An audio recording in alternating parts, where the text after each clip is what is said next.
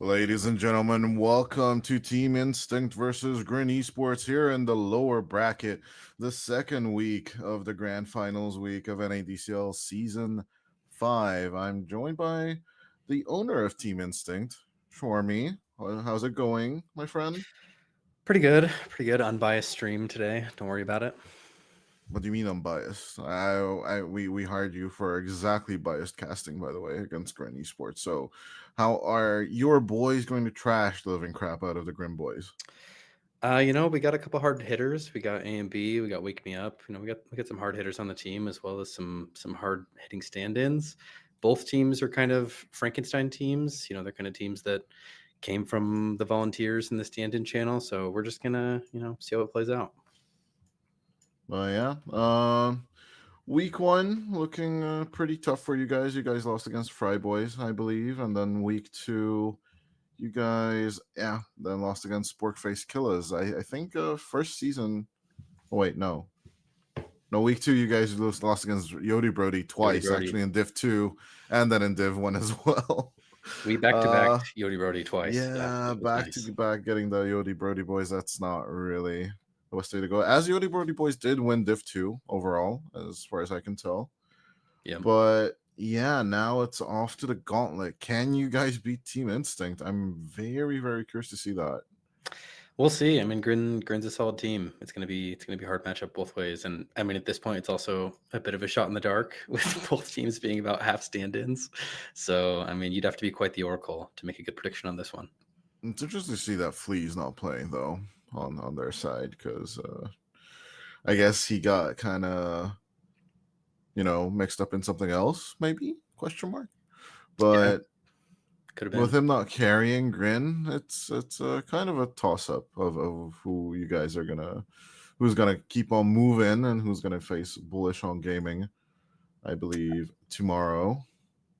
Yeah. I mean, I think they had Double King too, and Rojo who were both out. So I mean, they had a lot of really good players that are out today. I mean, we're missing a couple big ones too. I mean, we're missing Ush, and then I think Double King's on Bullish, isn't that right? is he?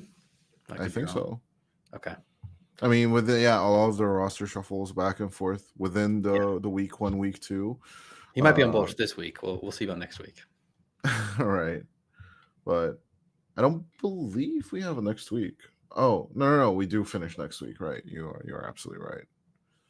I'm the one misinformed on that turn, but yeah, looking to be a tough second week of NADCL for sure, as we are about to start up the lobby, but Yeah, we've got some issues. It looks like with yeah, we team have some branding. UI issues right now. So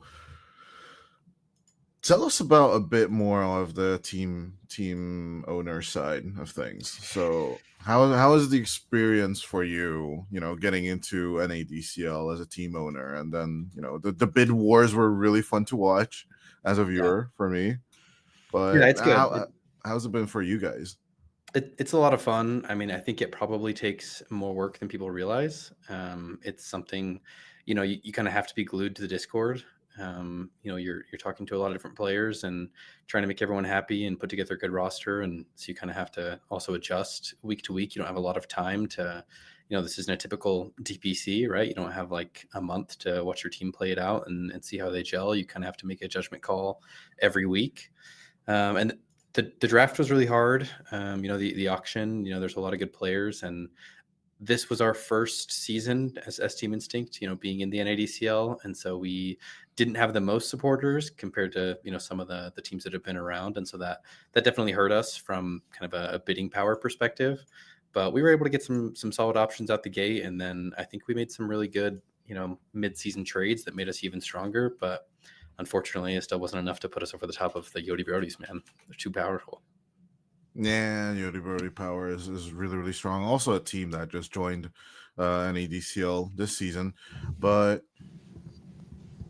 as the team owner, do you actually do a lot of managerial roles, or do you let the players just thrive on their own? Or do you get, higher tier coaching for the players? What are the opportunities as the owner that you give them?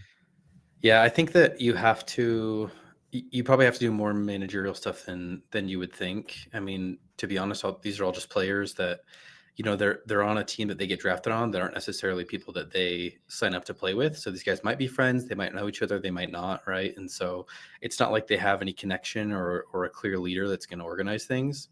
And so one of your primary roles as team owner is herding the cats and making sure people show up to games. And then if not, finding some stand-ins and stuff. But I think each owner approaches it differently. Some people are less involved than others. I mean, for me, one of the biggest reasons I wanted to get involved in team ownership was for kind of the getting involved in the competitive side of Dota and the coaching aspect, and that sort of thing. So I sat in on drafts with my teams. I tried to be as included as possible.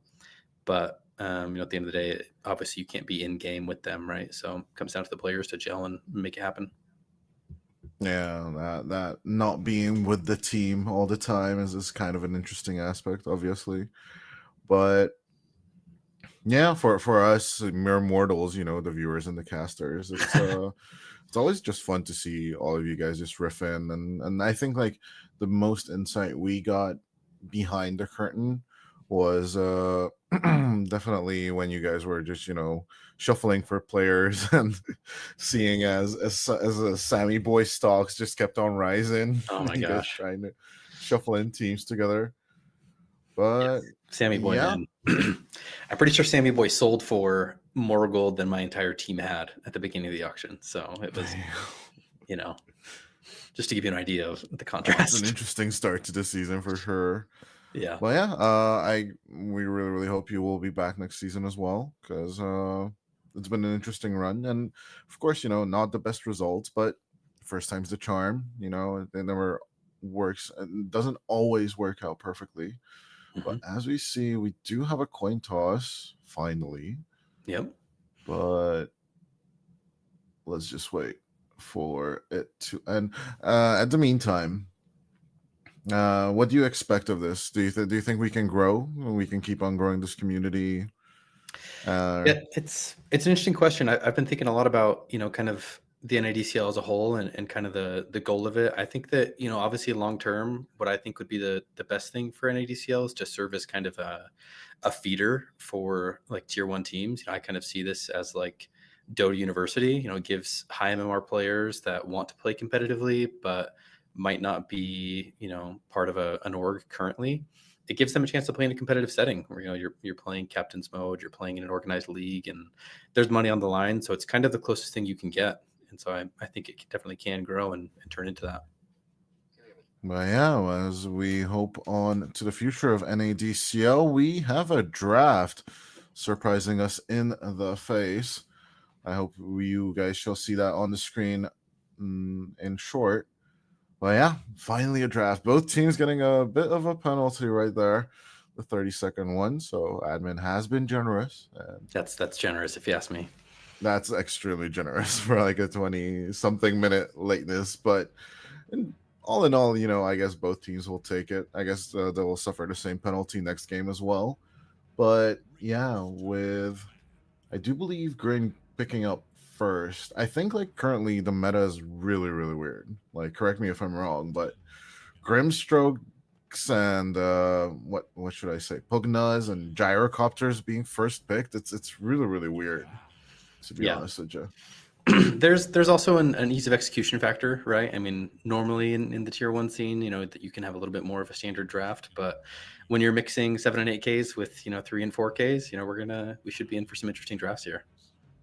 Yeah, I'm curious to see if there's like an OP Slardar coming out, or will we see the infamous Pudges, going for hooks back and forth. But I guess Team Instinct did their homework. Brewmaster and Kunkka will be the first ones banned, as Grim will take care of the Spirit Breaker. So that's an absolute joy for me, because a lot of Spirit Breaker matches just tend to ball up in the 15-minute mark, and then it's just insanity on the map.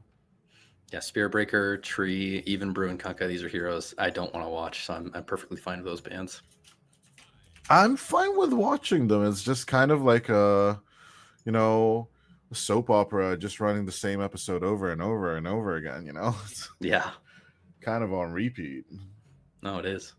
But we do have to your point, we do have the Pudge specialist on Wake Me Up himself, so I wouldn't be surprised to see us whip out a Pudge here. That's what I was alluring to, you know?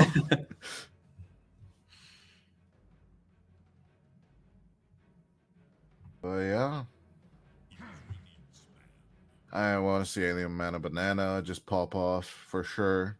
What do you think of him as a player? Like, despite his, bit of kinks in the last season, has he grown I into his really new like role? AMB. I got to be honest. I've talked with AMB a lot throughout this season. I really like him. I think that he had, even when we drafted him, there's like a little bit of a reputation that he has for being difficult to work with, and I haven't seen that at all. I mean, if anything, I've seen other players that we've been working with that have been far more difficult than he has. So, AMB, I don't know if he's a reformed man or what changed him, but for us, he's been nothing but PMA and tries his hardest every week, and has even been there as kind of like an in-game and an out-of-game leader to try to get people, making sure they're participating and trying to keep things as positive as possible. So I think he's a really high-skill player. I'm not sure, what his plans are after this. I know that there have been some players that are kind of in his category where you're this high MMR player playing currently, and with Valve back into the TPC, that could have some ramifications for you in terms of your Dota career. But I'm a big fan. No, there you go. As we do get that punch pad, by the way. And Nature's Prophet getting first picked for Grin.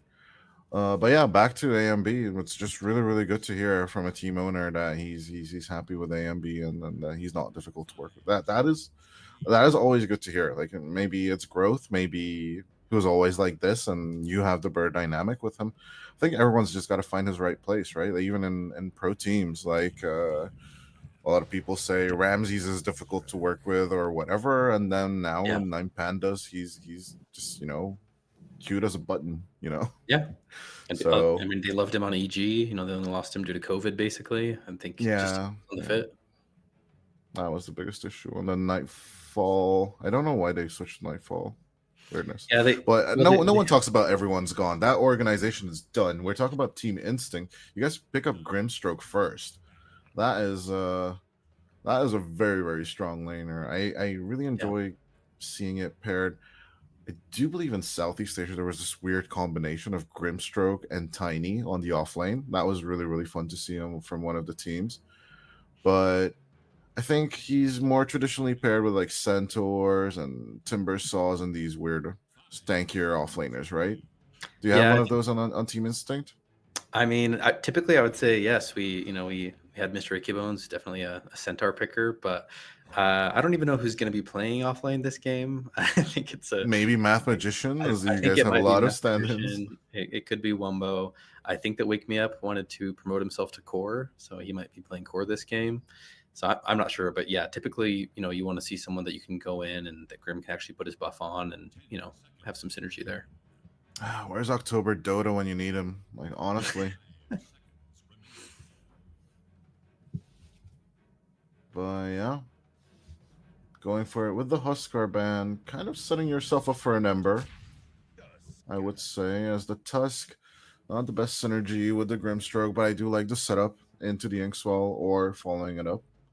So is that an offlane task, you think, or is this Nah, support duo? four. I'm reading a 4 and 5 on the Yeah. Grimstroke. Dazzle.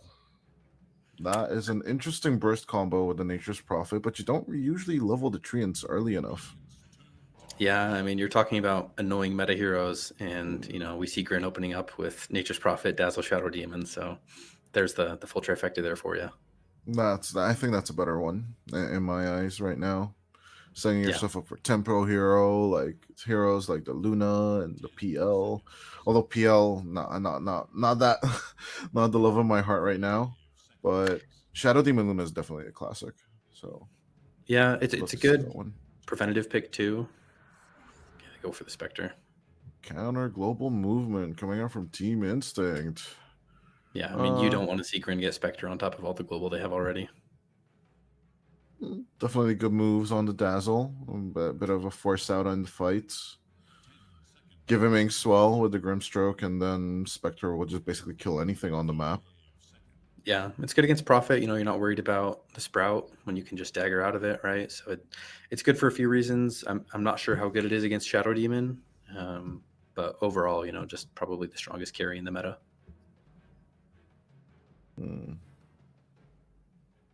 I'd argue with that, honestly. Who do you got? Who do you got as your one? I mean, Spectre in the late game definitely is my favorite. I think in terms of tempo, so like at the 25-minute mark and shutting down the game, for me right now is Luna is Okay. my favorite. Yeah. Any hero can snowball if the laning stage is a stomp, so that's not a question. But Well, and I think underutilized and forgotten is like heroes like Sven and Juggernaut. We see a lot of lifestealer due to the save. yeah. But I think like Juggernaut and Sven could definitely stand their own in this current patch. But I guess we'll see, because like as a lot of people say, this patch doesn't really matter after Kuala Lumpur. We should get the Frostivus patch. The Frostivus patch soon enough. Depending on Valve time, it might be 2025 by then. And there's the lifestealer. Speak of the devil. Called it. Speak of the devil. I mean, it's a great lifestealer game. You're against Primal, Spectre, Tusk, Grim. I mean, that's an ideal lifestealer game right there.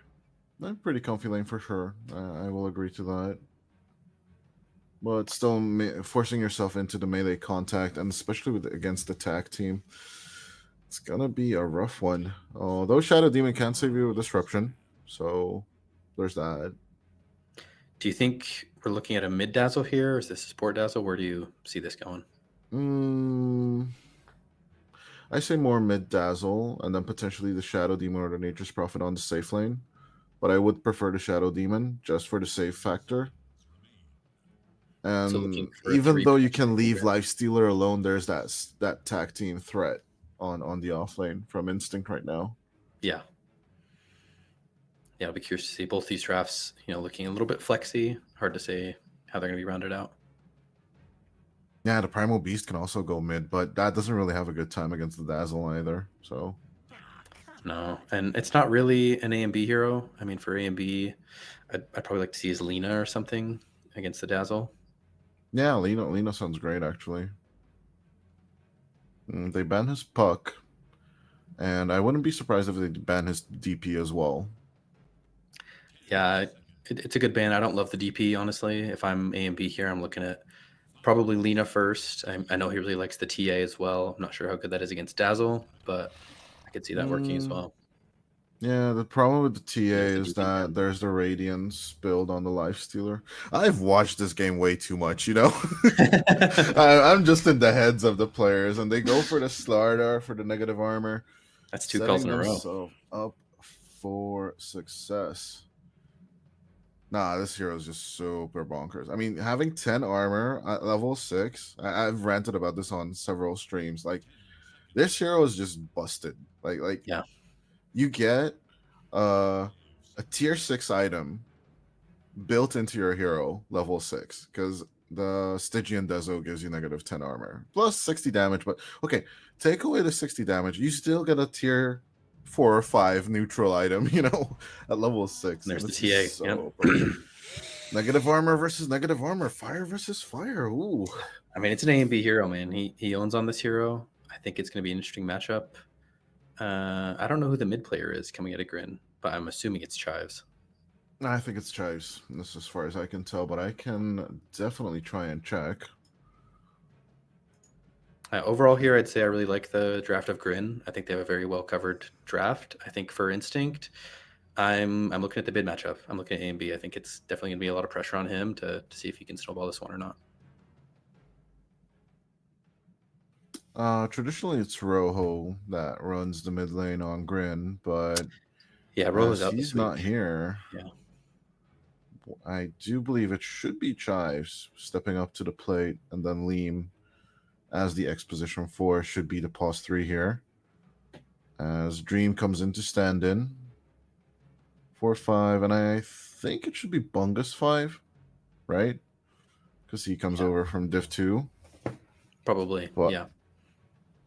All in all, it's looking great. I'm not gonna lie. I'm actually gonna go Team Instinct. Yeah, they look good. I think it's a bit of an awkward off lane. the Primal and the Tusk together, I'm guessing. I think it's kind of a little bit of a weird double melee, and you don't really benefit from the tag team on the Primal. You're not really right-clicking, but, could work to trap him in the shards and then trample him. Guess we'll see. But to be fair, like AMB can definitely do his work or his magic, all in all. Yeah. And unless Liam has like the best laning stages of all time, I find it hard for him to just, straight up pop off here. Yeah, I agree. So I guess we'll see. As Bungus? Oh! What? They tried to do the trick. They tried to do the trick with the Disseminate, TP into the fountain, and it'll reflect all the damage onto nearby heroes. So they gave it the best shot. It's a nice Reddit meme, but, didn't exactly work. I guess Liam should start begging for forgiveness. I mean, it's a cool idea, but, didn't really pull it off. Oh, well. Now they've misleveled. Yeah, now you've got Chives with his Grave level 1. That could be a pretty significant setback, honestly. Instant stonks immediately goes up super hard as Bungus will start getting chased. It goes to the Ice Shard as well. Trampled down. Bungus dies for a second. Or, actually, yeah. I guess first blood time, because the fountain killed him first. I mean, yeah, how do you count that? I think that's maybe a first in Dota. I'm not sure how many times we've seen that in a competitive game. Death by the fountain. I mean, great start for Instinct. As a team owner here, I got to say I'm pretty happy seeing the quick 2-0. For sure, an interesting start as Bungus will go for the Observer Ward. A bit of compensation for all that they've lost. But yeah, 2 for 2 on the runes. Instantly starting out on the lanes. Bungus. Third time's the charm, I guess. Oh, Here no. comes Wake Me Up with the Inkswell. Oh, Bungus. Looking for the contact. Will actually get it off. A few more right clicks. Here comes Liam trying to save it with the Slithering Crush, but Wake Me Up is going to give up the chase. So Bungus lives to see another day. He's alive for now, but his TP's on cooldown. I mean, he has, the TP scroll he can use, but that's a huge committal of resources from Bungus.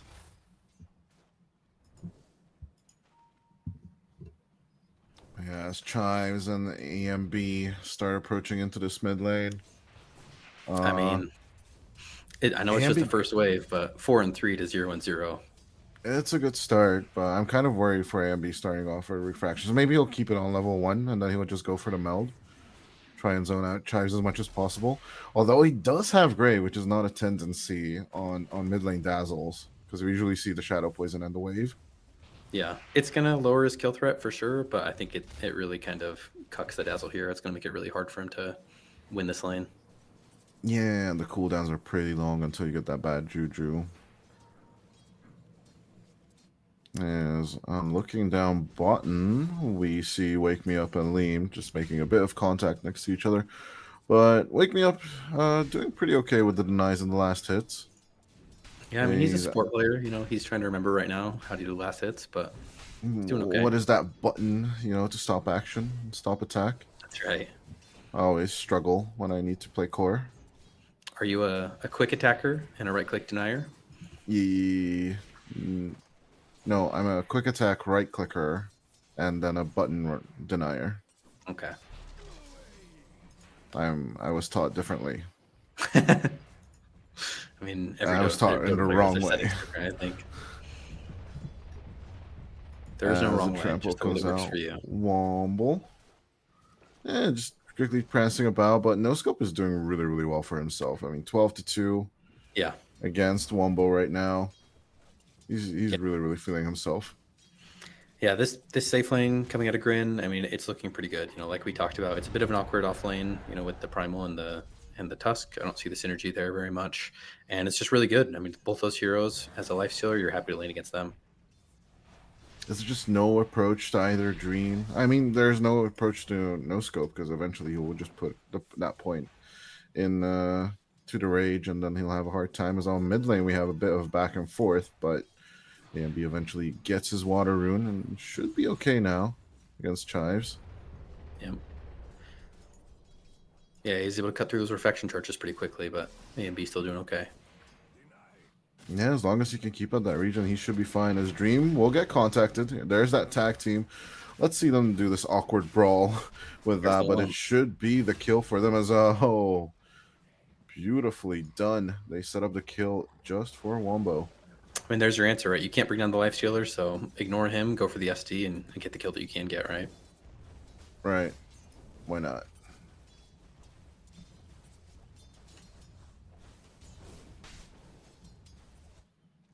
Not the best Spectre game, though. You know, we are seeing this. I mean, the Slardar currently is slightly ahead, a slight edge on last hits. I mean, it's a bit of a wash with the denies, but Spectre doing okay, but definitely, you know, not dominating this lane like you would have expected after nearly 3 kills on the Nature's Prophet to start the game. Okay, so now that Mr. Achy Bones is missing and Wombo's standing in for him, can you help me out? What do I call the Tusk again? Oh, Bungus has dog issues. We got dog issues. Our Tusk player, you're asking? Yeah. Yeah. Let's see. I have to refresh my memory myself here.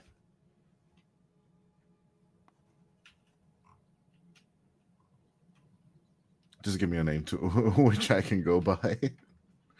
Oh, okay. So yeah, that's actually that's Madoka. He's a really good player. Madoka, got it.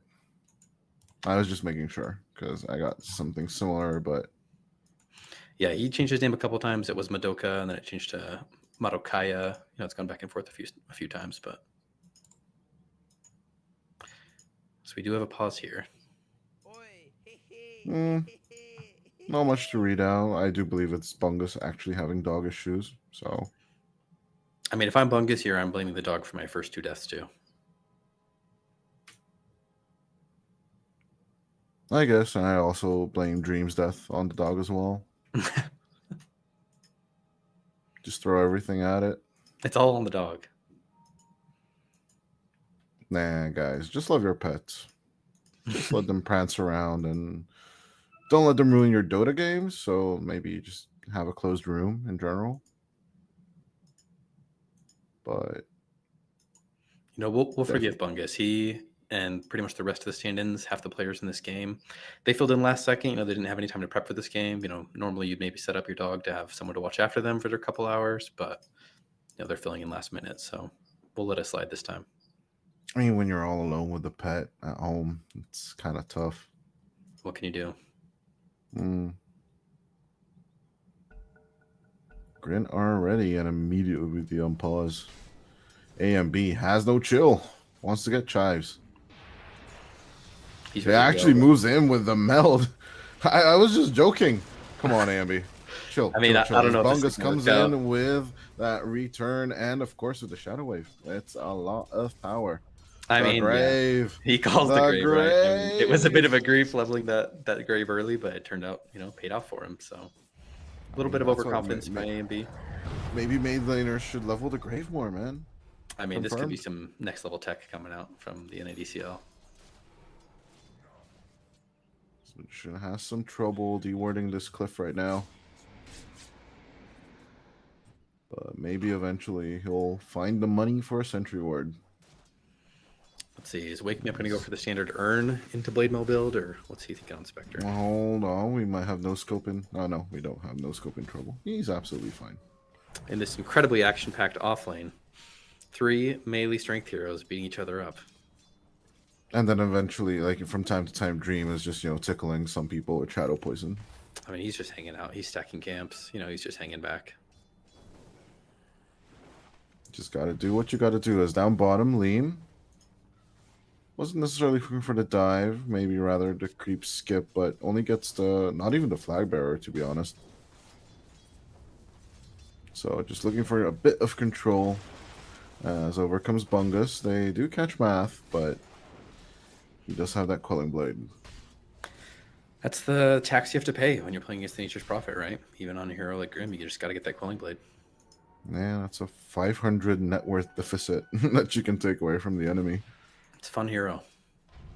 Really, really fun hero. And B starting to set up the control with the traps. True, but we actually have action on bottom around the Lotus pool at the 6-minute mark. Interesting enough, as Wake Me Up will find the contact. On to Liam, as Liam wants to make the turn. With Math the help of position's low. Bungus, try and take the kill as well.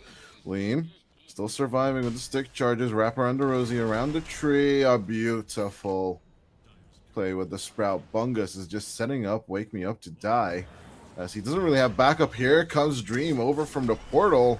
And of course, after following the second Valve title, Liam is just trying to run away as much as possible. The Spectral Dagger keeps up the contact. Prophet's From Wake coming. Me Up, Bungus comes around and Oh, then man. sprouts up. Wake Me Up once again. Stroke at the end of the day will take out Liam out of commission, but Wake Me Up is in trouble. Slayer can't come up fast enough. Half HP on the SD, and down goes Dream as well. I mean, they get the return kill on the SD, but all in all, I don't know if that's worth from an instinct perspective. I mean, you just had your Spectre fighting for 2 minutes, not hitting any creeps, dies in the end. I mean, that's not really what you want to see. What you don't really want to see is your Wisdom Runes getting stolen, and Bungus does have TP over in 15 seconds. I do believe Wombo needs to go over and pick up that Wisdom Rune. Yeah, he heard you. He's going for it. Stream Snipers confirmed. It is something you have to be aware of against Nature's Prophet. Again, super fun hero. You can always TP out to your Wisdom Rune, steal that from you.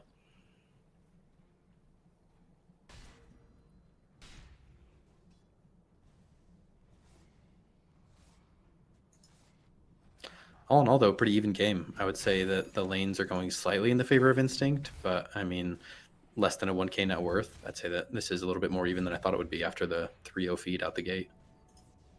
Definitely not the strongest laning stage of Instinct, if we don't count that first attempt at the Shallow Grave play. Yeah. But it's been looking pretty okay for the Grim Boys right now, especially on YOLO. Yeah. I mean, it's been an amazing Lifestealer game, and again, I think this is the Lifestealer game. There's a lot of pressure on his shoulders in this game. I think he kind of has a bit of a free one. The TA kind of helped to tip the scales a little bit in the favor of Instinct in that regard, but still, it's looking really good for the side of Grin. To be fair, you absolutely called it. I wasn't reading this LS to have like a really, really good time.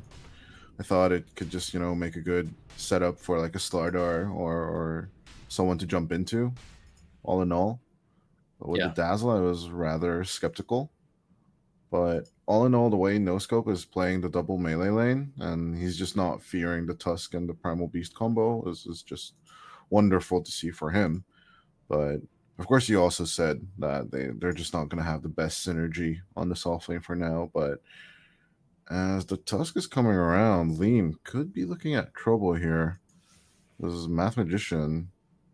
My supposedly caster pair is coming from behind. Yeah, we're thinking about it. We're giving some time to think about it on this one. I could check on the fog map if he sees anything. No, he doesn't. He's under vision by the radium, but he doesn't suspect a thing.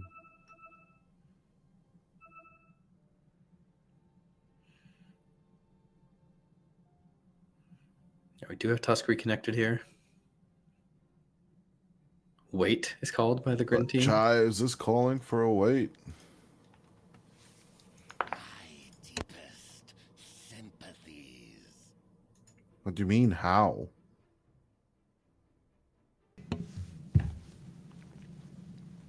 We're looking into the source of the pure damage here.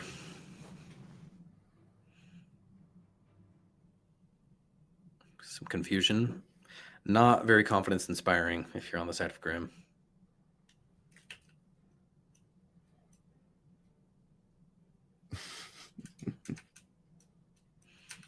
Maybe he's asking about AMB doing the pure damage. It's his first Dazzle game. He's trying to figure it out. We'll get there. Was Liam still in the crossfire, but Math is not going to make the move, so no catch on to the Slardar. As oh no, another disconnection on the Tusk. I mean, they do see him here, but I'm thinking Instinct have learned their lesson from the last time they tried to go on Liam. It's a pretty hard kill at this stage. I think you would have to have A and B there to get the armor reduction onto the Slardar. Otherwise, that's going to be a tough kill. Yeah, you definitely need either Wake Me Up or AMB to execute that perfectly. And he goes for the phase boots on the Slardar. It's an interesting choice. Not one that we see all the time, but I'm guessing he's somewhat afraid of all this armor reduction, wants to buff himself against that a bit. No, it's preferable because of the Guardian Sprint. Like, you put out the Guardian Sprint and then put out the phase boots on that. Do believe you're looking at close to 500 movement speed at that point. Yeah, it's quick movement speed, but I mean, if you're not getting treads, it's definitely going to significantly reduce your attack speed. You're going to have a harder time getting kind of the perma bash, the stun locks. But I think in this game, it might be the right read, especially trying to get away from TA and Spectre and some of these others. You can definitely counter. I mean, that quarter staff coming out from the Echo will definitely set you up for success. So, Sure. not too worried of Lean right now, or for Lean right now, because he can definitely come back. Who I'm actually more worried about is Wombo, if we're speaking of offlaners. Yeah, because him going for the phase boots is understandable, but he needs to pop off. I don't know what the order is here. It should be Blade Mail BKB Heart or Blade Mail Heart BKB. But with his current farming tempo or just lack of pickoffs, he's really not going to pop off on the Primal. While as Slardar doesn't really need much. Yeah, he didn't have a great lane, obviously against the Lifestealer, and I don't see much in terms of stacks to help him recover. Usually you have that stack mechanic that the Primal can kind of abuse to catch back up, but I don't see many stacks on the side of Instinct today, and even if you did have them, AMB is going to steal those from you on his TA anyway.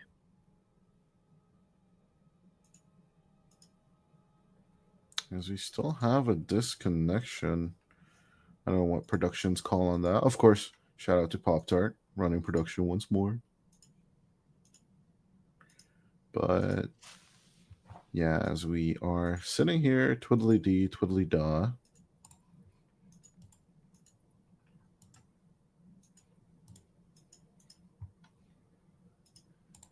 Who have we not talked about just yet? Okay, no scope. Finishing up the armlet.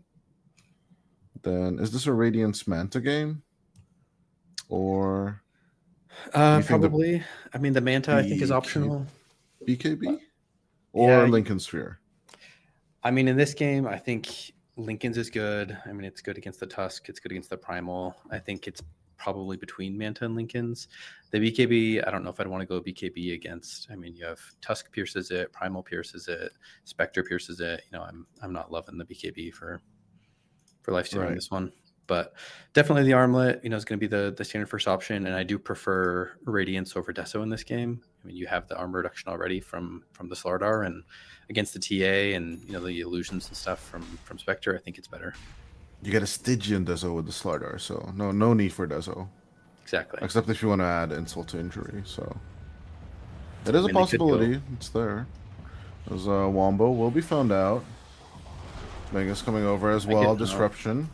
He's in trouble here. Here they go onto the catch. And can they cancel the TP? God, shadow wave damage. They don't need to cancel it. They just need to keep on killing him. What a beautiful setup coming out from Grin. And they took that free kill. They had a lot of time to think about it, to be fair. Yeah. But yeah, AMB making the perfect move here. Exuding pressure on this mid lane. As down bottom, Wake Me Up is getting a little bit zoned. Yeah, he has to put out more pressure, to be honest. I mean, even at this point, he's been a little bit too slow. I mean, with the lead that he got in the early laning stage, you need to get Chives power. Moving over with the Shadow Poison. Sorry to cut you off there, as Chives will use the Shallow Grave. Still making contact, and finally Math Magician bursts the Inkswell, gets that big kill on the Dazzle. Soulbind will be committed, but not for much. At the same time, a great kill onto the enemy's mid laner, and I guess if you're Instinct, you'll take that exchange. Yeah, you give up Madoka, but that's a trade you make every time.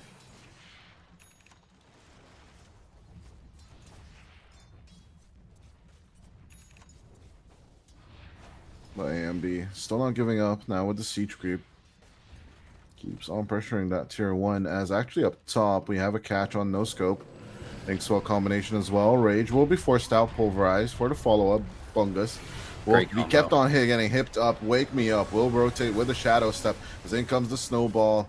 Trying to catch Bungus as much as possible. Shallow Grave was committed on this Nature's Prophet as Chives double is kill gonna for die Wake too. Me Up, and AFB is also here. Why not kill them all? As back to the mid lane they go. But Yeah, that's a great move. yeah, just pressure on any lane, you can do it. As long as Wombo is alive. Why the hell not? I mean, that was a great move. I was literally thinking just before they went for that. I mean, they need to break open the game a little bit. They kind of have these 3 cores with TA and Spectre and Primal that all need farm a little bit, and they need to get a little bit more active. No Scope looking for some revenge as Refraction Charges break. AMB is backing off just a little bit. Yedo, I'm gonna try and go in with Uses the the Snowball Infest. and for the turnaround, but a beautiful Infest usage on No Scope. They are gonna try and keep contact with AMB, but he will use his Blink perfectly once again. Yeah, Escaping classic 2 TDA stuff. times in a span of 30 seconds. This guy's crazy. I mean, AMB, he knows the limits of this hero. You know, you see he's Grandmaster, right? This guy has a lot of TA games. A lot is an understatement for sure. Looks like he is going to go into the Dragonlance after this. It's a bit of a tough decision, I think, when you're playing it mid. Sometimes you want to skip the Dragonlance after you get Blink just to go for the Deso for a little bit more damage, but definitely the safer itemization. We'll see if it gets punished. Honestly, I'd want to keep distance from the Slardar. I think that's the idea behind it. And the Dazzle, of course. Like, all these heroes just want to make contact with you, and you really want to keep your distance as much as possible. As Dream might be caught out here. Yeah, looking for the approach with the Snowball. Nice onslaught for the follow-up, but Dream will take the right hook from the Tusk. As down goes the Shadow Demon, in with the Pulverize as well. No Scope. Still trying to keep contact with him, but here comes Leem. Oh, the Slardar will zone them out of there. But still, well, they'll take the free kill for sure. Yeah, I think Grin could have pushed that a little further, to be honest. I think they were able to punish Instinct there, and they backed off. It's the safe call, but, you know, Instinct's going to be happy with that one. I think you kind of want to have Chives as well on top of this in this fight, but he's really adamant about getting that Aghanim Scepter, so I guess they won't really push their luck right now on Grin. As they see the scoreboard, they're kind of moving for the conservative approach right now. As us as observers from the outside, we can see that the game is absolutely neck and neck, by the way. Yeah. But if you're in the game, you know, you see the game's 10-6. I think if you're Chives, you didn't feel like you did great in the lane, you know, you might not feel that momentum.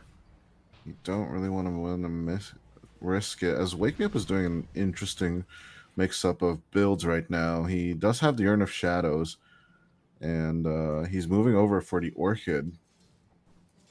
Yeah, he just moved the Cornucopia into his inventory. It's a kind of a mixture of the two builds. Like right now, I usually see Falcon Blade into Orchid, or Urn into the Radiance, and help me out here, Blade Mail into the Radiance as well. Yeah. But yeah, definitely. Moving for this mixture is kind of unorthodox for me. It's a weird hybrid build. I think I do prefer the Urn to the Falcon Blade. I mean, they give you similar mana regeneration. The Urn just gives you a little bit more sustain, which Spectre needs early. It helps her to, you know, sustain the jungle. But I understand the logic behind this Orchid build. You know, you have a TA on your team that's going to be taking up a lot of farm. It allows you to be a little bit more active and get on like the Dazzle and the SD and silence them before they can do anything. So it might pay off. And, you know, Wake Me Up being a support player, that's definitely how he likes to play, but it's going to make it hard for you to scale. As the rest of the team, they're looking for the smoke bait play. As Wake Me Up is showing on the lane. Liam not really making for the jump, but now he's just going to have to face a snowball. As Mieto wakes the connection, another right hook, and with the Shadow Step, they just set up the kill on Liam. I say that as he's trying to escape Soulbind onto the Slardar, and now Wake Me Up is in trouble as an O-Scope comes from behind and will take the kill. Infest for the save. Liam. Oh, now the tables have turned. Wombo trying to run away as AMB surrounded by 4. Finally, the right hook will take out the Slardar, but 4 will be lost on the side of Instinct, as Grin will find the turn in the middle of the fight. Yeah, they get Liam in the end, but that's a 4-for-1 trade. You're happy if you're Grin. I mean, they had the right idea. You have to blow up the Slardar, right? And they got really close, but in the end, just too many saves coming out of the SD and the Dazzle made it really hard to complete that one. Yeah, Chai's almost completing this Aghanim Scepter, and I think that's when the game will turn for the worse.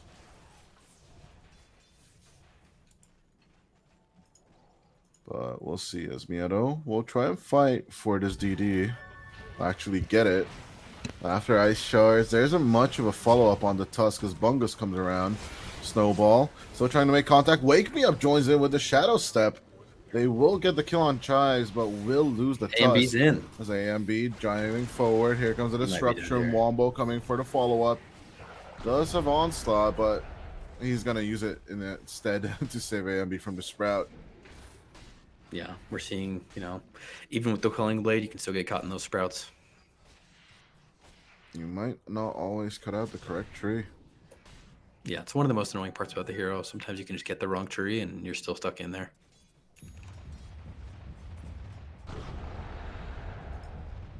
Still top of the net worth on the Lifestealer, though. I mean, this guy is having a good game. I think he just got it recently with that previous fight, because it was actually AMB that was top net worth for a long time. And he's closing in on Radiance. That's definitely going to make the game a lot harder. Yeah, I think that's when you basically just shut down the Templar with Liam just constantly jumping at you, and then out comes the Infest Bomb as a surprise. Yeah, I mean, there's already a lot of dot damage coming from Grin between, the Dazzle and the Nature's Prophet Sprout. So, I mean, you add the Radiance, now you have a mischance and even more dot damage. It's gonna be tough for the TA for a little bit. Yeah, I actually don't know what AMB wants to go for himself. After Desolator, I'm kind of looking at BKB, but I kind of don't want to look at BKB. Yeah, it's one of the hard parts about BKB. You saw a lot of the pros talking about it after the change where, spells are still castable on you when you have BKB now. You end up in a lot of games like this, whereas AMB, you don't really want to buy BKB this game, but you still need to. And so it just feels bad. Yeah, it ain't the best, as Wombo is actually going for the BKB himself first after the Blade Mill. That was an alternative we offered him. Wake Me Up now. Wake Me Up does have that Orchid ready, so he can join fights whenever he needs to. But he's also going for the Manta next. Itemization is a bit clunky, but as AMB looks to exude pressure on to the top tier 2. Liam and Bungus trying to come around. Yeah, I mean, it's a close game. Both teams trying to make some moves on the map here. I do think once the Spectre's build gets online, he's going to be able to blow up a lot of these important heroes like the Dazzle. But, I mean, this Lifestealer is not slowing down at all. Neither side going for the move, as Liam will accept the infest of 322 YOLO no scope, or no scope YOLO. Orders are important. Radiance is up on Lifestealer. It's time to go. Look up. Are they looking at Wombo? That's not the best. best. Yes, they are. As Liam will jump in, and of course that Corrosive Haze along with the Infest Bomb does the work, and they'll take the tier 1 as well, as Bungus moves up over to top. I'm not so sure about this one though, as AMB jumps forward with the blink. Nice reveal, so no meld escape opportunities. Nice purge, as in comes Liam. In comes the Crush, and they will send him to the Shadow Realm as well. Yeah, a bit of an overextension. Ripping them a new one. Blink out coming out from the Tusk. Yeah, though, just trying to run away as much as possible, but I guess they'll let him live. Or no, Liam just doesn't want to let it go. Or no, he'll let him go with a Corrosive Haze warning on top of his head. I mean, you want to create some pressure after the Primal dies, but I think once he goes down, you need to get back immediately. They stayed just a little bit too long top. In fairness, though, that Primal blew up in about half a second. I thought that was supposed to be a tanky hero. Yeah, that Corrosive Armor is just stupid. Or Corrosive Haze negative armor, to be exact. It's just too much to handle. Yeah, I guess. On top of the Dazzle and the Lifestealer. I mean, that guy was dead before you knew it. They're doing the classic courier trick on the Tormentor here. Absolutely a given in this patch. I do hope that will be changed in some way or not. Feels like a way too cheap of a trick. It's a weird one for sure. They do have a good Roche lineup on the side of Instinct, so this could be a a quick Roche. But Grin is in the area. We'll see if they can sneak this away. Yeah, Liam is coming in fast as Roshan is only half HP.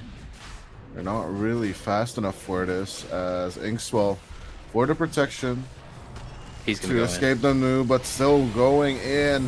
No Scopiolo just Except by snatching the Lifestealer. Aegis out from front of him. As at the same time, the setup is there. Wake me up. He's slowly just dying to Chives as a team wipe will happen for Grim without any casualties right there. The jump was perfect along with the crush. And yeah, it's just a perfect little bomb from the Infest. Man, what a disaster. I think with this map, I mean, it's just too easy to get to Roche pits with the twin gates and stuff like that. I mean, if you don't have a pick off, if there's 5 heroes up on the enemy team, it's way too hard to sneak away a Roche these days. You kind of need those circular teamfight deterrents like the Supernova and the Ravage and the Torrent Storm. But Yeah. it doesn't seem like you have that one. There's Even none with of the that on this Demonic team, right? Cleanse. Oh, Demonic Cleanse on no Scopiolo. Look at the amount of heal that he gets from Chives and Dream. It's just not fair. Yeah, I mean, the man's invincible. And you're starting to see Grin pulling ahead up by 8k. That was a huge fight. Oh wow, Chives and no Scopiolo both going for the Manta, by the way. Instantly to just purge off if Wake Me Up jumps him.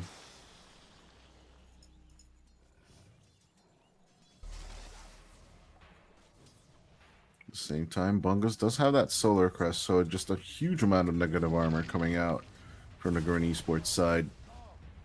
Yeah, they're hitting a lot of item timings right now, and on the side of Instinct, I mean, we had the Manta that Spectre is finishing up. I'm not sure if he has that yet, but I mean, so he's close to the Manta. About 400 gold off from the Manta. That'll be big, but other than that, I mean, they're a little bit of ways now from any other big item timings. Yeah, Wombo's Still a just couple not thousand hitting on his. Ooh, Wake Me Up gets his shard. Interestingly enough.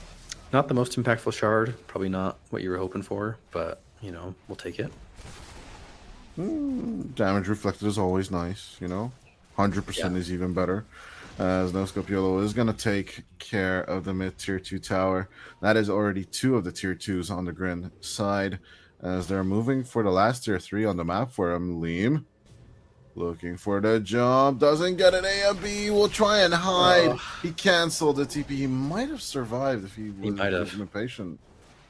But shoulda, coulda, woulda. We're sitting on a tree, as they say. And it just doesn't boil down to action. And that's enough. That's going to be the Manta on the Lifestealer, probably the Manta on the Dazzle as well. Yep, it has the Manta on the Dazzle as well. That's going to be tough. I mean, I don't. Oh, onto Chives. They move up top, actually, as Wake Me Up will commit with the Shadow Step. Manta was used, but another Shallow Grave. Chives just survives the Shadow Wave. It's just too much. As Wake Me Up will also die. GG is called by AMB, and he will disconnect. 21-12, 9k net worth lead. Grin Esports take game number 1 in this series. Yeah, I mean, that was the final desperation play there. If you can't blow up the Dazzle with your Manta plus Tusk, that's kind of it for Instinct. Damn, I think the approach was good, though. Like, maybe if Wombo is a more of a team fight hero and then looks for a different approach, maybe that could have helped him out.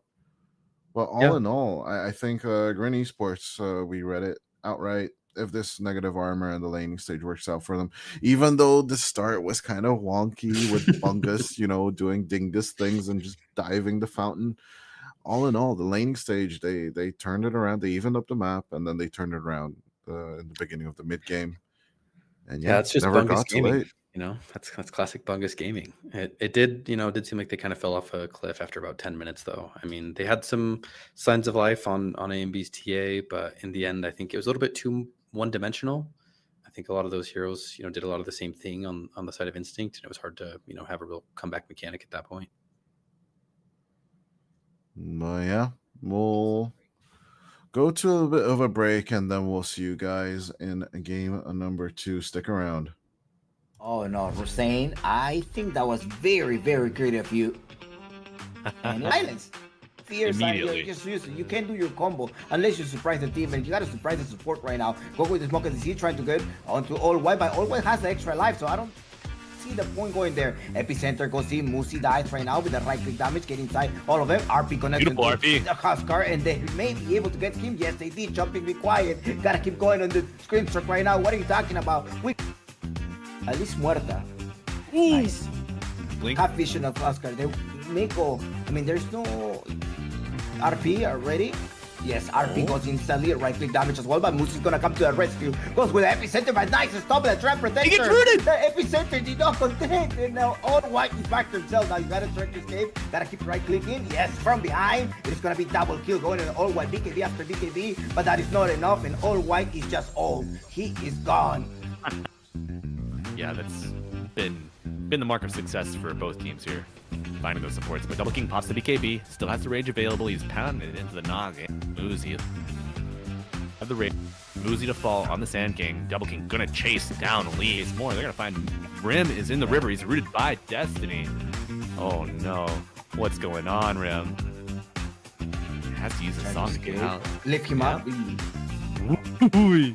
BKB is gonna get through in the first hit bash. Are you kidding me? No way, no way. They're hitting on Rem. Right click Rem to death. Musi to the rescue, the epicenter. That is not going to be enough. And they keep right clicking them up in the air. That's 4 versus 1. And Musi managed to get a burst strike stolen. And Rosane is gone. So 6 seconds. Also, I want to try to spot somebody. Yes, they know they're up top. They already have sight of that. They at least saw someone. Yes, they saw. Okay, they saw Rem going on Rem. BKB at some point gotta pop out and keep right clicking them. Comes here with the overcross as well, trying to lock down Rem. Rem is not gonna be able to pop the siren. He did pop the siren, but that was not enough. And they keep attacking right now. All white to the rescue, trying to right click. Life stealer on one side, but the basher keeps going on one-on-one. Come here, hey, what are you doing? And there is a little bit help. Oh no, all white perma lockdown. He is dead. They're going on already. Look what's Double going on. Finishes the Roche. Muzi looking for the Burrow Strike steal. He doesn't have any free inventory space, though. Won't jump in. Oh, and his team is just melting behind him. Rim falling under half health. Double King. You have to leave the backside. It happens to be the side king. Muzi, one of the only heroes to buy back on the Radiant side. Wraith King getting a little low, but I don't think he cares. He's got ult, he's got refresher. His team's hitting tier 4s. He's content to buy that time. Mark jumps in, gets the skewer back on Roseanne. Roseanne pops the BKB, pops the Pierce the Veil. Just trying to click anybody, but they're all running away from her. Oh, an old white back into the fray. Rim just getting stunned outside of his fountain, able to walk back. KK in the fountain. That's the second death. Old white falls.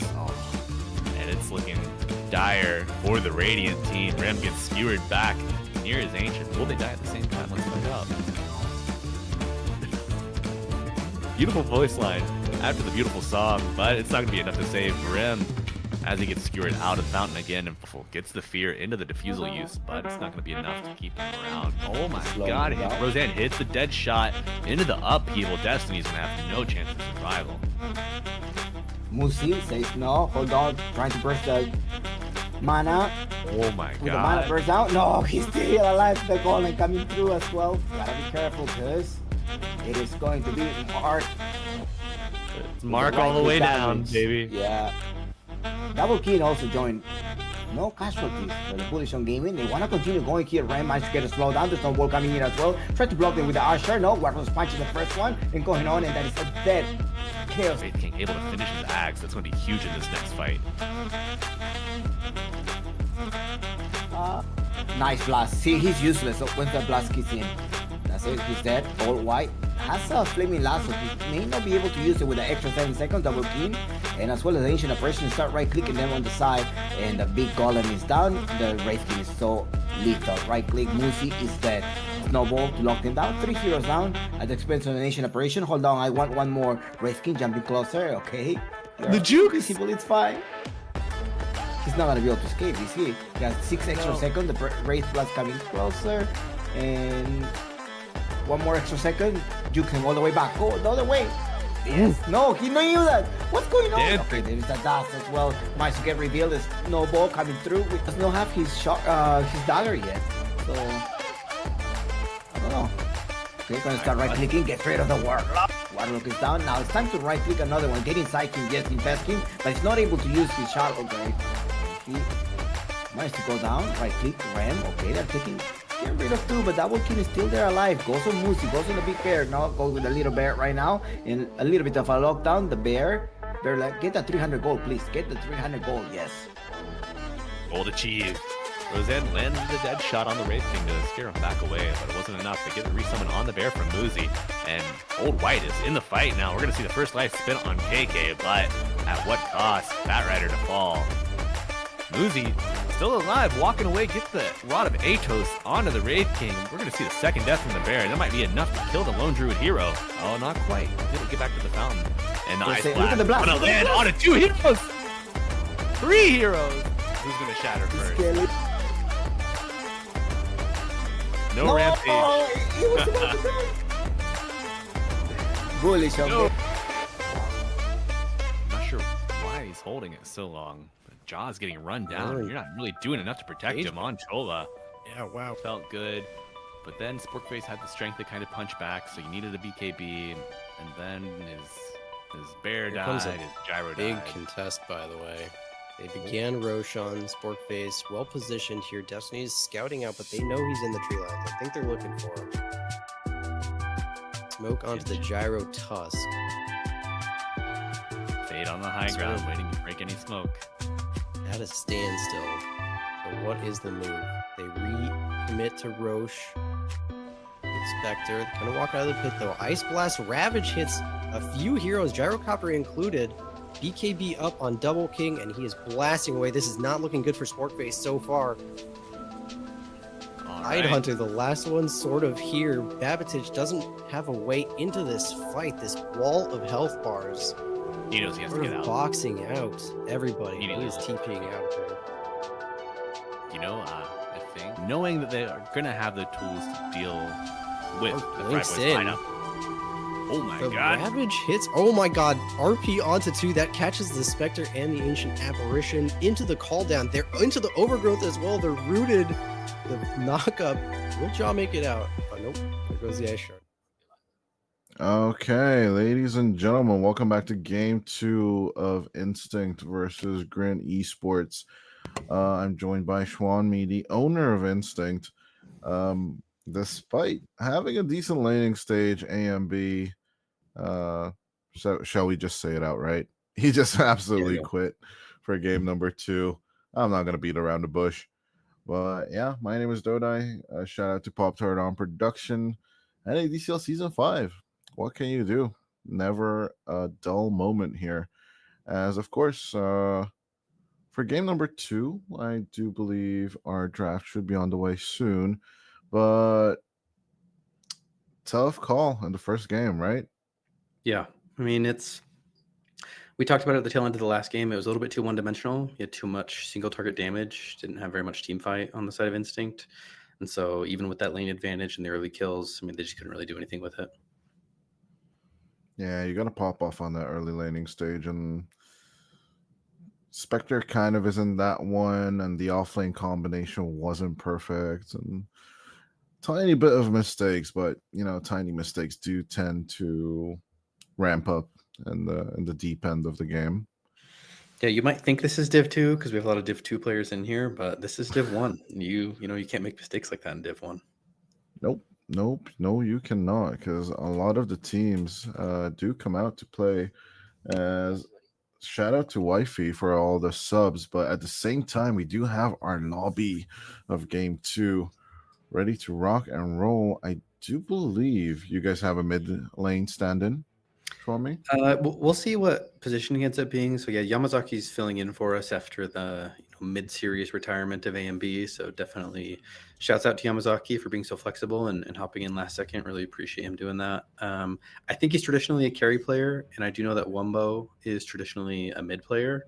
And so if I had to guess, I would guess that they're putting Wumbo to mid, Yamazaki to carry, and then probably, Wake Me Up goes off lane, I guess. Yeah, or Math goes off lane. Yeah, a bit of how should we say, duck duck goose kind of situation. Right. But or a weird way of a roster musical chairs, as we usually like to say in Dota. But at the same time, you got to do what you got to do. It is a tournament situation. Problems do come up. Coaches need to stand in. Owners need to stand in sometimes in the game. I mean, I'm already on our Div 2 team. I self-appointed myself, so I can't put myself on 2 divisions. Why not? No, Well, you're the owner. I could have. Yeah. At this point, I'm standing in as caster. I'm at. I think I told you already. I'm at the office here, casting from my office. So wasn't able to get home in time to fill in on the team myself. Otherwise, I might have. Just here at NADCL, team owners get an office, guys. You gotta you gotta sign up at least for the supporter pack. But if you ever make it up to team owner, you get an office of your own. Just like Peter just sends it right over. Once you sign up as a team owner, Peter just sends you some lease documents and comes in like a neat little package with the NADCL stamp over it. You just gotta pull the pin, and then it just opens up on its own. Exactly. Serves as a practice facility if my team ever wins a series. Yeah, boot camp facilities and all. But after that first phase, okay, Nature's Prophet banned by Grin, as they don't want to give away Bungus's best hero. Pudge, Spirit Breaker, and Treant Protector also gone, as only respect bans coming out from Team Instinct so far to dazzle DSD. And of course, I really want to see that Grimstroke banned unless they pick it up themselves. Yeah, kind of weird bans. I mean, it seems like Grin is banning some of their own heroes from last game, like the Nature's Prophet. And then Instinct is basically banning all the heroes they just played against, aside from the Pugna here. Pugna. With the Pugna ban, it kind of indicates to you that they want to go on to counter heroes that do require that sustain, such as the Storm Spirit, which can never pop off without that bit of help or bit of push in the regen. Yeah, I think so. I mean, I'm guessing it's going to be Skywrath. I think that there's the Grimstroke that you so didn't want to see, but there it is. Wake Me Up is a big time Skywrath player. And Pugna, definitely you still see mid, but I think we see 5 and 4 more often than we see 2 these days. And so if I had to guess, that's a ban, so Wake Me Up can play as Skywrath. Brewmaster, which is so evidently banned in the first phase last time. Yeah. I don't know if Liam's gonna play it once more, but more than likely, yes. Yeah, I would guess so. Actually, I'm gonna go on a rant. Like, I'm so freaking tired of Dead Picasso. Like Grimstroke is just such an OP hero on the lane. He has Stroke of Fate, which you basically just every time the lanes meet and you want to pull aggro, you want to reposition the lane. Oh, a red line comes out of the blue and you lose half your HP. Balanced stuff. Then you have freaking Phantom's Embrace that needs on level 1 2 hits to take off you, but by then you lose half your HP because the offlaner is going to keep on hitting your ass. Balanced spell as well, and then you have Inkswell on top of that, which will put damage on you, stun you up, and then you lose half of your HP. So you are dead 1.5 times in the first 5 minutes of the game, and there's nothing you can do about it. And you're forgetting the best part of the hero. Late game, he gets the Dark Portrait, and suddenly he's your carry. Suddenly he's better than the enemy carry. I mean, that hero is amazing at every stage of the game. I hate this hero with a burning passion. It's just like, what do you do against this? Oh, you got to pick Oracle and dispel the spells? Hell no! Like no, you're gonna die either way because then he has 2 other spells to kill you with. So do something with this hero. Like at least add 1 point into the Phantom's Embrace points or something. Like give me something to like have like a hope of survival. Yep. So we see the Kunkka ban, Huskar once again, and Kodal.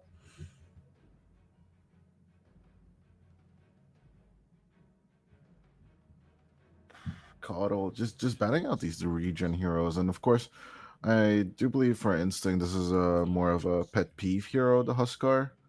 Yeah. Because if you're not playing Ember, then why are you just concentrating on it that hard? Is there a Huskar spammer on the side of Grin? I mean, that's 2 games in a row that they've banned Huskar in the second phase. I don't know if Chives plays it adamantly, but honestly, it does seem something targeted as they go for the minus armor once again, this time with the Vengeful Spirit. Not as strong as the Slardar, but still definitely useful. No, yeah, definitely still useful. Pairs well with the Brew. Brew's a great laner. I think it does pair well. Yeah, get that critical damage on you, and then just whip people into submission. Yeah, Brew is, As- for me, very obnoxious. Is he your Grimstroke? He might be my Grimstroke. Yeah, I mean, it's obvious that I'm the carry player here. I have a pet peeve of these off laners, but Brewmaster is one of those that I never like playing against.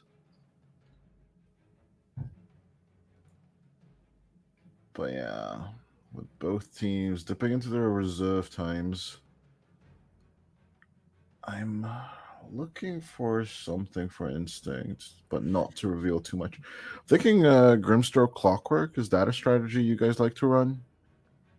We haven't played Clock yet this season, I don't think. Hmm. And I guess I was thinking about the Skywrath for Wake Me Up, but again, he might not be playing 4. And so they're running it back with Grim Tusk. Yeah, going back to the Tusk, with the interesting approach for sure.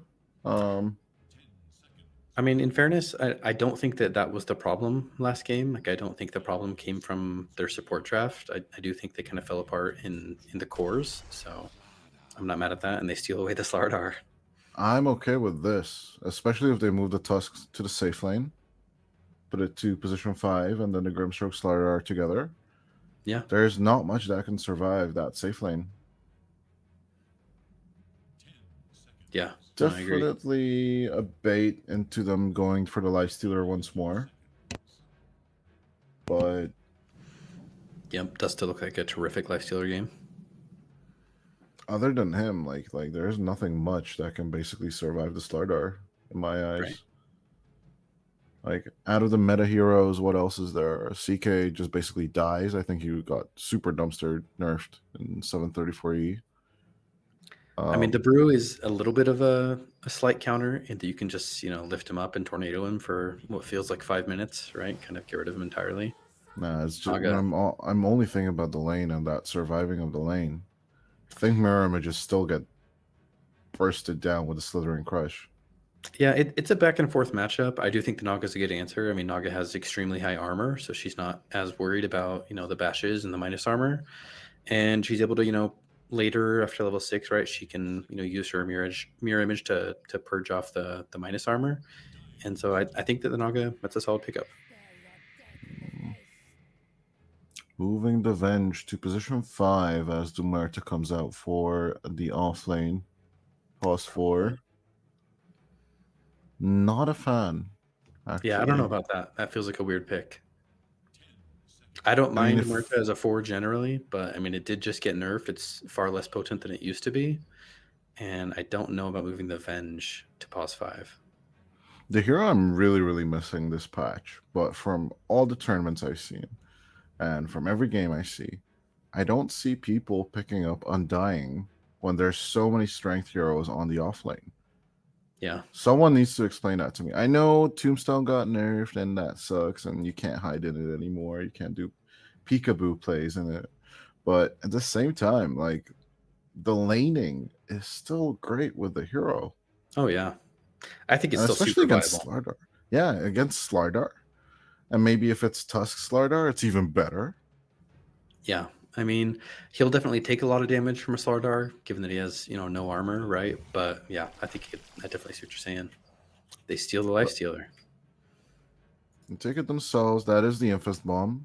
Obviously, that worked last time around. So I don't think I like this pick either. I think it's better for the lane. I think laning into a Brewmaster, it helps. You can, hit through some of the mischance and stuff like that. But I don't know about picking Lifestealer into Naga and Venge. I mean, Venge doesn't care about your rage. She can still swap you out.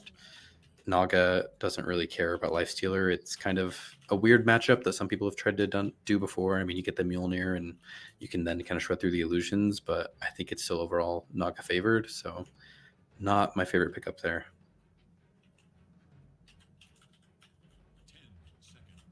Timber Saw Band, Kunkka Band. Instinct still trying to secure themselves a game. I'm not really sure about that Timber Saw Band. Maybe it's a Chive special and then they just got rid of it. Talk to me about your new mid laner. With Wumbo, yeah, I mean Wumbo, he's a god. You know, he's what we call a Divine 3 god, and he's super good. We'll see if it's overall a net improvement over A and B or not. I don't know. I mean, I've never seen the guy play, but he has a good attitude, so we'll take that. I mean, I could definitely see where the Timber Saw. It's kind of a weird ban. I don't know what they're thinking of for the mid lane, but Timber would rip through Tusk, Slardar, Lifestealer, so I can see that from just a melee strength hero perspective, but I'm not sure what they got cooking for mid. Okay, so Wombo's taking mid lane. Probably. We don't know for sure, right? But that'd be my guess. As you do have an Invoker for the mid lane on the side of Instinct. Okay.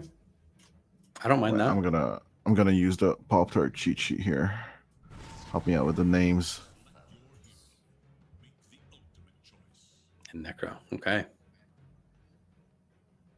Blood, Smoke, and Glory. So it's Wumbo on the Slardar, Wake Me Up on the Invoker. Okay, Yamazaki on the Lifestealer. Yeah. So Yamazaki did fill in for carry. I'm not sure if this is a mid Slardar or not, or if Wake Me Up. Still call Yamazaki Dragon Sin. Yeah. I think that's his Steam name right now, but in Discord he's Yamazaki. Yeah. But that does mean Wake Me Up is going mid? Or Wombo's taking the Slardar mid? That's the question for me, right? Is Wumbo taking Slardar mid? If so, he's against a Chives Necro, which I think is going to be tough. So if it's me, I'd probably want Wake Me Up on the Invoker mid. But I don't know. I don't know how good Wake Me Up's Invoker is.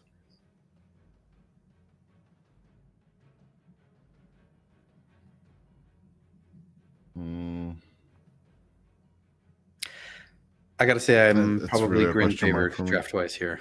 I think if I'm picking one draft going here, against your own team. Yeah, it's a little bit of copium, Then if we lose, I can just say, "Oh well, Wake Me Up. He made us lose in the draft, so it's all good." I'm gonna go with Instinct once more. Why the hell not? I appreciate it. I think having a reverse bias dynamic. It boils down, it boils down to that laning stage. I mean, first game as well, it was shaky, but there was the potential there. And then now you have the laning advantage with the Slardar, the Grimstroke, and all that jazz. You get the Lifestealer as well on top of that. I hope. I have hope for a third game. I think it was a much better Lifestealer game last game compared to this game. Damn. So we'll see how it goes. All right, Wake Me Up. It does look like he's a Grandmaster Invoker. So still not sure. Let's check out the items here, see if we can figure out. Okay, that looks like probably a mid Invoker. So I'm guessing that does look like a mid Invoker for sure. No regen items, no Quelling Blade. It definitely is shaping up to be a mid one. Yeah, I think it's going to be tough lanes. I think it's going to be tough for the Slardar going into the Naga there. I think the Lifestealer isn't as good into the Brewmaster as you'd hope. I think it's going to be tough lanes on the side of Instinct, but, I'd love nothing more than to be proved wrong. Madoka with the reveal, by the way.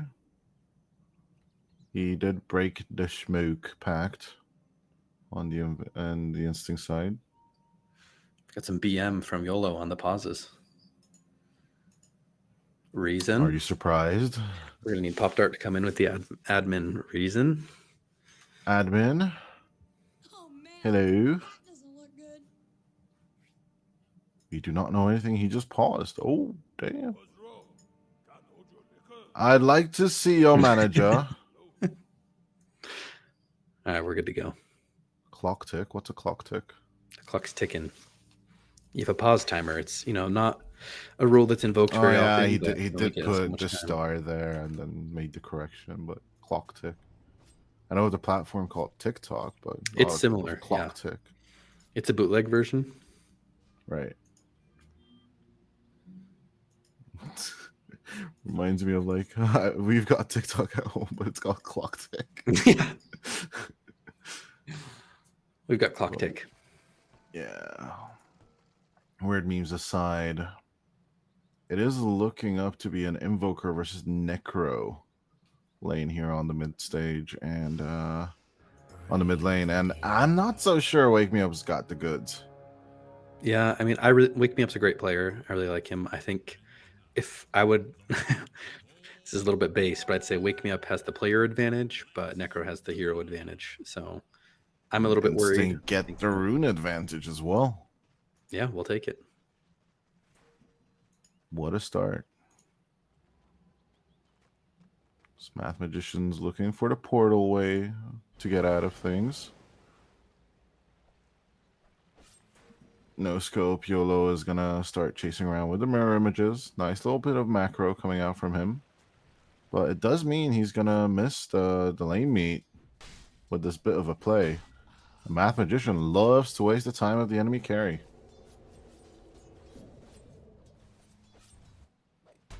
And doing a good job of that. Definitely a good one.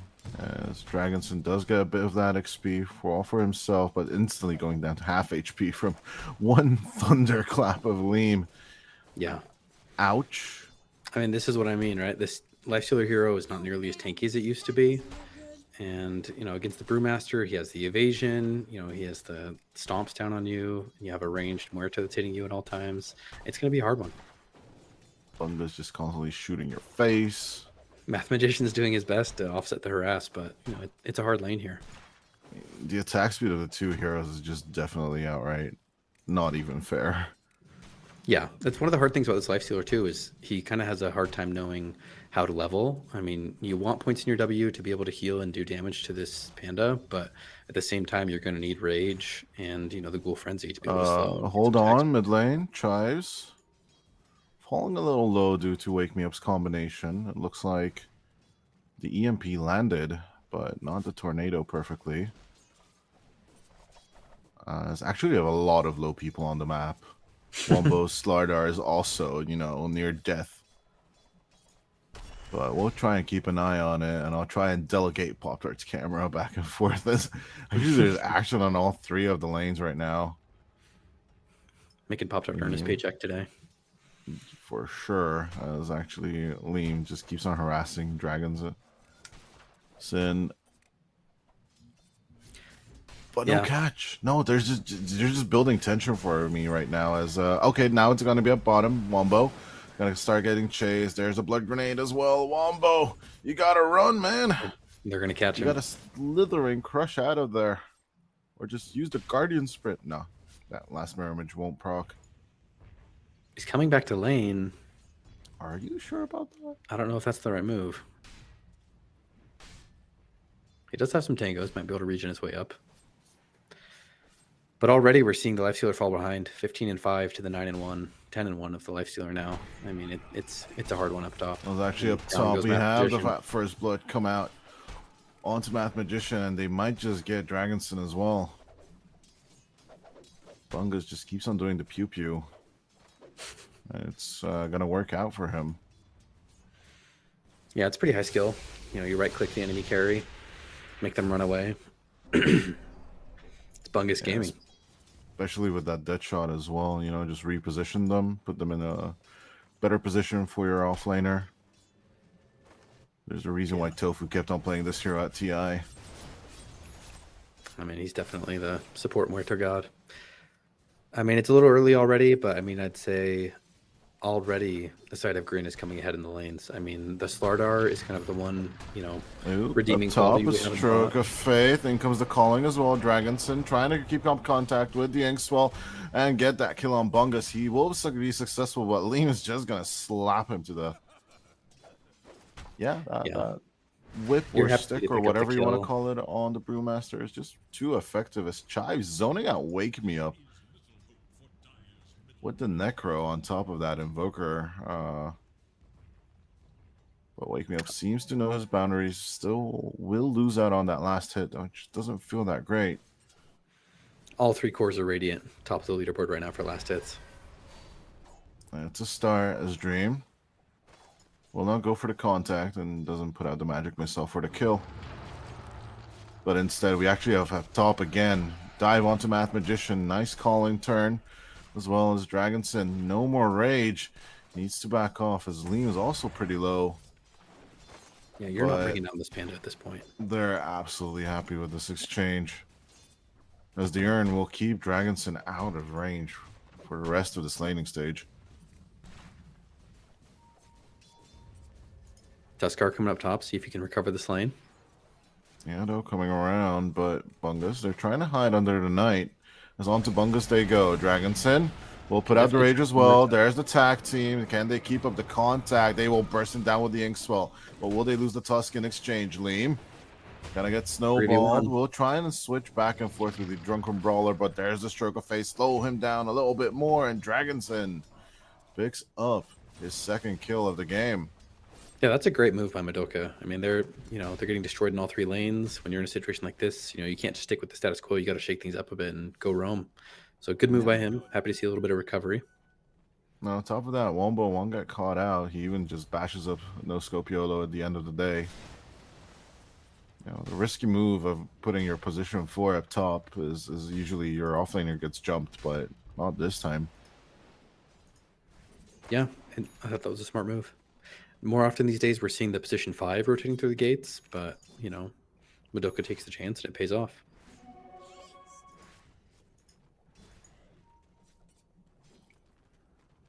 Definitely the signs of life from Madoka coming out.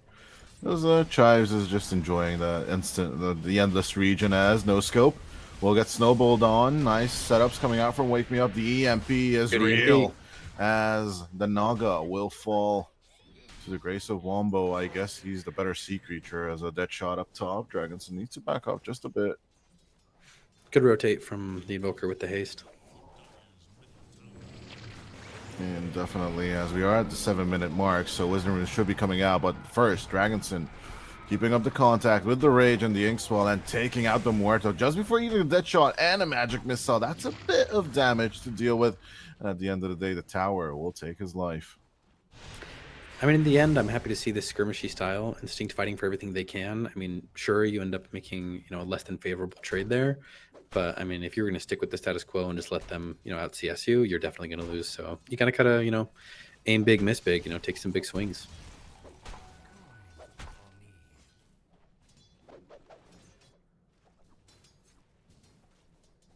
Yamazaki right now popping off pretty hard, but not hard enough. It's Chives in the first place right now, is on the mid lane. Speaking of Chives, I guess he's enjoying no mana life right now against Wake Me Up. But still, we'll go into the right-click battle against the Invoker. It's actually up top. We have another Inkswell rotation. Dragonson, no more still has the Rage to get the hell out of there if he wants to. But we'll try and fight with the Feast and the Ghoul Frenzy. We do have Necro kind of running top. Looks like he's mostly just trying to get away from this rotate mid. Doesn't really have much mana for it, as he will get blocked off with the Ice Shards. Nice little attack team coming out. As with the Death Pulse trying to keep alive, but Chives will get run over by Wake Me Up. As down bottom, now it's Wombo, half HP, and turn around with the Magic Missile as well. Down he goes to the Riptides. I mean, we're 6-6 at 8 minutes. And this is a far more action-packed game than we saw last game. And I think this definitely, I'm happy to see this coming out of Instinct. This definitely is night and day compared to, kind of the static laning that we saw last game.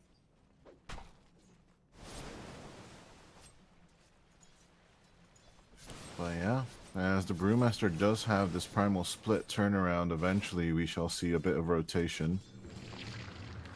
But actually, Popter had the right idea. Down bottom, we might have an approach with the Slardar Wombo, going a bit deeper as Dream. I don't think he's aware that there's someone on him. Or actually he is because of the ward, but Dream will get blocked in with the Ice Shard.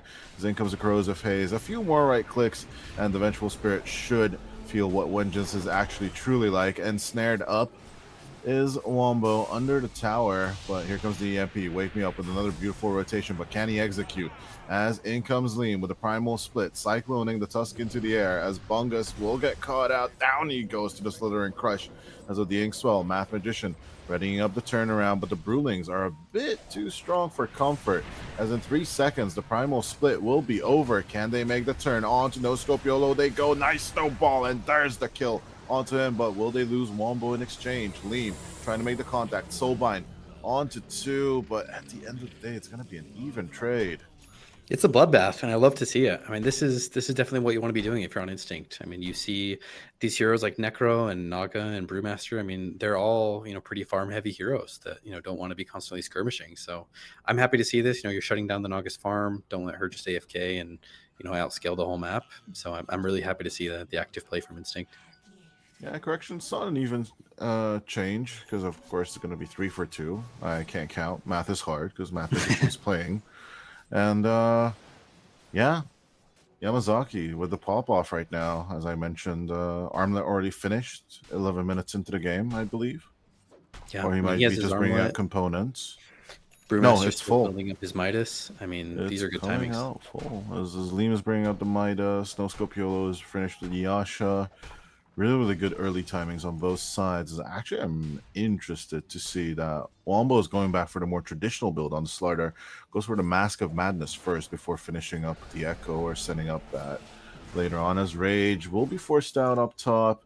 As soon as he sees Chives, will back off instantly from the top tier 1 tower. Although the cavalry is on its way. Wake me up. But question is it's inside. Cold Snap as well with the EMP. A setup onto the Naga Siren.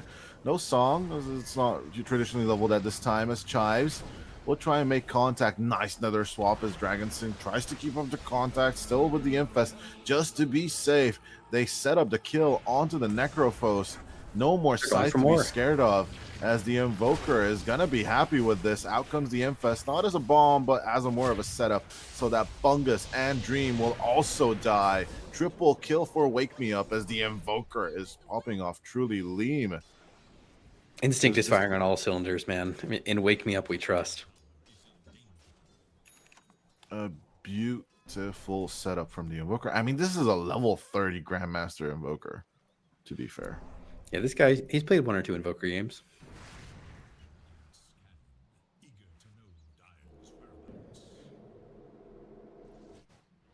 I think we once made the connection, the calculation. If you lose all your games and you still want to get Grand Master level on a hero, you need to play at least like a 500-ish games with no missions done. Of course, you need to lose all those games.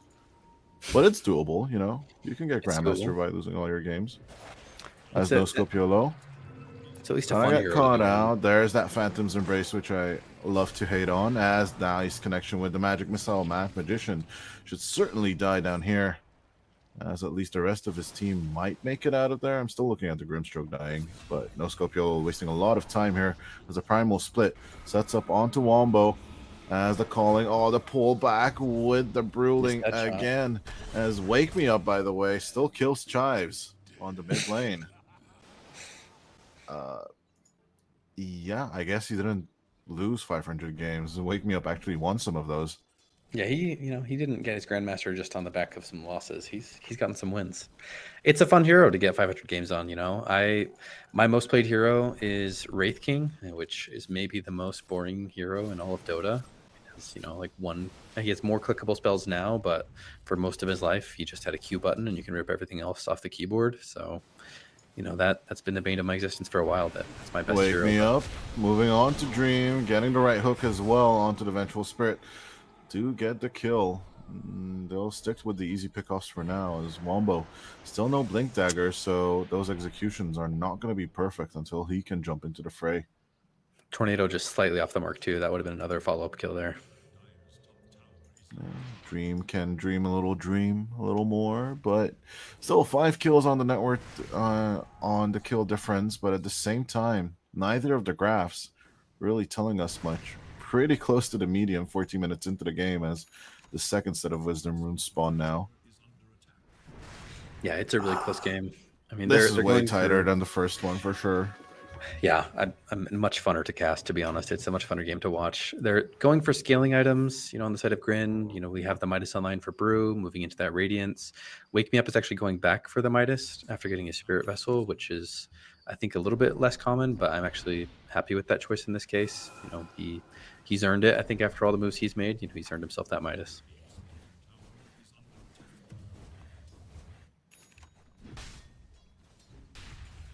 The real difference, I would say, is in the offlane. You see Wumbo significantly behind the Brewmaster here, right? And that's where most of the net worth difference is here. More than likely, as the tier 1 tower still falls in favor of him. But I stand by my statement. This starter doesn't need much in order to pop off. I'm not necessarily agreeing with the itemization Wumbo's going for right now, as I usually do prefer that Echo Saber one and done and finished and beautiful.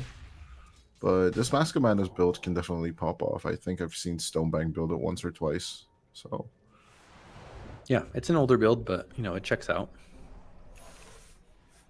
Kind of situational. Like, you sometimes go for this when you really, really need to farm. I mean, it's a little bit of a meme. It was, the Amar build for a long time when he was on OG, but let's Wake Me Up. We'll be going in with the Cold Snap. Beautiful right hook as well. Still coming no out. Song on the Naga. Still, yeah.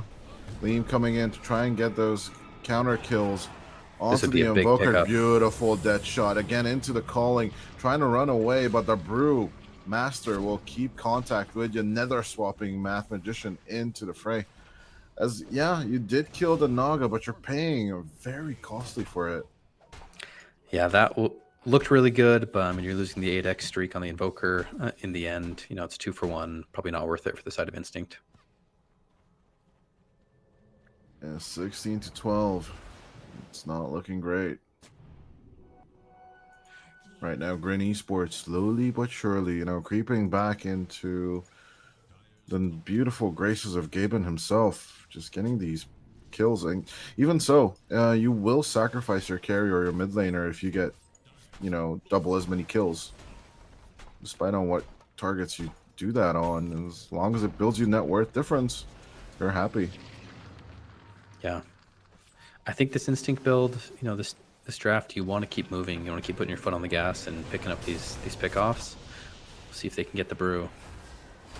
Wake Me Up with the EMP setup. Aleem, no more mana! And he didn't even have Primal Split anymore, so it doesn't really matter. As Dream will fall, can they get Bungus off as well? But no. Stealer does join the fray. Mama Muerta is a little bit slow. Or a little bit fast. Yeah, I think, the side of Radiant, they're very happy to, chill out, slow down the game, get some more item timings on their Naga, on their Necro. They're happy to delay the game. If I'm Instinct, you want to keep your foot on the gas, group up, run down a lane, take down some towers. Yeah, but taking those towers is kind of a nuance. Like, who's going to do it? Yeah, you don't have the best tower hitter. I mean, you have the Life Stealer, and you have the summons from the Invoker, but they don't have a very good, Sieger. Yeah, that's the head scratcher for me. So, like, even if you get these pickoffs, getting to the objectives is fine at this early stage of the game, but destroying them before getting punished for them, well, that's a whole different ballgame. He does have Radiance on the Lifestealer now, which is a pretty quick build-up, all things considered, and I think it is a good pickup. It's good against the Necro. It's really good against the Naga. I think it's a solid itemization by Yamazaki. Almost done on Liam as well, by the way, so yeah, that's going to be a big team fight factor. Was Wombo? Wombo. No. Wombo. Oh, no. I Wombo. Wombo. You Wumbo, she Wumbo. We all Wombo. Especially Chives goes for the Scythe Wombo. Yeah, I'm a little bit worried for Instinct. I really liked the moves they're making, but that's kind of my concern here is, again, this Grin team, as long as you're not ending the team against them, they're happy to farm. They're happy to build their Midas Radiance. They're happy to hit creeps and scale and take you in the late game. Also, you can't let Wombo be comboed like that. That is not okay. No, I don't know what Wumbo's thinking there. That's unlike him. But yeah, with your whole jungle getting controlled by Grim right now, the Grim Grin is smiling upon you. Yeah, they need to it's put a little bit more pressure on the map here. I mean, 2K net worth lead is not a foothold just yet. I will need to see a bit more of a pop off on the Grin Esports sides before I make my judgment that they're definitely in the lead. As neither is Gaben, you know, really making a distinction just yet. Yeah, it's neck and neck. You're right, but my concern is, and this is why I'm glad that Invoker went back for that Midas, because it does mitigate the risk a little bit. But my concern is just the scaling on the side of Grin. This is the gameplay they want. So right now, for a while they were definitely skirmishing a lot on Instinct, but now they're kind of playing the game that Grin wants to play. Yeah, and if you lose these tier 2s, I think you're going to be on the back foot. That's not what you want to do when you're in Team Instinct if you want this Game 3 to happen. Yeah, they're playing the game that you want to be playing. If you look at the position of Instinct right now, all 5 heroes are spread out on the map. You want to be balled up, running down a lane. Yeah, right now the supports are actually pressuring the enemy's safe lane, trying to get this tier 2 tower exchange going on the safe lane, as the even map is not going to be a thing for long as the tier 2 tower falls on the dire save, and Chives immediately coming over. Bumbo should be okay. Emphasis on should. Actually, I'm also looking at Chives down bottom as the Infest bomb goes out. On from Yamazaki, and a good connection onto Chives. Yeah, that's that magic damage working on the Necro. As leave Math Magician behind, let him be the sacrificial lamb as he puts out the Soulbind onto some of them. It doesn't do much though.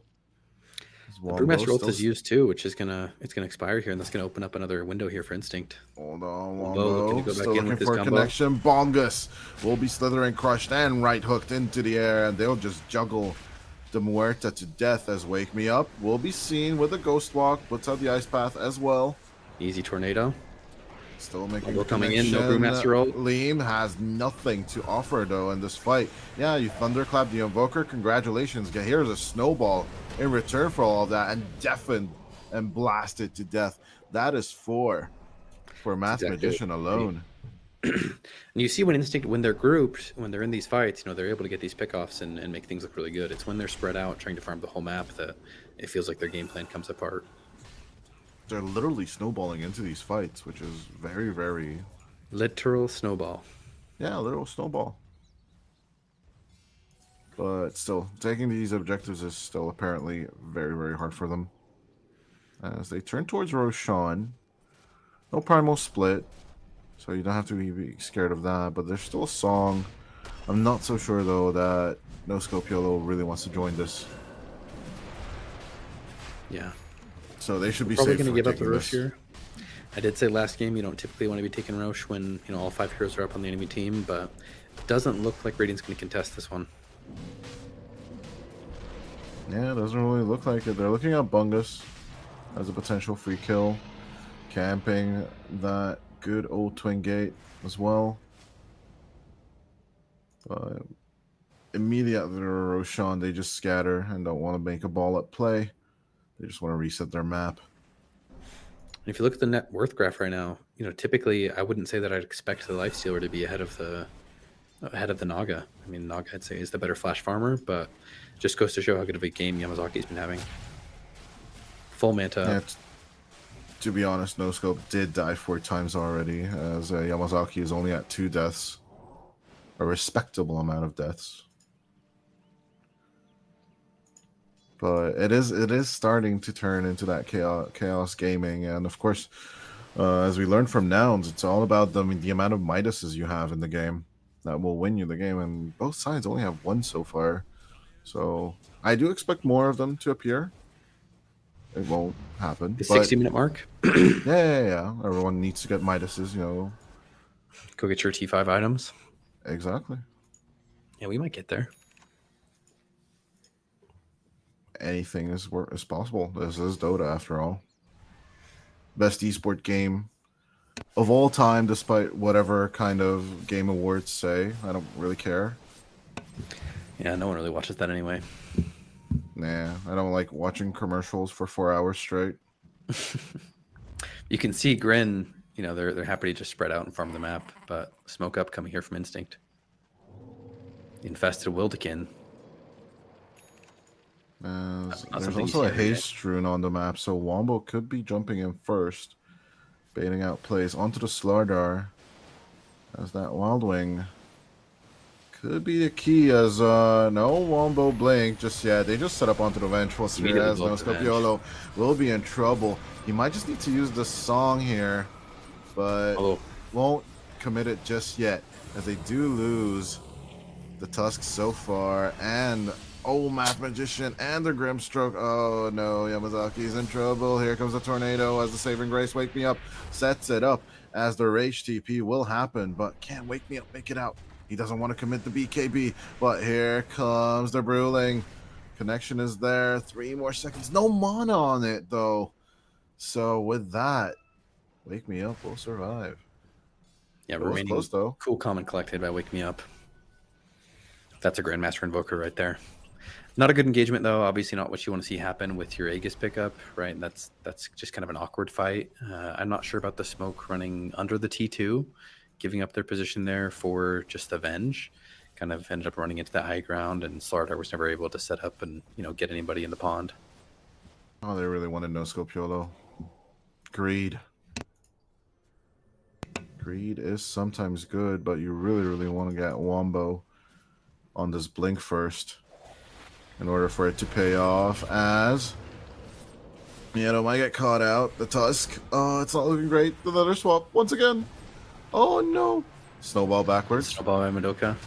Survive is the What key, delay is as that? in comes Tornado the coming in. cavalry.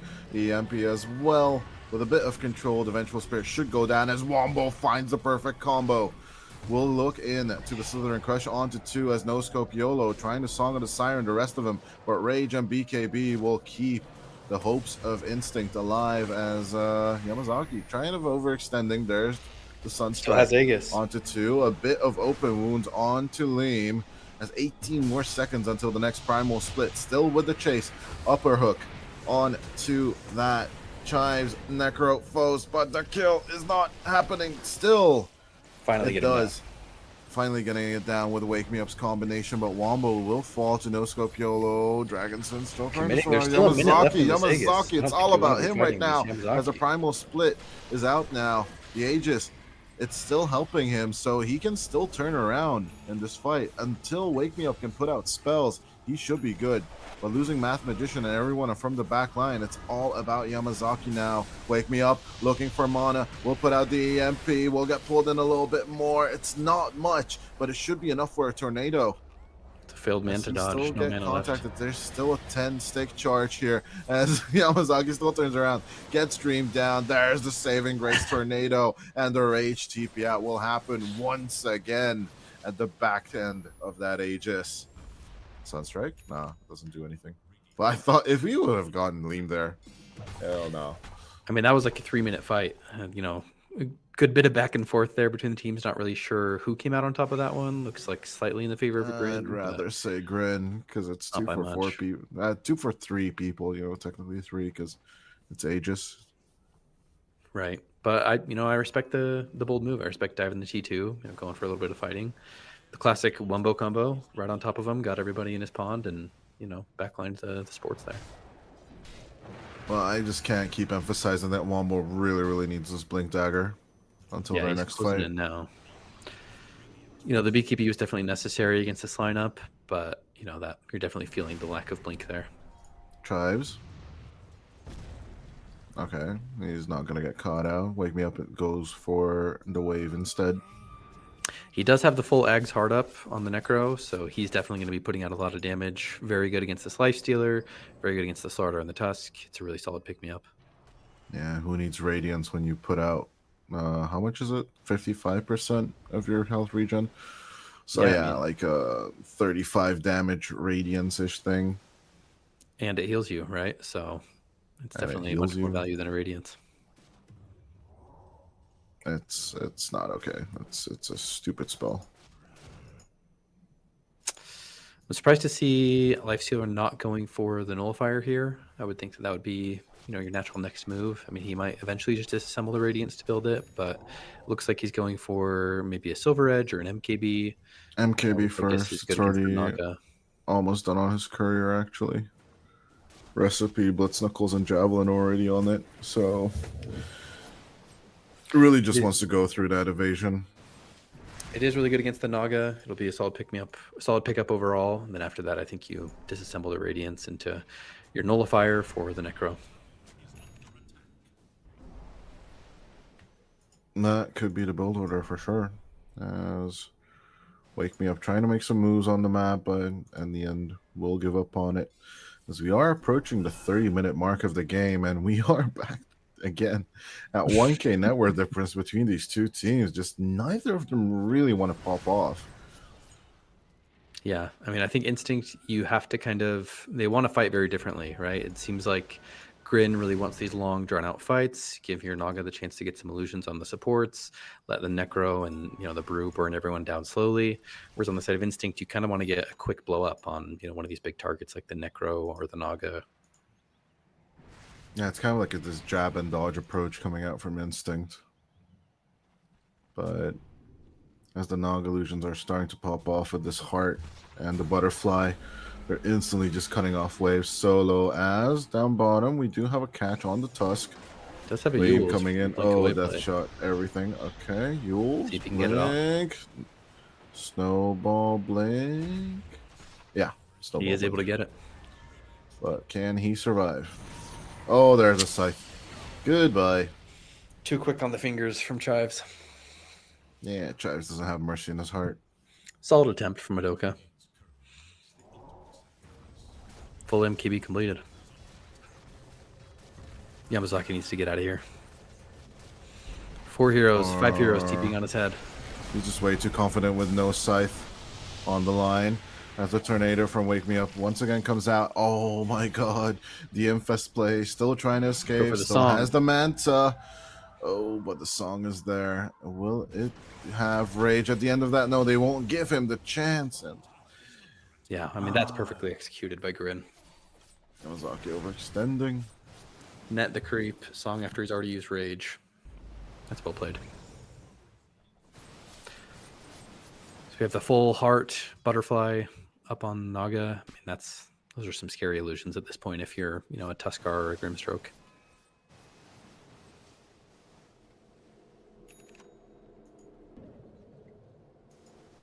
Instinct's not really working as Chives will get caught out. Cold Snap as well, Could but be a here pick off. comes No Scope YOLO once again. A nice little primal split coming out. Leem looking for the setup here. Wombo with the BKB trying to control the backline. If he can get a few pickoffs before he dies, that should pay off for them, but the right clicks just keep on happening. Math Magician gets chased off. And yeah, taking a fight without the life I stealer. think. Yeah, no life stealer. And I think that it was fine when they were getting out and, maybe giving up the Math Magician. But Bumbo jumps in. And of course, the Roche spawns right as they walk into the pit. It's going to end up being pretty costly.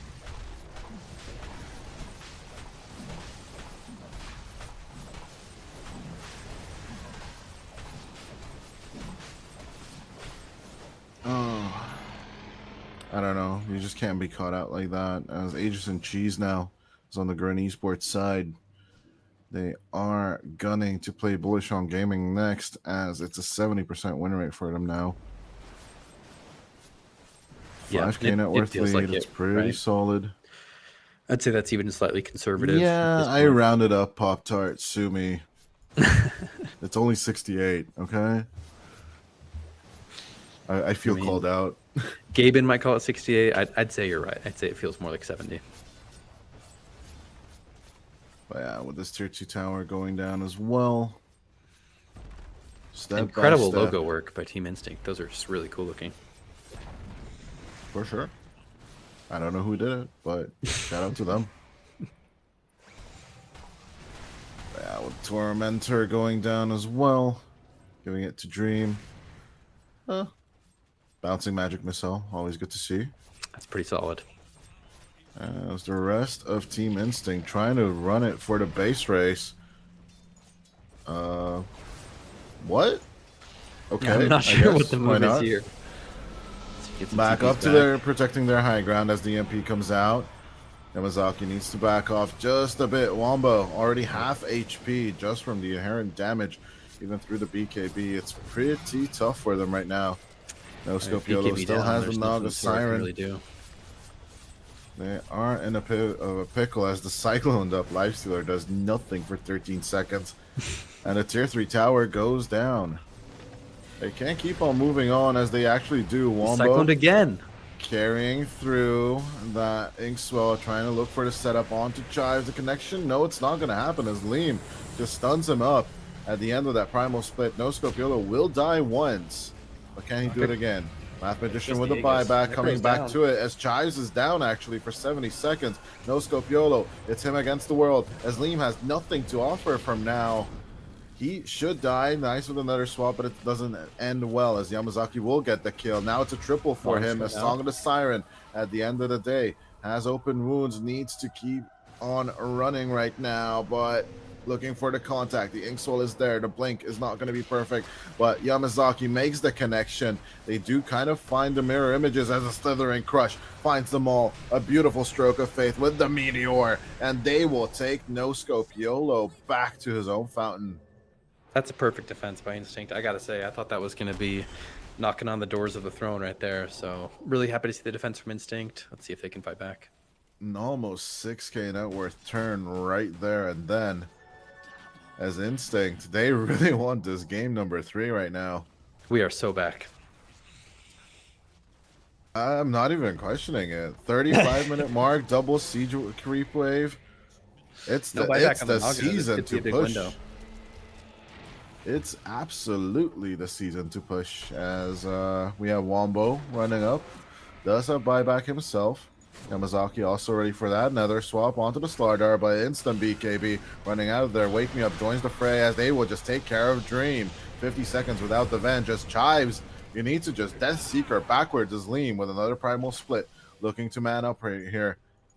Infest play into Wake Me Up. Looking for survival. As the AoE dispos do come out, but Wake Me Up looking for the reveal. Onto Liam's Storm Panda. They try to go as the snowball comes out as well. Inkswell coming out. Yamazaki looking to connect onto Bungus, and they will just take him out. He's not a Chungus anymore. As Wake Me Up in trouble. No Scope YOLO will Song of the Siren try and deter all of this, but a beautiful tornado. Once again, they might be in a pickle, but No Scope YOLO puts himself in the middle of everyone. As out comes the Scythe. Wombo is dead. 63 seconds without the Stardar. Not really having the approach, but at the same time, Soulbind onto 2 with the silence as well. No Scope YOLO is down for 70 as Liam is gone and no more Primal. Chives, 0 mana, still has the cheese. Will eat it as well. But at the same time, where's your HP with the Necro? He's just gone. Yeah, they need to connect quick with mid. They might be able to go straight for the throne here. No buyback on the Naga, no buyback on the Necro. It's all up to Venge and Huerta to delay for a little bit. Straight to the juggler now, but they need to be quick about it, as you said. It's Dream against the world. There's a lean buyback, but no primal split until 40 seconds. It's a big mistake not having these buybacks. I mean, they were ahead, so I'm sure, you know, when they were pushing the enemy throne 2 minutes ago, they didn't feel like they needed them. But, I mean, at this point, this could be game over in the next 30 seconds. Well, let's see if they're going to be successful. Yamazaki, not willing to use Rage against a meager magic missile. Like, who do you think he is? As, Instinct doesn't know yet, right? They're trying to suss out these buybacks, but they're looking for the safe approach. Is actually they have 13 seconds until No Scope YOLO is back into the game with Song of the Siren, mind you. And, yeah, they'll play it safe. Go for a lane. Yeah, they'll take one lane and then just instantly back off as the magic missile does come out. Infest and escape. It's a tough play, right? You don't know that they're not holding buybacks, so you know you could lose the game right there if they do buyback and you know commit on the fight and then go run down, you know, mid and win. But those are those high risk, high reward plays you got to take sometimes. At the same time, it is, you know, Pierce the Veil play from the Muerta. She still hits kind of hard. It is, but against these heroes, I mean, you're not hitting against, you know, some Terrorblade or some Agi hero that really is susceptible to that magic damage. You know, you're playing on a Slardar, playing on a Lifestealer. These are strength heroes with some magic resistance. I'm not too worried about the Pierce the Veil at this point. I still believe you go through the rage, right? With the pierce to will damage. No, I mean the damage mitigation is there, if that's what you're asking. Right. That's what I'm asking. As Bungus? Well, I guess we'll never find out the damage mitigation because he's just dead. This Dream should be next. Leam controlled. Still Hex. Can you keep on the control as Wombo will go in, but the Primal Split is still out. Bungus with the buyback. He just doesn't want to give up as Math Magician will get sight down 80 seconds without the Grim Stroke. But can they find control? Wombo in the thick of it. We'll use the BKB. We'll try and keep up the connection onto the Naga Siren as Ice Shards will go out. But is Yamazaki? Oh, he's in the thick of it right now. He's really in the thick of it as Hex down, controlled up. But in with the jump in right now, giving him an infest location. But it's on cooldown for now. But he's fighting back. Heal Dead coming Naga back from the passives. It's insane. As they will fall along with Lean. YOLO. Oh, I guess you live a few times, but I guess YOLO is true now. Ripped apart for a third time in this jungle. And they fight it without vision, by the way. As you can see, that observer ward on the cliff is actually the Radiance. 13,000 damage done by the Lifestealer. I mean, and that was after he was controlled for, I think, about 45 seconds by those Brewlings. So, great play by waking up. Open wounds, dude. Just press one button from the shard and you're just online. As they're actually going for the juggler. They'll have to buy back. I do think you are in some trouble here. Still 30 seconds, no Naga, no buyback, but this Necron's Brewmaster could be enough. But there's no Brew ult. No Primal Split for 30. As actually, yeah, the Reaper side is the bigger trouble as a kick out. Walrus Dream. kick. The EMP is working hard as gonna get caught out, but Dragonson again with these open wounds. He's ripping them a new one. Chives. Disarm destroyed, and he's out. As yeah, it's only no Scorpiolo, and he doesn't want to defend, so they will call it 44-27. We are going to a game number 3. We are so back. Our first win by Div 1 Instinct with a team of half stand-ins. As yeah, no Scorpiolo. He's like, yeah, take the perfect team right now. I'll offer it to you on a platter.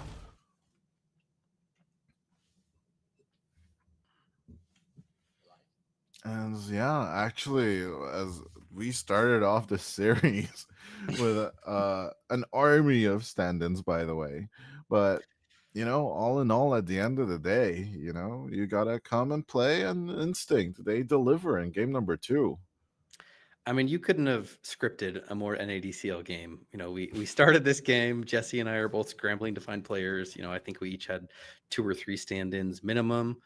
You know, between game 1 and game 2, my star player, the highest MMR player on my entire division, my entire org, AMB, you know, retires between games mid-series. We have an instant fill-in by Yamazaki, and you know, come away with our first win against a solid teams of stand-ins from Jesse. So really happy to see the performance, and you know, this is just super fun to watch. And yeah, with that, I guess we will close out game number 2 and go on a little bit of a break, but make sure to stick around because game 3 between Instinct and Grin coming up next. Hey everyone, PPD here. Wanted to say thank you for a fantastic season 5. This season was very, very successful for a ton of different reasons. We grew our player base and our audience significantly. We enabled a second division to participate. We charged an entry fee that everybody was on board with. That helped generate a ton of revenue for the league.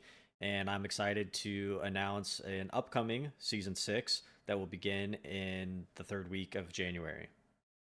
All right, so let's jump into the calendar. This is what Season 6 is shaping up to be, guys. At the very beginning, we'll jump into the player combine. This past season, the player combine was only 3 days long. Next season, it's going to be 5 days long. So that'll be from Friday the 19th all the way until Tuesday the 23rd. We'll follow that up immediately with our player draft, which will have some alterations to be announced at a later date.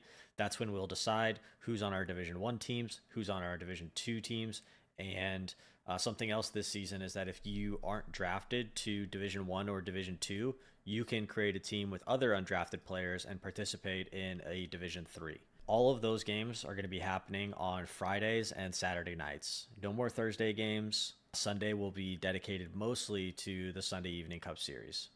Another part of the league is that we're going to be moving from 8 to 12 teams next season, and as a result, we're going to have to change up how we do our, mid-season events. There'll no longer be, 3 or 4 tournaments for you to participate in. It's just going to be one big tournament with a group stage and a championship. So 3 weekends of group stage. You'll play 2 best of 2s each night, except for one of the nights, probably on the 10th, where you'll only play 1 game. And then we'll have to, we might have to play some tiebreakers in the evening to determine the final standings. That will bring you into a 12-team championship. That will be the top 8 teams will be in the winners bracket, and the bottom 4 teams will be in the lowers bracket. And then that first round of lower bracket is going to be best of 1. The in-house league, you can see it will begin on February 1st, and it'll run until the 29th. We'll have weekly prizes probably on the 9th, the 16th, the 23rd, and then the 29th. And then there'll be a seasonal prize as well.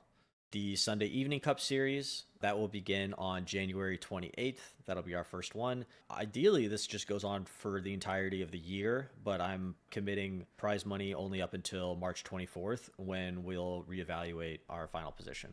Okay, how to participate. You guys should head over to our website and NADCL.us, click on the Season 6 tab. That'll give you a little information about the events. You'll get the calendar.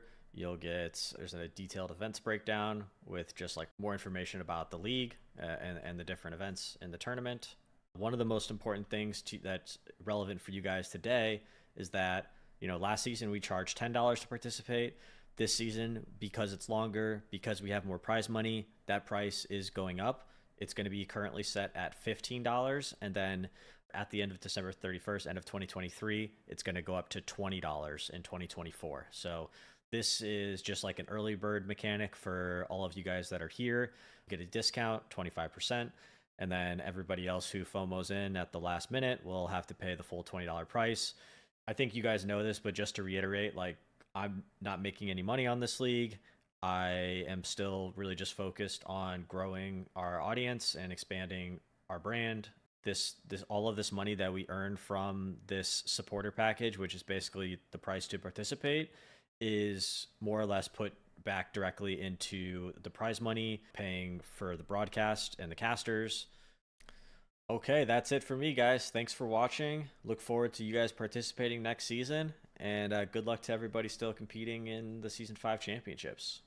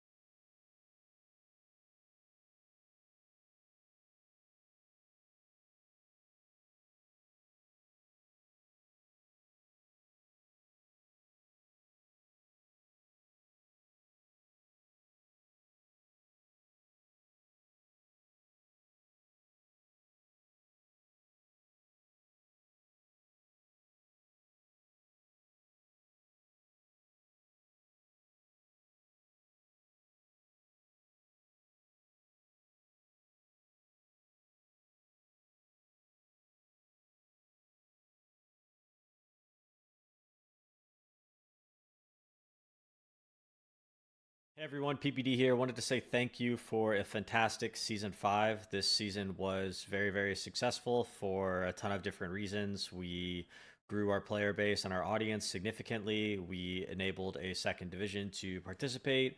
We charged an entry fee that everybody was on board with. That helped generate a ton of revenue for the league. And I'm excited to announce an upcoming Season 6 that will begin in the 3rd week of January.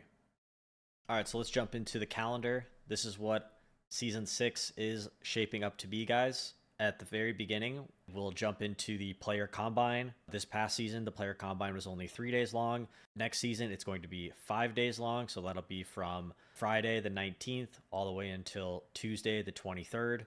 We'll follow that up immediately with our player draft, which will have some alterations to be announced at a later date. That's when we'll decide who's on our Division 1 teams, who's on our Division 2 teams, and Something else this season is that if you aren't drafted to Division 1 or Division 2, you can create a team with other undrafted players and participate in a Division 3. All of those games are going to be happening on Fridays and Saturday nights. No more Thursday games. Sunday will be dedicated mostly to the Sunday Evening Cup Series. Another part of the league is that we're going to be moving from 8 to 12 teams next season, and as a result, we're going to have to change up how we do our, mid-season events. There'll no longer be, 3 or 4 tournaments for you to participate in. It's just going to be one big tournament with a group stage and a championship. So 3 weekends of group stage. You'll play 2 best of 2s each night, except for one of. Ladies and gentlemen, welcome back to Team Instinct versus Grin Esports right now. Yeah, Instinct pull out of the bag the series win, or actually the series tie. As I guess Shwami, you are actually hoping for the series, aren't you? Oh, absolutely. Yeah, I'm pumped. We haven't had the strongest start to the season. I don't think we've won a series yet. So, if we were to win this would be, our highest performance with a team of mostly stand-ins. So, yeah, I'm happy with the results. What is even team drafts? Honestly, I mean, all if that anything, matters is that you get this series when no matter how, no matter at what cost, you just get the W. if That's I've all learned that anything, matters. it's if you drop your average MMR of your team by about 2K, you're more likely to win. So that's my lesson learned. That's the, money ball it. That's what I'm going to follow for next draft. You just got to check those win rates instead, That's right. MMR is just a number, as they say. Yeah, I mean, then they did just win the grand finals not too long ago, but How about that? at the same time, speaking of the Indian drafts, let's get into our third one this series. As both teams now on equal grounds, as actually they were on equal grounds all the time. I don't see There's your any Grinstroke changes, fan. right? Thank God. I mean, don't look Actually happy now, about that but one. Lifestealer appears to be the hero of the series. No, it's Slardar. It's Slardar. It is Slardar. It was the Wumbo Yeah. combo. Yep. So is Wumbo your MVP of last game then? Yeah. Okay. Well, I'll put it up to a coin toss. I'd rather say it's Wake Me Up, who was my I'd say Wake Me Up MVP too. of last game. I mean, I wanted to say Yamazaki on his Lifestealer. I think he played really well, but I think that Wake Me Up, filling in for A and B in the mid, he really stood out. Just a huge artillery coming out from that Invoker. I'd be surprised if it doesn't get respect banned, honestly, in this draft right now. There's actually 2 already on the board for the Radiant. It is going to be the Nature's Prophet and the Dazzle. Not surprising. I'm more than surprised at the Tusk, though.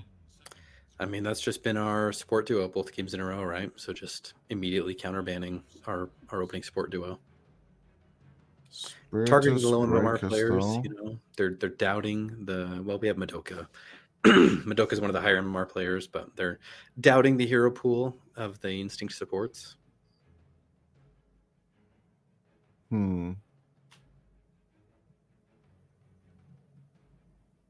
I'm thinking. Honestly, when you get into competition, you usually play your second or your third favorite hero first in competitions every time, right? Mm-hmm. But I'm curious to see if Team Instinct followed that discipline. So if Math Magician and help me out here, I always forget the name. Yeah. Madoka. No. So like Madoka helps us out here. That would be, I don't know. I'm thinking Spirit Breaker with something. I'm just not sure with what on the safe lane. Yeah, I'm sure everyone would be happy to see, a little bit of Spirit Breaker action. It's kind of a bait. I can't say that I honestly love the Grimstroke Tusk bans. Like, I feel like this happens sometimes when you get into a series and you're tired of playing against these heroes, and so you think it's a good ban. But I don't think they actually really identified the issue correctly. I think the Grim ban I'm fine with, but I don't really think Tusk is a bannable support in the first phase. Slardar will be addressed, so if If you can't have it, neither can I. Or wait, it's the other way around. your But breaker. Grin definitely picking up the Spirit Breaker first pick. Not addressed by Team Instinct. I don't know what they were hoping for. Yeah, I don't know. Has the Team Spirit Breaker name been removed now? Was that only like a 2-week thing? Yes. Okay. Well, I think shout with out Team Spirit. 734E coming out, it was removed as Team Instinct instantly picking up a first pick Invoker against the Spirit Breaker. Doesn't seem too wise, to be fair. No, I think, again, I don't know if they're going to put this mid again on the Wake Me Up, but you have to keep in mind, right, this is a pause 4 player that's playing as mid. And so you kind of have to ask yourself, how many heroes does he have that are, in a mid hero pool, right? He's not going to be playing some Ember or Storm or, maybe these traditional mid heroes. So I think you maybe want to secure the one mid hero he can actually play, right? Yeah, definitely. Just, They did ban his try Pudge and already stick to too, what so works. yeah, if it's not broke, don't fix it, I guess, right? Yep.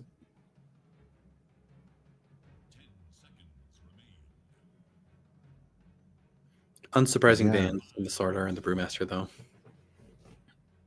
Yeah, for sure. And in first phase, I think they are worthy of that, as Liam did a wonderful job on both of them in the first 2 games.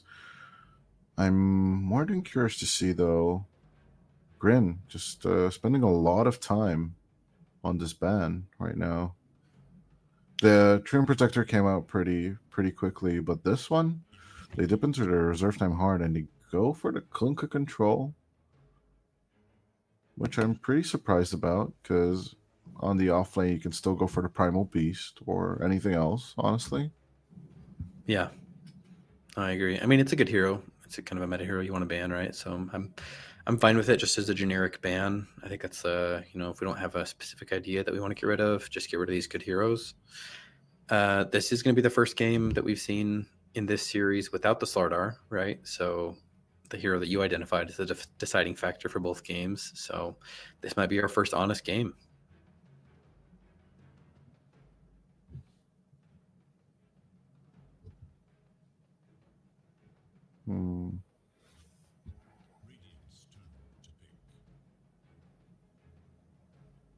Lifestealer also gone, one of our stars here in the draft.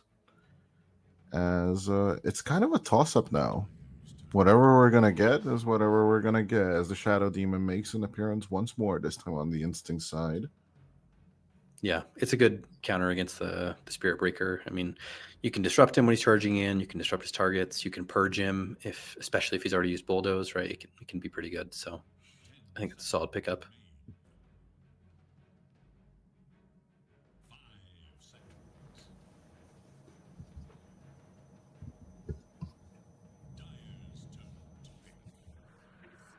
Back to Spectre. Yeah, I mean, we're seeing... wait. This did switch sides, right? Yep. Yeah, it was no first game. Scopiolo with the Lifestealer first game. Right. And we did have a carry. Who was the carry the first game? Was it Wake Me Up? No. Yeah, well, so carry first game... Things are changing rapidly in this series. Wake Me Up was on the Spectre game 1, yeah. Didn't really work out. I still stand by. I mean, you mentioned Luna, I think, is a good contender as well, but I still stand by Spectre being one of the strongest carries in the patch, so it's just a solid pickup generally. You gotta break out that timing, but the issue with the timings, you still gotta beat the other 4 heroes in order to get to that high ground. Right. I like the Dark Willow pick. Comes out. I don't know Spirit Breaker's 3. I do prefer the hero on 4. Yeah, that's what I was just thinking about. I'm guessing now that this is going to be a Spirit Breaker 3 with the Dark Willow 4. But it does tend to seem that way. With a potential other 5 getting on the setup as Instinct. You gotta try and stop this. I would not mind Math Magician on like a Disruptor or something. Just keep sending heroes back to where they belong. Yeah, it's great team fight. Off the course. It's great team fight. It's great against like a Dark Willow and a Spirit Breaker 2 that they can't leave the Static Storm. Morph. Okay. You have the fun Fungus. shenanigans of the morph into the Dark Willow, right? Morph into Spirit Breaker is also good. So there's some, overall solid carry pick. Oh, Bungus, tell us what you're thinking.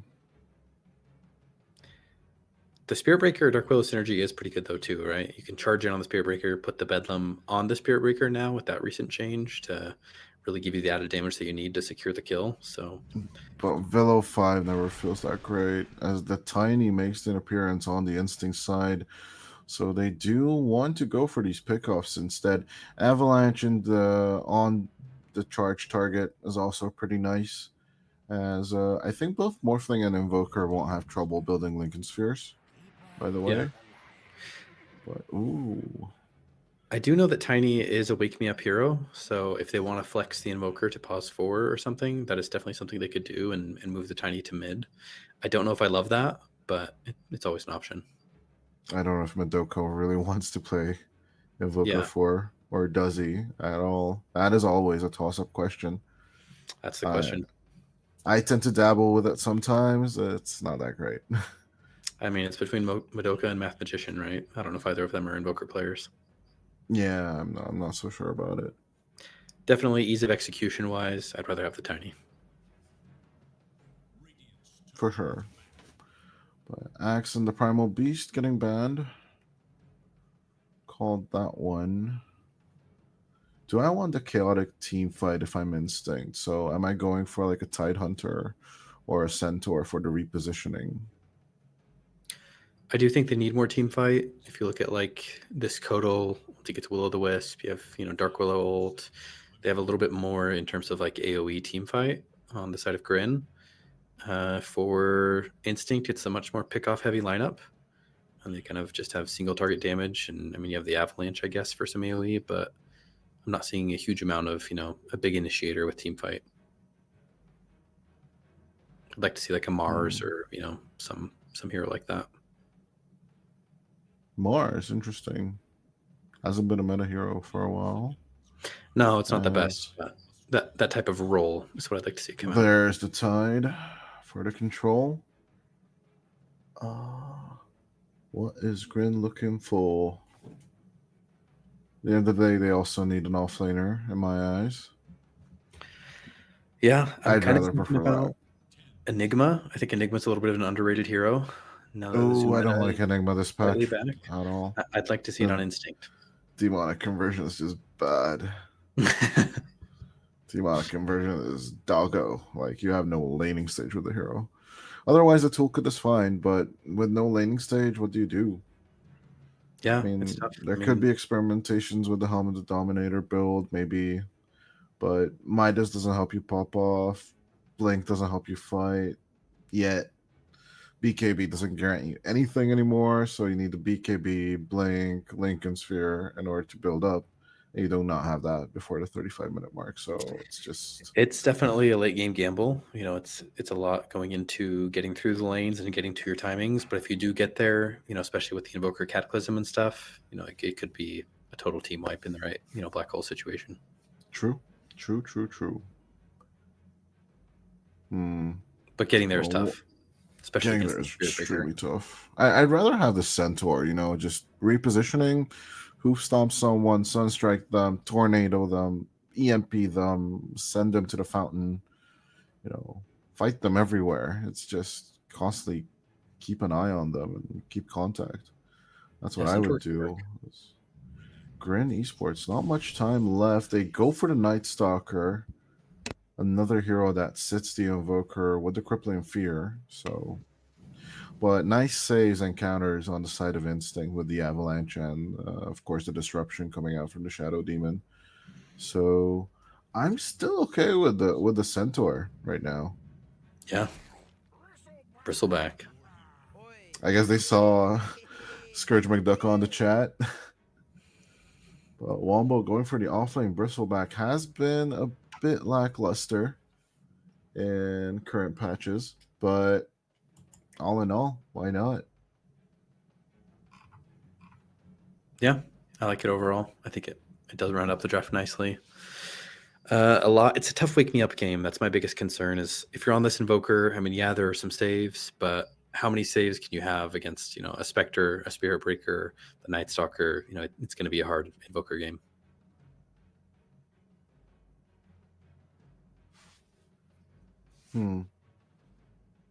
Yeah. I don't think I don't. I'm trying to see if there were other solutions on either side. Maybe Instinct could have gone for the Faceless Void, but for the Faceless Void, you know, you get instantly countered back with something else. You were kind of scared of that. Yeah. I think that was the other option that Instinct could have gone for. But overall, I'm kind of happy with both these drafts right now. Yeah. The biggest, But I don't know so much about this Chives Kodal mid. I don't know if he's a Kodal specialist. I haven't seen the Kodal mid in quite a while, but, you know, we'll see if it plays out. I think that's maybe the biggest weakness in my mind on the side of Grin. Hero's pretty okay on the mid lane. I wouldn't call it the best matchup against the Invoker because of the MP, but you still have Chakra Magic. So just Yeah. reset yourself, keep stacking, and then go for those early rotations in the 10, 15-minute mark. And You can always farm, right? yeah, he's pretty okay in terms of farming and then enabling his other 2 cores. So he takes a bit of a back seat. While on the other hand, the Spirit Breaker and the Dark Willow will definitely take a driver's seat approach to the game. So yeah, let's get into this game number 3 between Instinct and Grin Esports. As yeah, right now. Wait, did you give your read, your prediction? I mean, I didn't. That's kind of why I brought up the Kodal. I don't want to, you know, cast or curse this because last game I said Grin and Instinct pulled it off, but I'm going Instinct. Damn, I'll trust the boys. Owner bias is coming after on me himself here. It's kind of a toss-up for me. I'm not so sure, but I'm gonna go Grin Esports this time around. They're both kind of weird drafts, if I'm being honest. But I'm giving you a chance right now. You know, my caster curse is really strong. I can guarantee you. I'm almost Kyle level strong in terms of caster cursing. I appreciate the curse then. But yeah, with that, neither team looking to approach the enemy side. Observer rewards are rather defensive rather than seeking either the attention or domination of the other. As Liam moves over with the others. Okay, instant catch onto Liam with a cold snap. Down to half HP, almost onto the Night Stalker. But after the disruption, still keeping up contact is Wombo and Madoka. And they will get that first blood on the Bristleback of all people. Is Tree Grab usual as the first item or first skill build on the Tiny? Not on pos 4, but I guess why not? I mean, when I watched that fight going in, I was a little bit surprised to see no avalanche or anything. Kind of a weird choice, but who knows? Maybe that's something I'm not aware of. I mean, they could go for this force the first wave under the tower kind of strategy and then just reset the lane. Yeah, could be. I mean, might give you some additional harass on, you know, 2 melee heroes that you're up against here. But kind of an odd choice. Four melee heroes on the top lane. I can't. I literally can't. And I think you're really happy if you're a Bristleback in this case. Yeah, at least down bottom we do have melee range combination, but up top it's utter, you know, brawlhalla right now. We do have all these melees just, you know, slapping each other back and forth. Yeah, weird game. I mean, weird matchup up there in the top lane. Pretty awkward. But again, I think that overall that favors the Bristleback. It's down bottom. We do have the disruption going out onto Bungus. But Yamazaki just not really capitalizing with the damage just yet. It is the first 5 minutes when the Morphling will have a decent, better time, but as soon as Liam will start sitting you with the Crippling Fear, that's when attribute shifting before that will be adamant. For sure. There's Dragonson and Bungus, and with a meetup. There's a Bramble Maze. They will be moving on to Math Magician. Disruption coming out. But the move in on to the Dark The shadow. Oh no, the shadow demon going down. Oh, so is Bungus. Oh no, it's all going to poo poo. But I mean, everyone comes out low in the end. I think Morph's pretty happy, all in all. it's actually up top. Dream looking for the approach onto Madoka. Man, no But mana on the bristleback. no result, all in all. I'm actually not sure what your approach is with the bristle. I'd buy a casual raindrop, maybe. You know, just for the mana regen. It will get bursted down pretty fast because of Charge of Darkness and everything else, but Yeah, it's good against charge. It's good against dagger too. I mean, I think I would have gone for just some mangoes here. If he's able to do a lot more bristle spam, then you know the Spirit Breaker can't do the shenanigans he's doing. and with a charge, Avalanche for the return, but Dream and No Scope, they are looking good on Wombo at the same time, still trying to stack up the cool sprays as much as possible. As that passive level on Bristleback, it should be enough to get Dream. Yes, they burst down the Space Cow, but No Scope YOLO still looking okay and does have a level in Dispersion. So you might press your buttons, but you are getting damage reflected nonetheless. It's down bottom. You do have a bit of void play coming out from Lean as Math Magician trying to make the approach. But yeah, the Disruption clones will not get the kill. And neither will the Shadow Realm right click. I mean, 19 and 10 on the morph to the 6 and 2 of Night Stalker. This is definitely working in his favor. Morph loves to play against melee heroes in the offlane, you know? That's where he really shines. Yeah, you do love keeping that distance with your ranged heroes, don't you? As up top, we do have a bit of a dive coming out from Wombo and Madoka, but at the same time, not really finding success. A bit of a charging coming from the Dream. From behind is Wombo. Again, 0 mana on this Bristleback, but as expected, here comes the Avalanche. No toss. As out comes the Mango. Wombo still not going to get the mana. I guess Madoka's like screaming, Wombo, I got resources for you. Yeah, I'd say in the end, currently 4 minutes in, right? It's looking like the side lanes are going pretty well for the side of Instinct. The mid lane looks to be pretty even, you know, kind of classic Kodal, not getting much in terms of denies, but blasting down the wave. Another charge going through. Wombo's trying to shake it off. Nice tree toss on to the Spectre. But the damage is not going to be there at the end of the day. The stacks, they're built up for nothing. And no kill onto No Scope YOLO. They lose Wombo instead.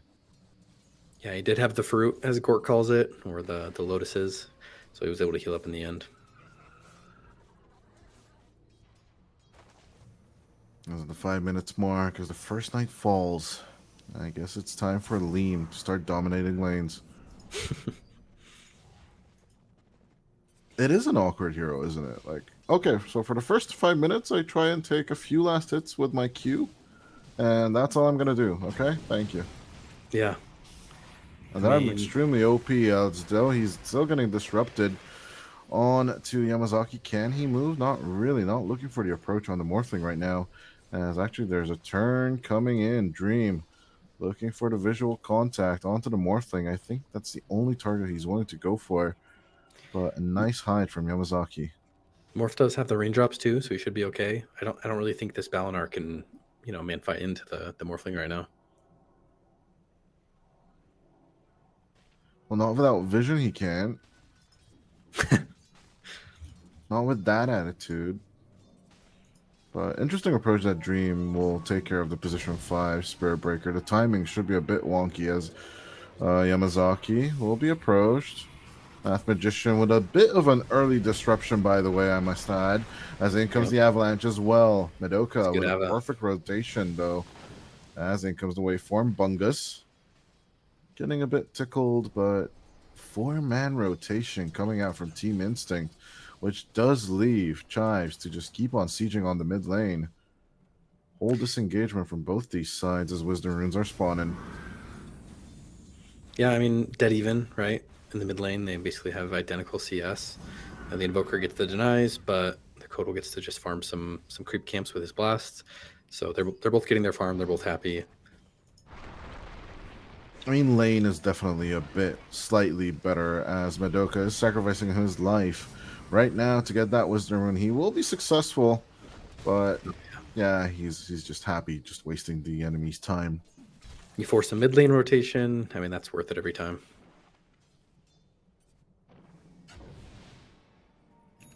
Because you do have Wake Me Up coming over. Maybe have some Spectre for dinner, but I think maybe we are going to have Yamazaki die first. No, charge was Cancels broken. the charge. No, Dream doesn't want to go in. Doesn't deem it necessary or fit. And maybe they didn't know he was alone there. They probably could have gotten that kill. More than likely as Chives is coming over. Charge. Once again Alright, available. They'll secure the kill. 4v1 down here, bot. If they go for it, but Yamazaki's Yamazaki just TPing over Leem. Just in the nick of at time. the edge, he doesn't get the void off. 6 senses by Yamazaki. I look to pressure this tower here. Bristlebacks hit that, critical mass point where it's kind of hard to force him out of a lane. You get the tower siege from the Morphling. Get that Vanguard, get that Warpath as Charge of Darkness Dream. He's just not committing to his charges. He's getting cold feet. Yeah, but there's no Ancient Apparition in the game, so that's why I'm baffled. As in with the Disruption Dream, they clear off the illusions as onto Wombo they actually go. It's a tanky Bristleback with the Vanguard as the Avalanche trying to zone but will not contact. Dream finally going through the charge onto Math Magician but gets caught out instantly. This Big Space damage. Scout is made out of paper. No scope. YOLO will get controlled up. Wombo still alive as Leem looking for the dive but has no mana for it. Does have a stick charge as the Phase Boots comes out. Looking for the turn. Yamazaki could be in trouble, but the emphasis could be because right now it's looking like Madoka looking for the control. Toss back onto Wombo and actually the Invoker. Not the best one to throw back into the fray as the Bristleback does fall, and so does Yamazaki. A bit of a mess up coming out from Team Instinct. I don't think their instincts are right on this one as the Night Stalker pretty low, but with the Cold Snap and the Urn, they do manage to get that kill. At the same time, it is a 2v3. Math Magician will be playing the Sacrificial Demon right now. At the end of the day, there's just nothing left for him to offer. He will die for this. Yeah, not super clean, right? Definitely, like you said, a bit of a misplay. I think that Instinct should have gotten away with a quick 2 or 3 kills there, but kind of overcommitted, tossed some players in, got in a little bit too close on the Invoker. Ended up giving Grin a chance to turn it around. But as daytime arrives, Leem is definitely not going to be fighting here as No Scope YOLO gets picked off. The Cold Snap looking for the connection. The Tornado will be enough for the combo as a toss-up. Dream with 0 mana left around here will be using all his wand charges, but for nothing. As Chais with the Illuminate will be looking to burst down the Bristleback. Will get that kill as Cold Snap onto Bungus. Looking for the connection. Wake Me Up will not let it go as a nice little blinding light again, but with the toss they will get Bungus. Wake Me Up looking to escape with the Ghost Walk. The Illuminate damage is not going to be enough, but the Shadow Step will be as Chais will also fall. Math Magician with the double kill. Can he get a little more? Oh no, here comes Dream, and we'll end all of Math Magician's dreams as Madoka should also die here. The toss onto the Scope YOLO. This fight is just never ending as with the Avalanche he's looking to escape. Vision. Spectral Dagger not gonna happen. No, the Spectre just doesn't make the connection. Good job playing on the trees. Yeah, the tiny pile of rocks will just definitely be able to escape as it's going to be in the favor of 10 Instinct for 10. By about I 500 think they gold just there. evened up the previous fight, to be fair.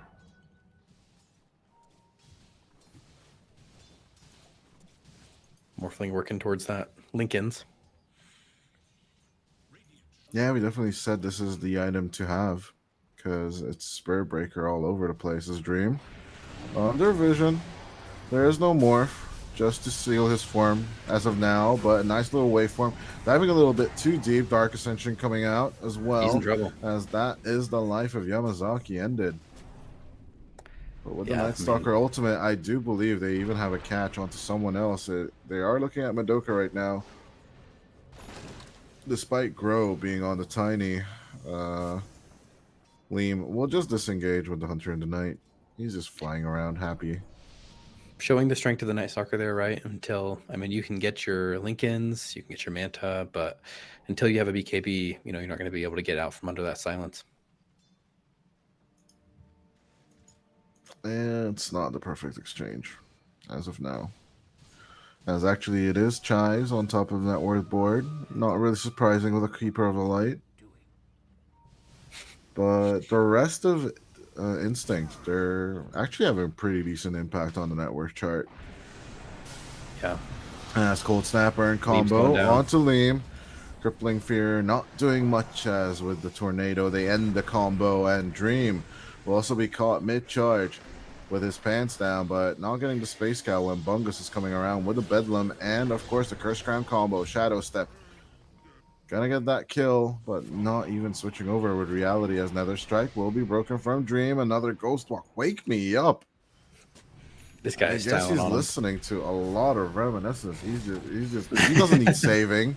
He needs to save. He saves everyone else. I'm a little bit worried for this Night Stalker. He didn't go, you know, the Midas build that we sometimes see. He's going for a more fight-heavy build, which I think makes sense. But with the kind of slower start he's having, it's going to be hard for him to catch back up. Yeah, the Shadow Poisons, Math Magicians just looking for some vision. We'll be looking to control this jungle down on the bottom, but I'm struggling to see the approach to towers from Team Instinct. Like, yeah, you'll have a Bristleback with the Aghanim Scepter, great. Dragonson is getting that Lincolns to mitigate the Spirit Breaker and Wake Me Up going back for the Midas build. Awesome. Who's pushing tier 1s with it again? Yeah, I think it ultimately comes back to kind of the reverse of the previous game, right? In this case, I think Instinct is cool to just chill. I mean, they need some items, right? You get some Manta, maybe a Scotty, or, you know, a Butterfly or something on your Morphling, and that's kind of the point that you can start to push down towers. He needs a couple items first. His Scotty or his Lincolns is going to be a big one. Maybe after that, you know, a BKB or something. We'll see what he goes for. But I think for now, they're happy just farming. This Bristleback is getting big, Invoker's getting big, Morphing's getting big. I think they're perfectly content with the state of the game. What is extremely interesting to me is that there's just no tier 1s have fallen so far. 50 minutes into the game as Wombo finds the enemy's ancient stacks and will be farming them off as Dream walks by the Invoker but doesn't see him just yet, as the rest of the team will be moving over onto Wombo. Wombo In could be with in the trouble. charge. Wombo will get shadow stepped on, and he's just gonna die as the 5-man rotation comes out. We're stealing some stacks, but I didn't even finish stealing the stacks, to be fair. I mean, you're probably happy as a Bristleback there, right? That's kind of your job. Get 5 heroes to commit on you, open up the map for the rest of your team. I'm not mad about that. The net worth graph here looks a little bit, you know, misrepresenting a little bit. You know, you kind of just have Kodal, who's offsetting the gold from Grin. I mean, this Spectre, this Night Stalker, they're kind of falling behind a little bit.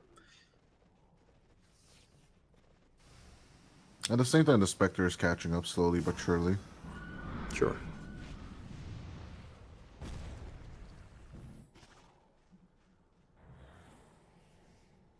Closing in on the Radiance.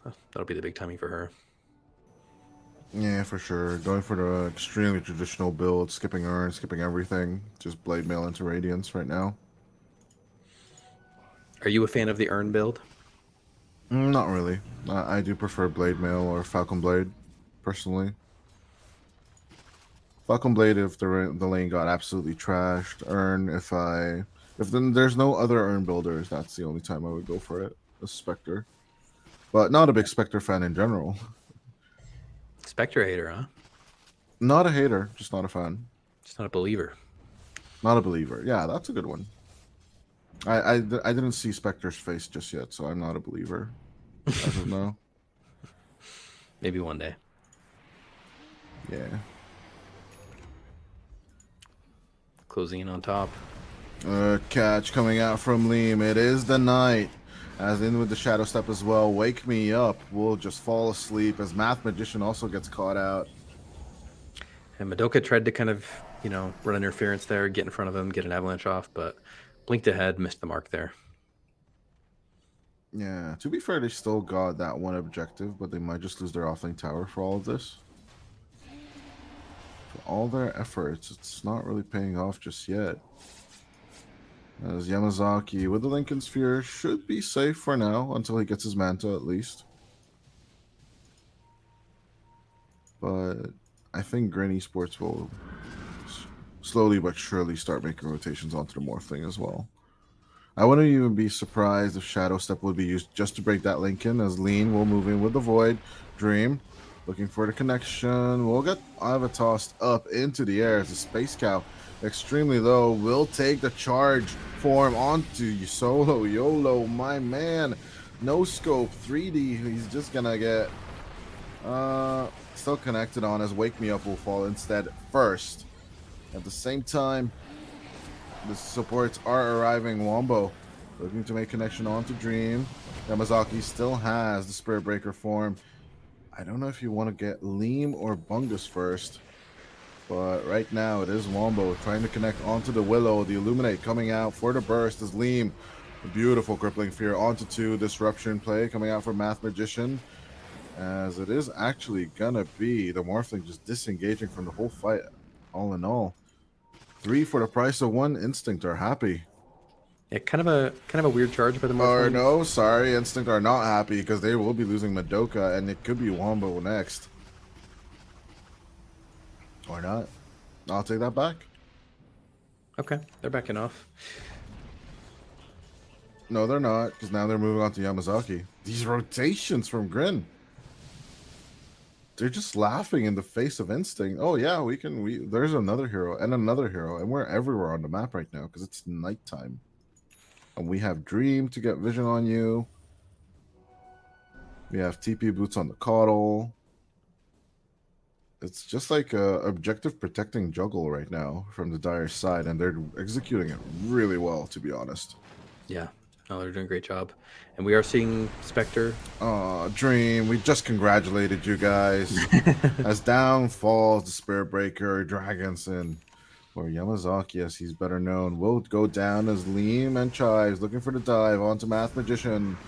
Gonna get the trade as here. the Illuminate will clean him off. Support for support. Again, we have a less than 1k lead here on our hands. Another neck and neck one.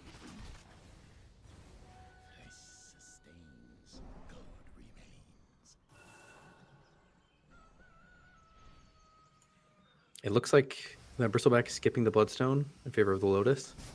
Not a fan of that either. Yeah, I think in this situation, you might really want to have that Bloodstone. Maybe he wants the Lotus to just purge off things, I guess. Cursed Crown and such.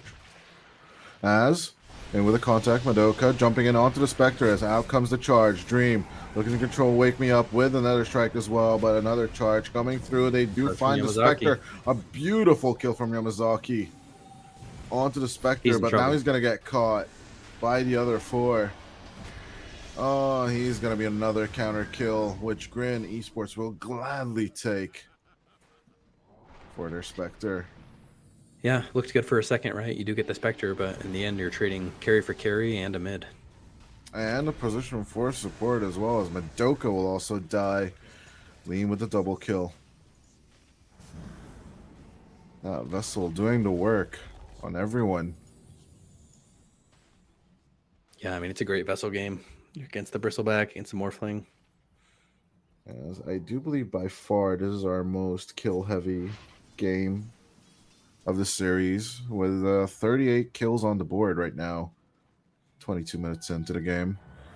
As Wisdom Runes are absolutely ignored by both sides. It's just constant fighting. I do kind of understand it, though. You want to get that one up so that you can basically approach your objectives. Yeah. I mean, I said that I was going to have a hard time seeing the Night Stalker get back into this game, and he's shown us how you do it. You know, he's just ran straight at the enemy team, gotten his gold back through enemy heroes instead of creeps, And now you're starting to see Wake Me Up falling behind on his Invoker. I mean, it feels like momentum has definitely slowed. Oh no, Yamazaki getting charged as tossed back on to no scope YOLO. And with another strike as well. Oh, controlled is the Morphling as they will get Madoka as well. Wombo in the air. And as the Bristleback can't really make the approach, trying to show his back to the enemy, but Wake Me Up. They will just instantly turn onto the Invoker instead as the two supports looking to control the Invo as 3-2-2 no scope will just TP out of there. Wake Me Up should be the third to die in this engagement. I mean, just perfect execution from Grin. Instinct just not finding the approach. Is Chives just destroying Wombo. He's trying He is melting. Wombo will take Chives with him to the grave. You'll never take him alive. I guess he is the Balrog of the map, taking out Gandalf. But on to the tier 1 tower. Now Grin can go. Finally, they get those pickoffs they wanted for so long. Yeah, I mean, that kill streak from the Coddle actually made that fight a lot better than it would have been otherwise. In the end, definitely still an advantage for Grin. I mean, perfect spellcasting. I think that the Morph is really suffering from not having, a BKB or a Dispel. He's the case with Coddle as well. Chives, not yet, because his impact has been impeccable. So if he dies 2 or 3 more times, then I'd say it wasn't worth picking Coddle. But right now, with all the tools they have, just Bungus and Dream protecting him, I think Chives is having the time of his life right now. I mean, full BKB complete on him now. And as you said, with that Radiance, Spectre is now overtaking the Morphling and the Bristleback. It's just when you pop off, and as soon as No Scope YOLO gets the Manta as well, it's gonna be a whole different ball game.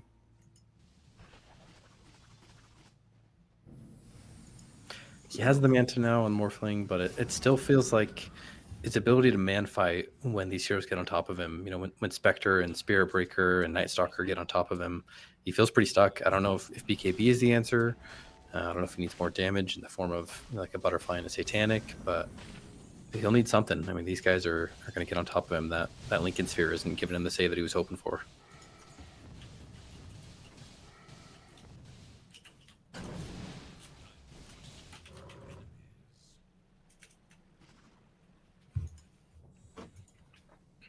I think Instinct are slowly but surely. It's kind of hard for them to find a footing. I think you kind of gotta smoke up and start balling onto the Spectre. But yeah, No Scope YOLO just playing extremely elusive. He really wants his Manta first. Yeah, I think BKBs are going to be big. I think BKB on the Invoker, on the Morphling, potentially even the Bristleback. I mean, they're just really not able to play their games right now. This division control game is absolutely on the Grin Esports side. They have kept the net worth differential relatively stagnant. I mean, at the end of that last fight, they had a 4K lead on Grin. They've kept it at about 3K since, so they're splitting the map pretty well. As in trying to get back into the game as fast as possible, or at least just keep up the pace, right? As Wake Me Up looking to finish that BKB first before the next engagement. And as the first tier 2 tower falls to Grin Esports, they're immediately looking to rotate and find targets on their side of the map.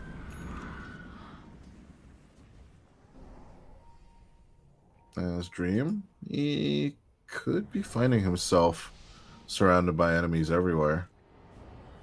It's nice. Dust reveal. Dream. Fully bulldoze and the avalanche. Nice toss up coming in with that charge. He dies in the air as Liam comes through with a BKB. And we'll get the charge onto Wake Me Up before he can disappear. Wami Bombo combo, but at the same time, Lotus Orb will raise him in the air. The Bristleback isn't doing much. His Math Magician also dies. Let's see if the Imposter Spirit Breaker from the side of the Radiant can escape. We'll use the Bulldoze, but the Crippling Fear, it will keep up the contact. Nice man to dodge, but at the same time, Wombo will need the beautiful bait into the avalanche. And they're trying to do their best just to save the Morphling. As out come the bursts again and again with the cool spray. A beautiful enemy deterrent. But they still need to pay 2 heroes for the price of just 1. Yeah, Wumbo and Madoka come in to scare him off the morph. But you can see, it looked like a good opener. They pick off the Spirit Breaker without any resistance. It's a great pickoff, but without these BKBs, the Night Stalker, they're able to retaliate way too easily. Get on top of Wake Me Up, the stuff that you can do to get away. 2 for 2, actually, because we did have a Dream buyback force out coming out for Instinct. But I don't think it slows down the SB much. No. As maybe Cold a flip Snap back. play onto Leem. Contact there. Nice Heal Scepter raise as in comes Dream as well with a charge. They do get the Night Stalker, but Dream will discontinue the charge as Wombo is diving the high ground onto Bungus. He goes, and they will get the Dark Willow as Dream appearing from nowhere as No Scopiolo trying to get Math Magician down as fast as possible. The Blade Mail doing the work as Math Magician will die.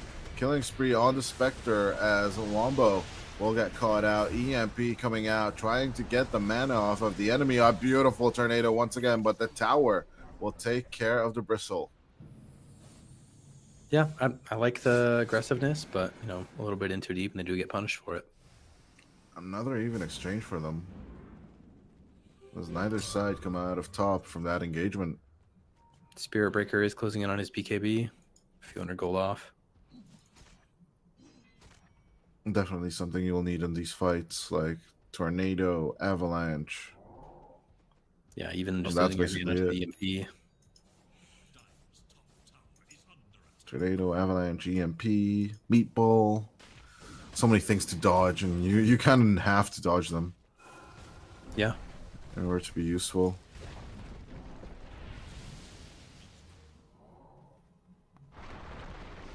Let's see, is Invoker closing in on a BKB yet? Okay, he has it.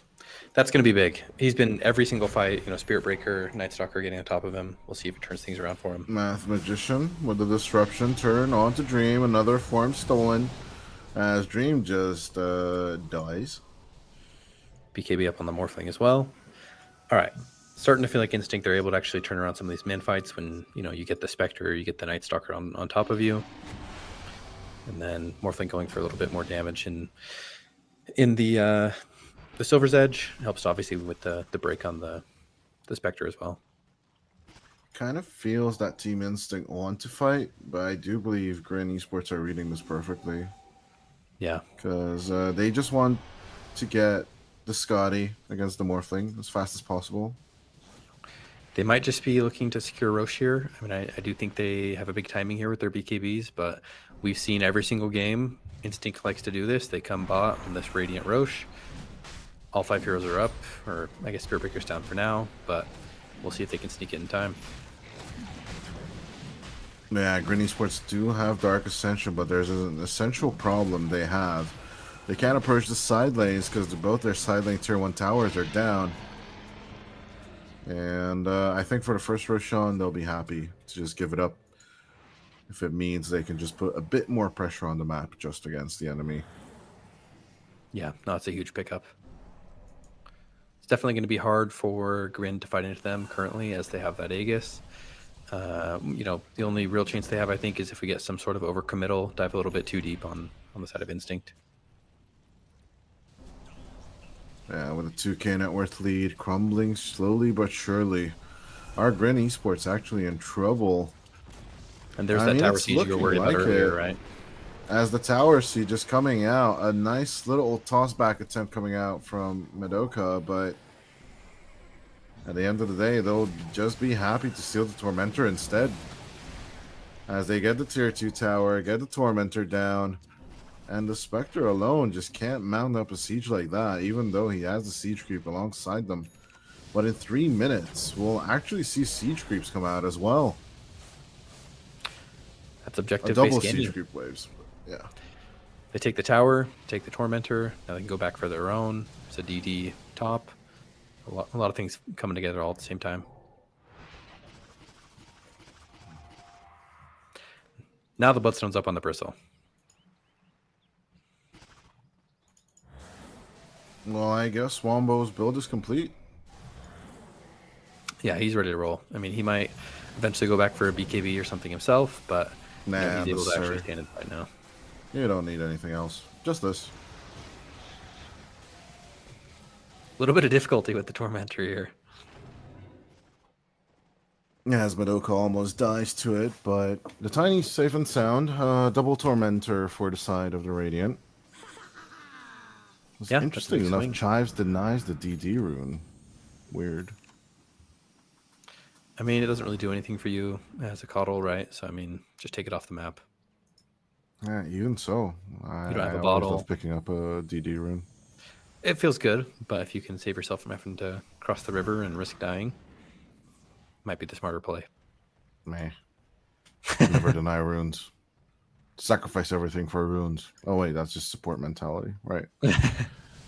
As I really love what Yamazaki's building here, going for the Silver Edge to break off the Spectre, but also no Scopiolo. The next time the Morphling and the Spectre meet, it's gonna be a fight to see, because you blink and you miss it. It's gonna be close. Actually, on both of them is Sunstrike, looking for targets. We'll find Bungus, Shadow Realm instantly as reaction. As Avalanche, forward with a jump. Illuminate does nothing. As Yamazaki will join Wombo Tower's at the gonna tower shred. pressure. With 8 Warpath charges, it's kind of easier now. And the Morphling, he really has some damage now. You know, he's able to stand and fight and click down these towers. 4-man smoke up. Onto no Scopiolo, they try to go. Wake This me would be a up. huge Can you pickup. keep up the contact? Does have cold snap. Sunstrike will find him actually. Dragon Sin looking for the connection. The Tornado tornado raises it up along with the Avalanche. They just wanted this kill and they will actually get it. As the full team is running over. No Spectral Dagger will save you now, my friend. As not even Waveform will be committed. He tried to Shadow Step and get a counter kill, but will be sacrificed to the Dota gods. Yeah, he had the right read. He knew they were coming. He switched his radiance off and everything, hidden the trees. Didn't go for the lotuses. He did everything right. But Wake Me Up just way too on point with the Sunstrike and the Tornado. As Grin Esports, for the first time in 30 minutes, will take the net worth lead now at the 35-minute mark. And I did mention to you, this is the time. It's the season for double catapults. So it is looking like a closer series than most. Yeah, I definitely feel like momentum is swung in the favor of Radiant. You know, there's maybe a minute and a half, 2 minutes, I'm guessing, left on this Aegis. Let's see if they try to go for anything else with it or just finish off their timing. About 30 seconds left, so it is running out, but it's starting to feel like the map is getting a lot smaller for Grin.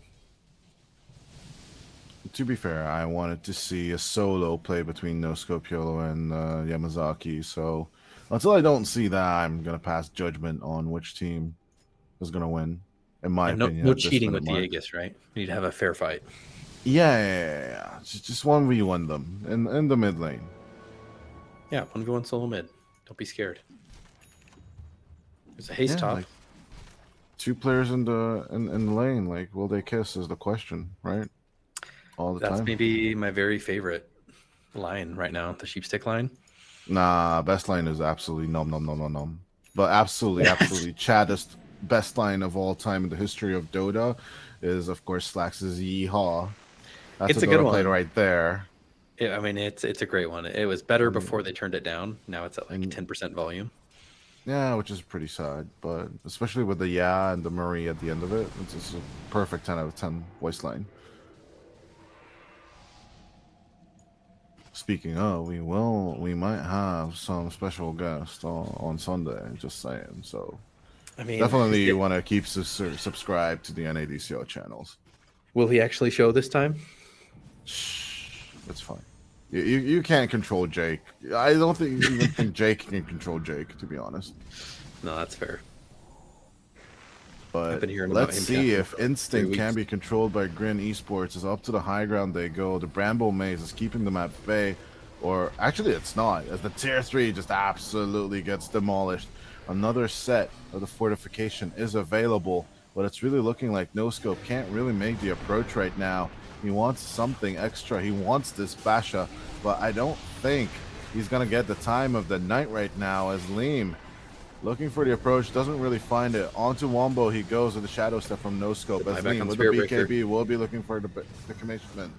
Dream with a buyback, but doesn't go for the charge out instantly. They see him, by the way. You got what you wanted, you got the buyback. Just keep the bristleback in front, keep baiting spells. Avalanche choose to farm. They're just taking everything on the map they see. The Dragon Sim will take the Spirit Breaker form. I'll be absolutely happy with it. Overzealous with joy. Yeah, I'll be curious to see what he goes next here. I mean, you could go back for the Scotty. That's kind of a traditional morphing item. I wouldn't mind seeing a Satanic just for a little bit more man fight when you are caught, you know, with those melee heroes.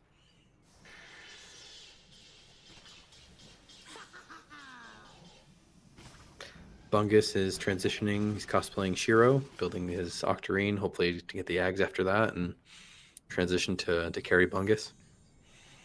How much is the off time on that? 2 seconds, right? Yeah, something like that. It's some insane BS. I mean, it is longer now, but it still is. It's not a very long time.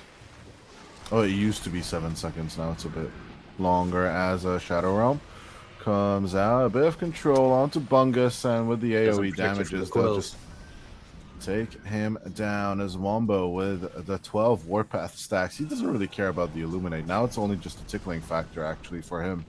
Because even with the Blinding Light, they'll just take care of the top racks fully on the side of Team Instinct. Yeah, onto Wombo, the lane they go. He's full Exodia mode at this point. He's not dying to anything. He's queuing up a BKB just in case. This Dragon Sin taking care of the tier 3 tower, keeping up this high ground. The pressure is real as the 10k net worth lead. It's looking to be enough against the Spectre. No Scopiolo. Looking for the base race down on bottom, but the rest of his team is struggling to keep out the Team Instinct members. Nether Strike onto the Tiny as Liam looking to deep dive. They're trying to get Math Magician, but the Shadow Demon is a bit elusive. Finally, Dream makes contact. They do get that, but at what cost is going to be the question as Liam will fall. 3-2-2, no Scopiolo. He's in trouble. The Spectre, a little bit more. Oh, but the save from Dream. Nice. The charges there on to Yamazaki, but the takedown onto the Spirit Breaker. Down falls the Spectre. 92 seconds without your carry. This Chives looking for a bit of control. Does find it on Madoka, but your second Rax is gone. As now it's 12k of a net worth lead. Yamazaki. There is the buyback on the Spectre. The Alacrity there for the control as here comes no Scopiolo trying to keep the contact on to wake me up, but he is gonna go to sleep instead. Bungus takes that kill. Is on to Wombo. They kind of go. The Bristleback is a strong guy, and Gunner said surely he can die. But the bigger question is, the E-Blade back and forth. Yamazaki for the return. The dieback on the Spectre. And it's looking like a shutdown coming out from Wombo Yamazaki as it's only Chives and Chives only trying to hold on to this as 2 more seconds until the Night Stalker's back into the play. Here they comes with the not the Silver Edge just yet, just the Shadow Blade, but can't really break this Bristleback right now as the creeps keep on crawling into the base. Wombo will be playing the Bloodstone, and he's gonna stand his ground right now in the enemy fountain. And deep dive goes out Yamazaki. He will be just dying over here. 94 seconds without him as they're trying to force out the GG, I guess. But I mean, it feels more like a bad manner play than anything else. A bit of bad manner, a bit of a throw. I mean, that was GG right there, to be honest. They were going to drop the Gs if you just hit the tower, hit the throw, and that was game over. Instead, they dive the fountain. Wombo bails out. I guess they want to give that sliver of a chance as Wombo. Surely the Bristleback can die, right?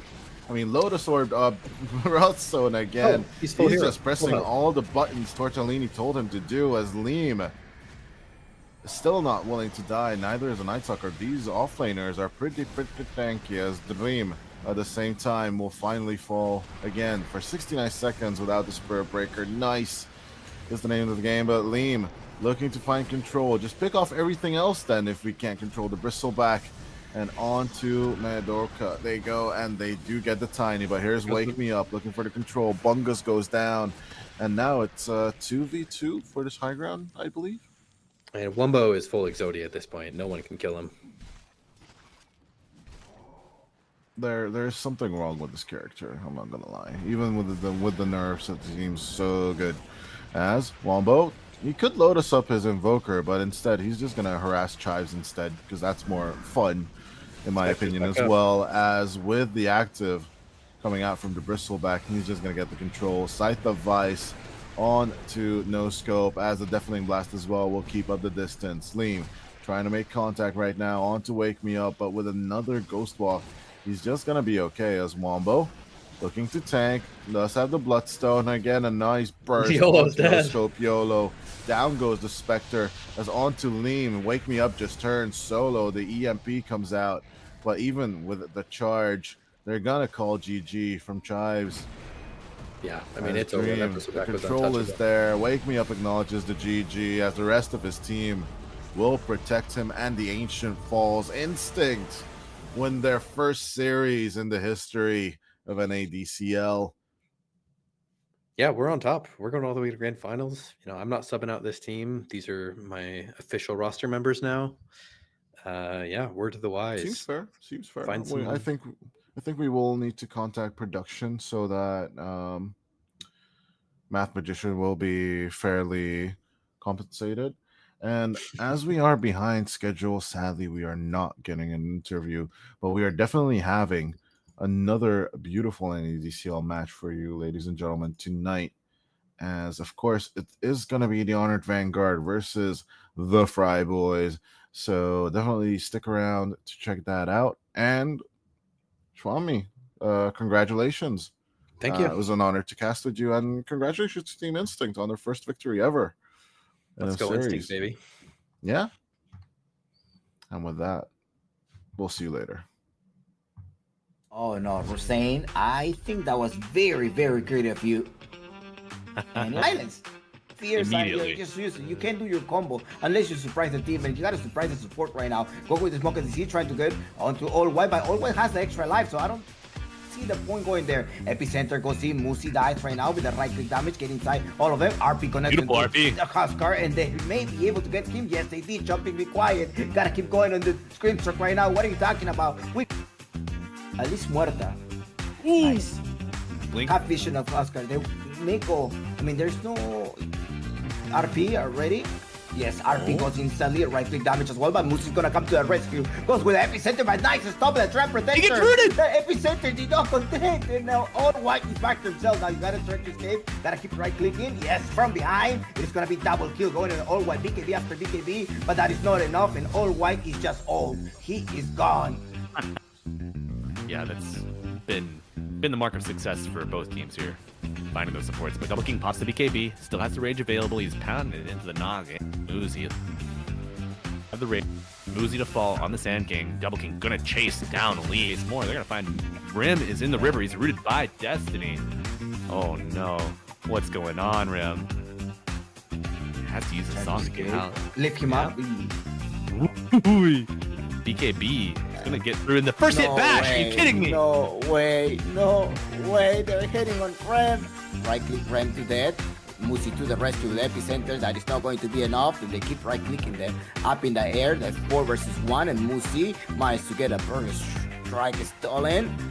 And Rosane is gone. So 6 seconds. Also, I'm going to try to spot somebody. Yes, they know they're up top. They already have sight of that. They at least saw someone. Yes, they saw.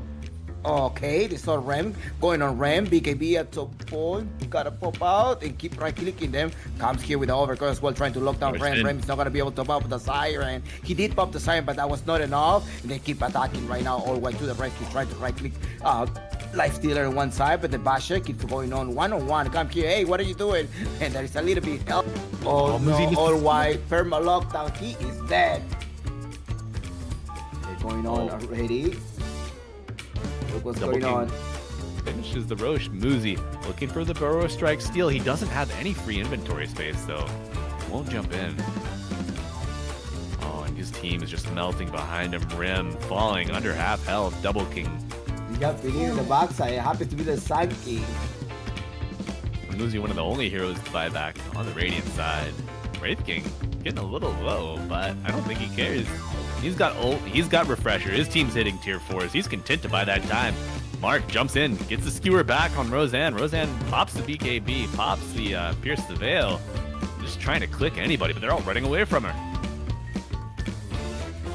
Oh, an old white back into the fray. Rim just getting stunned outside of his fountain, able to walk back. KK in the fountain, that's the second death. Old white falls. Oh, and it's looking dire for the Radiant team. Rim gets skewered back near his ancient. Will they die at the same time? Let's find out. Beautiful voice line after the beautiful song, but it's not going to be enough to save Rim as he gets skewered out of the fountain again and gets the fear into the diffusal use, but it's not going to be enough to keep him. Everyone, PPD here. Wanted to say thank you for a fantastic Season 5. This season was very, very successful for a ton of different reasons. We grew our player base and our audience significantly. We enabled a second division to participate. We charged an entry fee that everybody was on board with. That helped generate a ton of revenue for the league. And I'm excited to announce an upcoming Season 6 that will begin in the 3rd week of January. All right, so let's jump into the calendar. This is what Season 6 is shaping up to be, guys. At the very beginning, we'll jump into the player combine. This past season, the player combine was only 3 days long. Next season, it's going to be 5 days long. So that'll be from Friday the 19th all the way until Tuesday the 23rd. We'll follow that up immediately with our player draft, which will have some alterations to be announced at a later date. That's when we'll decide who's on our Division 1 teams, who's on our Division 2 teams, and something else this season is that if you aren't drafted to Division 1 or Division 2, you can create a team with other undrafted players and participate in a Division 3. All of those games are going to be happening on Fridays and Saturday nights. No more Thursday games. Sunday will be dedicated mostly to the Sunday Evening Cup Series. Another part of the league is that we're going to be moving from 8 to 12 teams next season, and as a result, we're going to have to change up how we do our mid-season events. There'll no longer be 3 or 4 tournaments for you to participate in. It's just going to be one big tournament with a group stage and a championship. So 3 weekends of group stage. You'll play 2 best of 2s each night, except for one of the nights, probably on the 10th, where you'll only play 1 game, and then we'll have to, we might have to play some tiebreakers in the evening to determine the final standings. That will bring you into a 12-team championship. That will be the top 8 teams will be in the winners bracket, and the bottom 4 teams will be in the lowers bracket, and then that first round of lower bracket is going to be best of 1. The in-house league, you can see it will begin on February 1st, and it'll run until the 29th. We'll have weekly prizes probably on the 9th, the 16th, the 23rd, and then the 29th. And then there'll be a seasonal prize as well.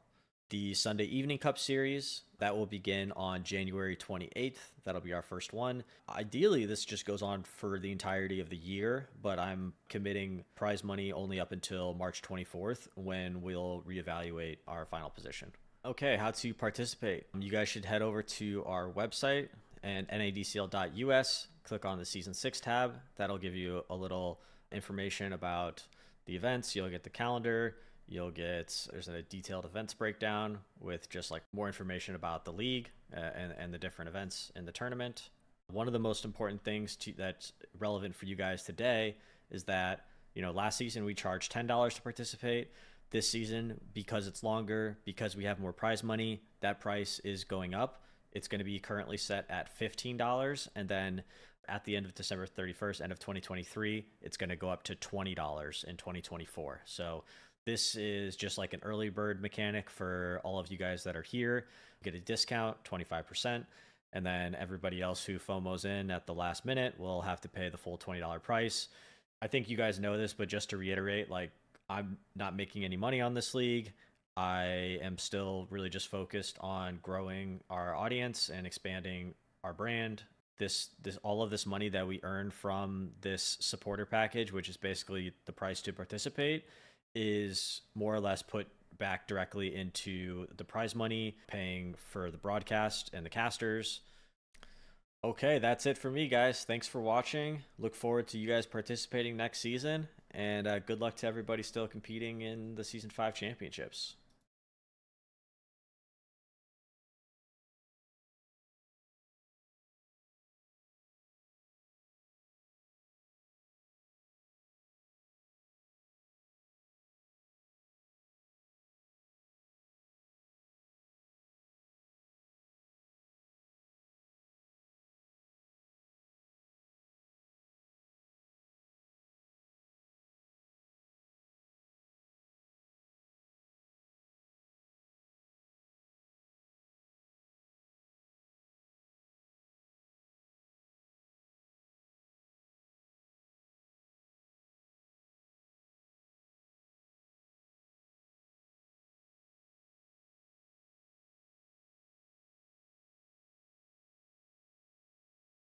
Oh no, Hussein, I think that was very, very good of you. And silence. Fierce, Immediately. just use it. You can't do your combo unless you surprise the team, and you gotta surprise the support right now. Go with the smoke and see, trying to get onto all white, but all white has the extra life, so I don't see the point going there. Epicenter goes in, Musi dies right now with the right click damage, get inside all of them. RP connects Beautiful to RP. the Huskar, and they may be able to get him. Yes, they did. Jumping required. Gotta keep going on the screen struck right now. What are you talking about? At least muerta. Nice. Blink. Half vision of Oscar. They make go. I mean, there's no RP already. Yes, RP goes instantly. Right click damage as well, but Moose is gonna come to the rescue. Goes with the epicenter, but nice to stop the trap protector. He gets rooted! The epicenter did not contain, and now all white is back to himself. Now you gotta try to escape. Gotta keep right clicking. Yes, from behind. It's gonna be double kill going in all white BKB after BKB, but that is not enough, and all white is just old. He is gone.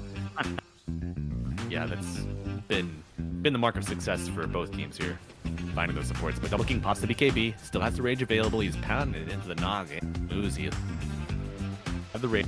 Muzi to fall on the Sand King. Double King gonna chase down Lee. It's more. They're gonna find Rim is in the river. He's rooted by Destiny. Oh no, what's going on, Rim? Has to use a song to get out. Lift him up. BKB is gonna get through in the first hit bash. Are you kidding me? No way, no way. They're hitting on Rem. Right click Rem to death. Musi to the rescue with epicenter. That is not going to be enough. They keep right clicking them up in the air. That's 4 versus 1, and Musi managed to get a burst strike stolen. And Rosane is gone from 6 seconds. Also, I want to try to spot somebody. Yes, they know they're up top. They already have sight of that. They at least saw someone. Yes, they saw. Okay, they saw Rem going on Rem. BKB at some point gotta pop out and keep right clicking them. Comes here with the overcard as well, trying to lock down Rem. Rem is not gonna be able to pop the siren. He did pop the siren, but that was not enough. And they keep attacking right now, all white to the rescue, trying to right click Life Stealer on one side, but the basher keeps going on one. Come here, hey, what are you doing? And there is a little bit help. Oh no, all white, perma lockdown. He is dead. They're going on already. Look what's Double going King on. finishes the Roche. Muzi looking for the Burrow Strike steal. He doesn't have any free inventory space though. Won't jump in. Oh, and his team is just melting behind him. Rim falling under half health. Double King. You have to in the backside. It happens to be the side king. Muzi, one of the only heroes to buy back on the Radiant side. Wraith King getting a little low, but I don't think he cares. He's got ult, he's got refresher. His team's hitting tier 4s. He's content to buy that time. Mark jumps in, gets the skewer back on Roseanne. Roseanne pops the BKB, pops the Pierce the Veil. Just trying to click anybody, but they're all running away from her. Oh, and old white back into the fray. Rim just getting stunned outside of his fountain, able to walk back. KK in the fountain. That's the second death. Old white falls. All right, welcome back to the NADCL Season 5 lower bracket quarterfinals today, where it's our second series of the day. And here with PPD, how are you doing tonight, PPD? Hey, Chompix, I'm doing good. Friday night, got some NA Dota. We had a 3-game series to start things off, so pretty excited about that. We've been seeing the Season 6 announcement officially live. I saw you purchased a supporter package already. Thank you very much. I'm haven't done too much casting this season, which, I like to give other people opportunities, but maybe I probably should have been on the mic a little bit more. So, thanks for casting with me. Looking forward to it. uh, as well. But yeah, I gotta catch the early bird. You know, you gotta catch these $15 right now. The supporter, I definitely, you know, if you want to save $5, so make sure to purchase that NADCL Season 6 supporter pack. Absolutely worth it. You can also be a caster if you want to. So that's another opportunity for you to cast as well as to play. And there's going to be a lot of in-house games. So definitely join in. Do not wait for the very last minute. But I mean, extra couple of bucks for us, that would be great. So, and there's also another donation. If you feel generous, you can also add up into your supporter pack. Upcoming next, the Honor Vanguard versus Fryboys. That's going to be a. I have a feeling that's going to be a best of game three. What do you think here, Peter? I don't know. I mean, it's hard to say if there's going to be a game three. I think a lot of times it just depends on who shows up and who's like ready to play. So it could go either way. I think there are kind of two stories being told in these series. Fryboys, they spent all of their gold on their player draft just to get Sammy Boy. And so the rest of their players are not, the highest ranked or the highest skilled, but I have seen Sammy Boy probably the player that cares the most about their performance in this league. So, I have access to all of the Discord. So I saw them watching replays and like preparing for their upcoming series. So I'm excited to see what they bring today. Whereas Honored Vanguard, I think a little bit higher overall skill across all of their players, and they've been looking pretty good in the recent events. They had a close series against Yodi Brody, I want to say, last weekend, which they lost, which is why they're here. Yeah, they lost 2-1. So they're kind of my favorites to win, but I do like seeing Sammy Boy sort of try to like 1v5 the league. It's been pretty fun. I think if you end up tipping Satman, High Shaggy, you gotta just make sure that he starts goofing around. So maybe that's gonna be the strategy here. But I think that Honor Vanguard, at the same time, they're probably like you say, right? Sammy Boy was their higher asset, and they're most likely gonna target his hero picks. Ban a couple of Faceless Boys. I don't know, Luna. These are heroes that Sammy Boy had been playing around in the season. So maybe definitely target him. And Dingus, well, I was looking for a Slaughter pick at some point, but no, the Slaughter has been banned. It's a Weaver pick so far, the Honor Vanguard, which we have seen a couple of Weaver either being a post support player, post one. What do you think? Like, why would you just pick Weaver right now instantly on the pick 8? Yeah, this hero is just very, very popular. He can fill a lot of roles. And I think one of the best things about this hero, similar to Furion, is that he can just buy whatever utility item you feel like you need the most as his first item. And so whether he's like a support, right, it's pretty easy for him to get a Solar Crest or a Force Staff or a Spirit Vessel because he doesn't really have to buy like boots the same way other heroes need to. So he's a support that's really hard to kill. He's got like built-in escape and mobility, and he can just have impact in pretty much every game, which makes him a really good early pick. How would you like answer it right now? You see a Weaver right now. I was thinking about Grimstroke, but what other thing will a Dark Willow perhaps just trying to make sure to stop him? Oh, whoa, you were talking about global presence, right? Being everywhere. So Spectre, is that the right call?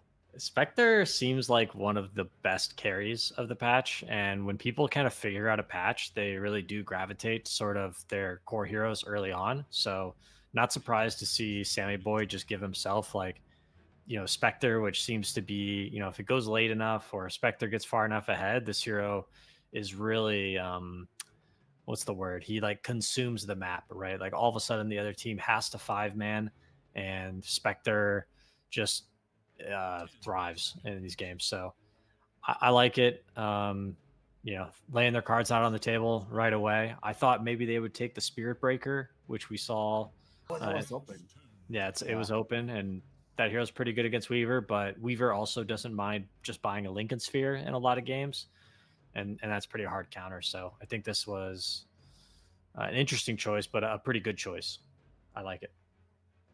The Spirit Breaker, I mean, it's still open. Do you think they are going to pick it? Perhaps the Honor Vanguard will end up picking that draft. Fryboys on their second game versus Astronaut, they were the ones deciding to play this Spirit Breaker and Weaver combo. So maybe that's an opportunity for them. Or do you see like drafting a Pugna at some point, just trying to leech all of the HP? Oh, there we go. There's the Pugna There there. you go.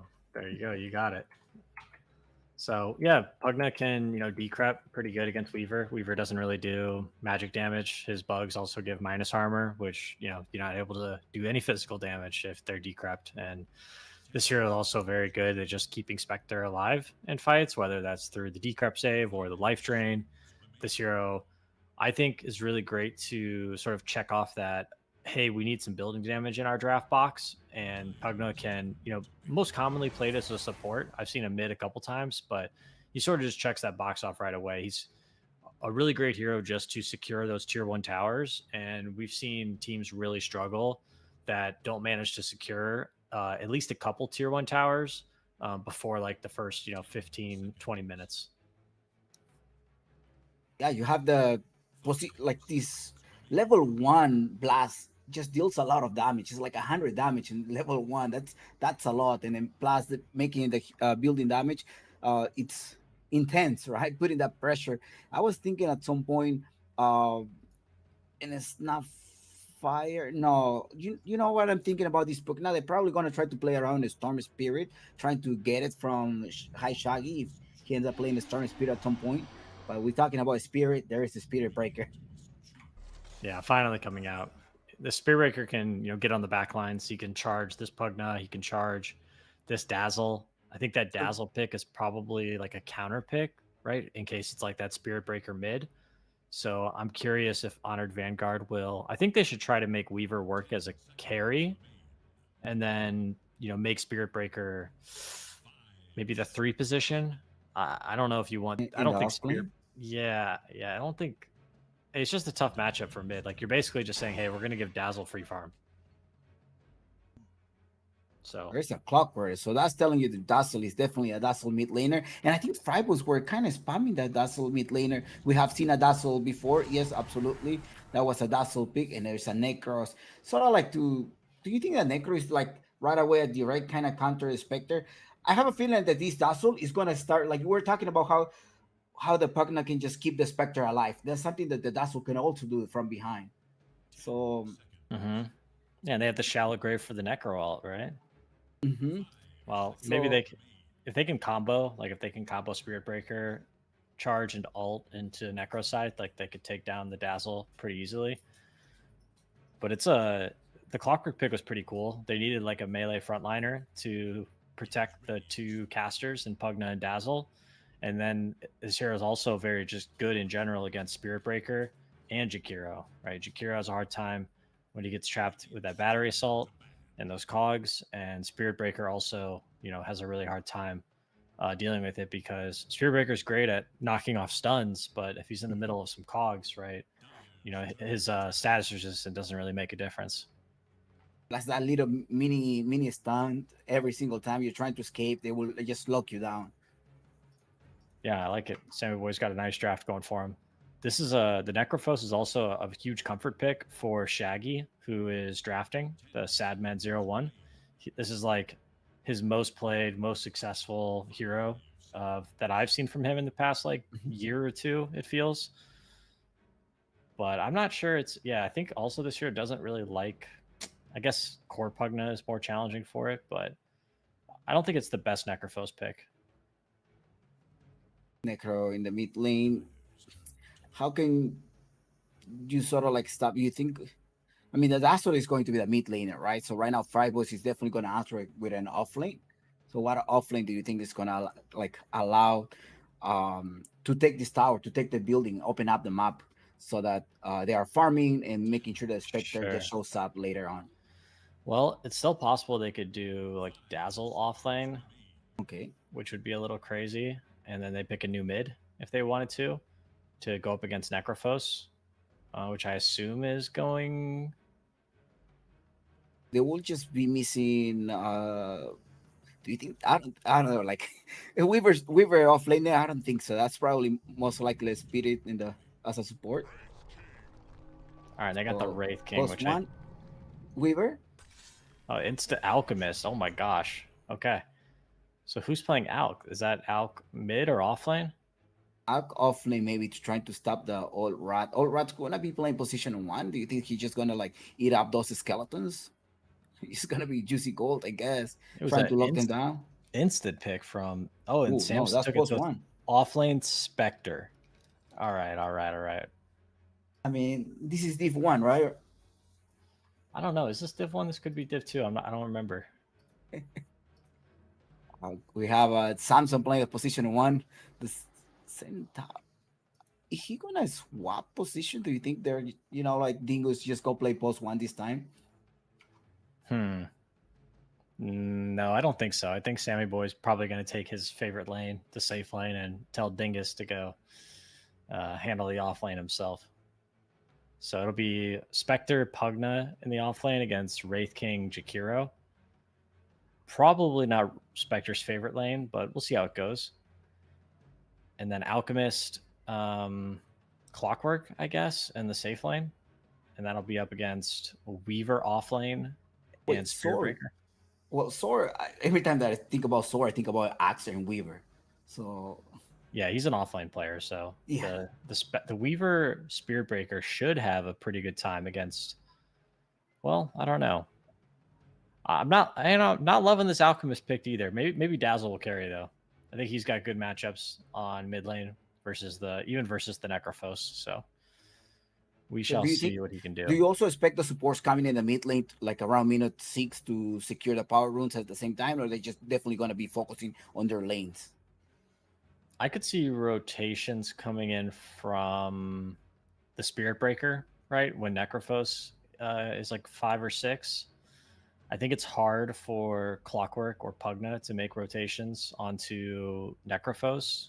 So I would prefer for them to focus on their side lanes. I think they could do a ton of damage to this Wraith King and Jakiro if Clockwork kind of starts roaming and Alchemist is able to just sort of push the waves out with Acid Spray and retreat to some neutral camps.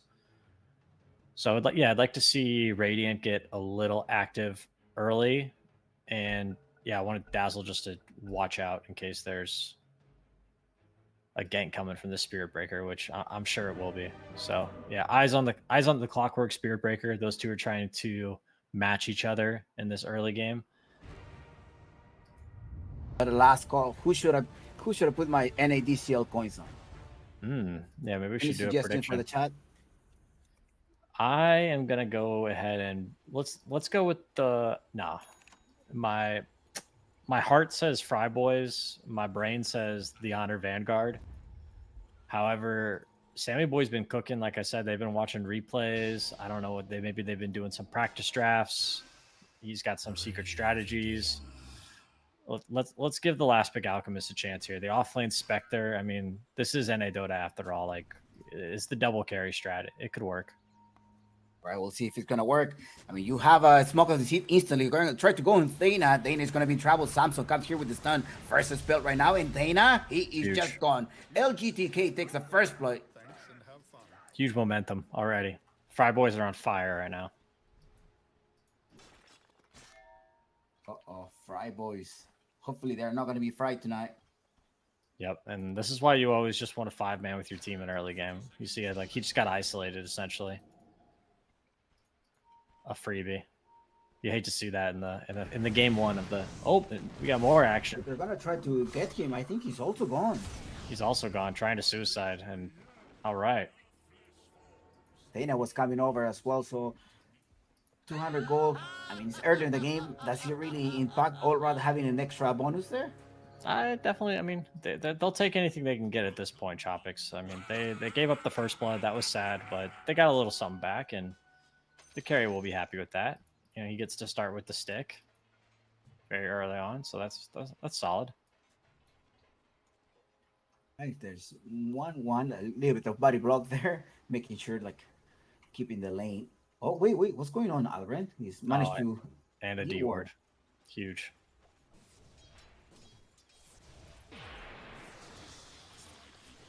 Another D ward on the bottom bar. Yes. Oh no, Sammy Boy denied it. So Radiant lost both their wards, sadly.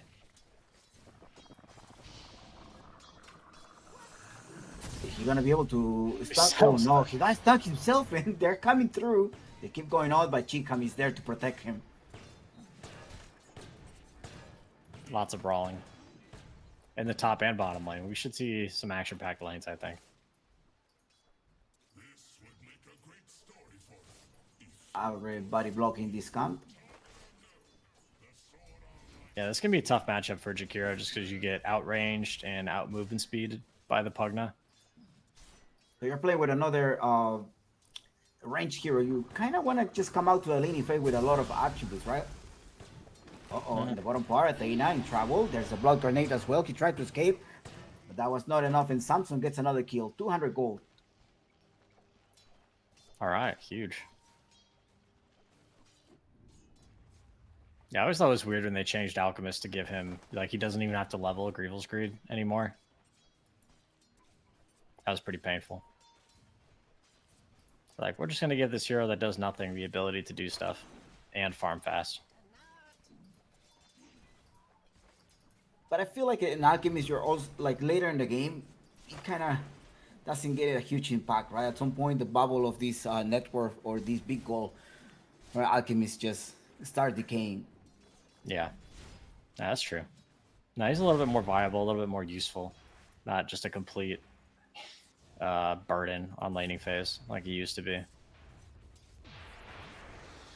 Satman getting punished by the Dazzle in the mid lane, just pushing him all the way back. 93 and the Knights was still at the expense of his HP.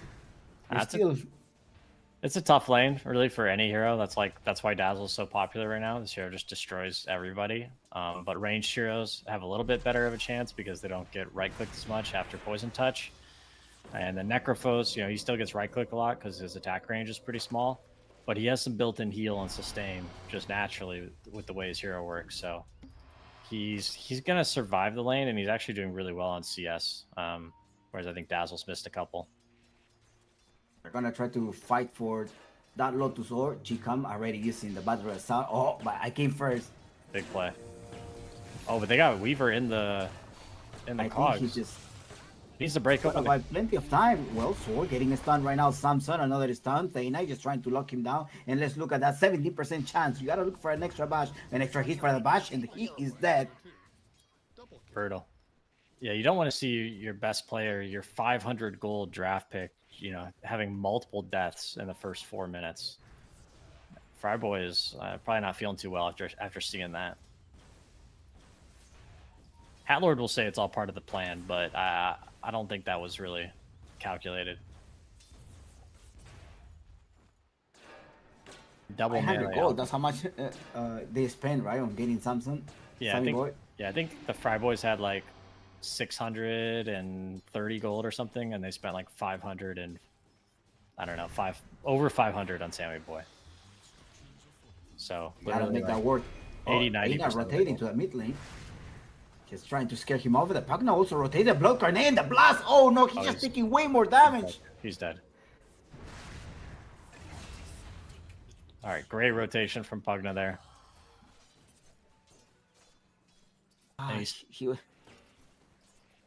He used the ghost rat and just amplify that much. Yeah, no, this hero is not that great versus Pugna overall. I said I wasn't in love with the Necrophos pick. It's just kind of a comfort pick for Shaggy. But big action on bottom. There's a huge dive from. Yes. Started rotating as well to the bottom part. So passive stick. Alive. Passive stick. Keep going on. Samson, there is the stun over there, and the Alchemist will suffer. Clockwork forgot to use the stick. He could have had the kill on the Weaver. 1, 2, 3 so far. He's got to be kicking himself for that one. Yeah, Radiant safe lane is a disaster. I can't even imagine the Sammy Boy comms right now. Like, he's like, do you think he's saying everything is fine, or do you think he's like, oh, this lane's over? Let's try to be patient. Most likely, it's like, I'm gonna carry you. Just this is fine. They have the early advantage. Just wait for me to get a couple of more items. Yeah, so you still have an Spectre though up top, which 24-3 versus. No, Spectre's doing all right, but Wraith King's definitely very happy with his free farm up top. Dingus. Can he save Pugna? Yeah, Pugna's alive. Yeah, he's alive. He's alive. I think the mid lane is now starting to favor Dazzle a little bit. So I think this is where Fryboys could get back into the game. Is like playing well around him. They're going to secure a 6-minute rune. Not the most impactful one, but it is something. It's an invisibility rune. He's gonna try to rotate to the bottom part and try to help the alchemist. No, they're way too far. Yeah, they're way too far. Lane's too push. That's what Alchemist does. But they're gonna try and get the Spear Breaker anyway. So It looks now going with the slow. That Thana has a way to escape. He does have one. The stone, ooh, coming through, managed to lock him down. Okay, there is no way out. Let's see if he's gonna deny himself. Is he? Yes. No, he did not. Sword is there. I think he's gonna be able to escape. No, he managed to trap him, and there's the stone coming over. Who will? Ooh, Samson. Go with the lockdown. Sword. Any magic stick? No. He Alright, already good. used them all. good pressure though. Big action top. They dive deep. Ooh, There's no Dazzle's- mana, LGTK. There's the lockdown. Oof. No, that was a good recovery there for the Necro in the bottom. LGTK getting locked down, and Alren, they end up trading. What's gonna happen to they will Shaggy not though? trade. The Shaggy. Allrat is also Everyone's there. here. Everyone's here. They're locking them down now, 3 versus 1. There's no way to get through him. Dana, okay, he escaped. He did manage to escape, and the tower is also destroyed. Yep. Wraith King very, very happy. Managed to survive that fight. Took the tower. Didn't get the kills for himself, but wasn't really able to participate. But Shaggy got a kill with his ult. Really good for him. And Spectre did go down. Well, Chief, okay, Dingus is gonna be in trouble. They're gonna try to lock him down, but it's all right. Does he have a first? He doesn't have an extra life. Nice, got a trade though. Got a Pugna kill.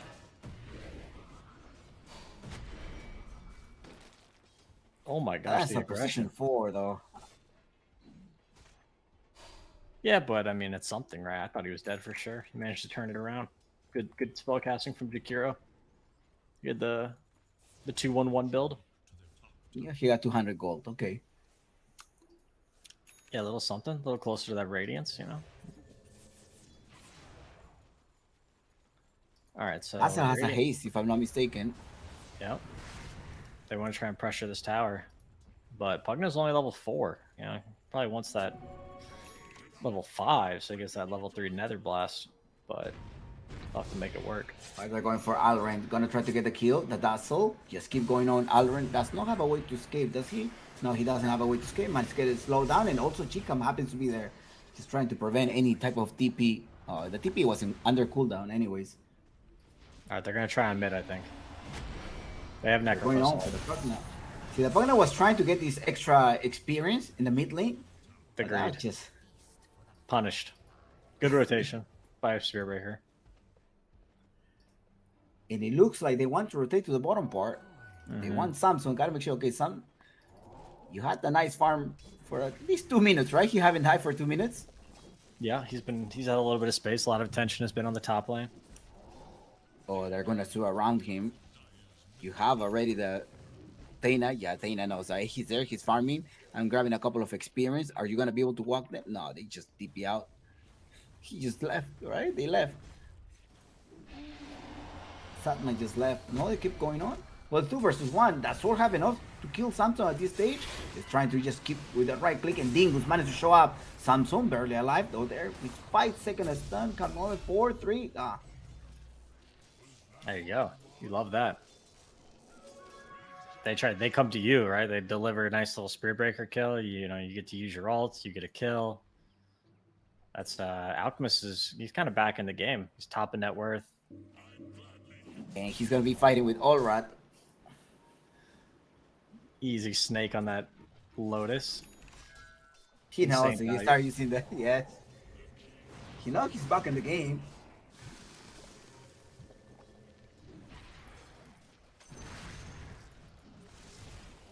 So we're having a 10 minutes of the game so far. 8-8 so far. Pretty active, all of the lanes.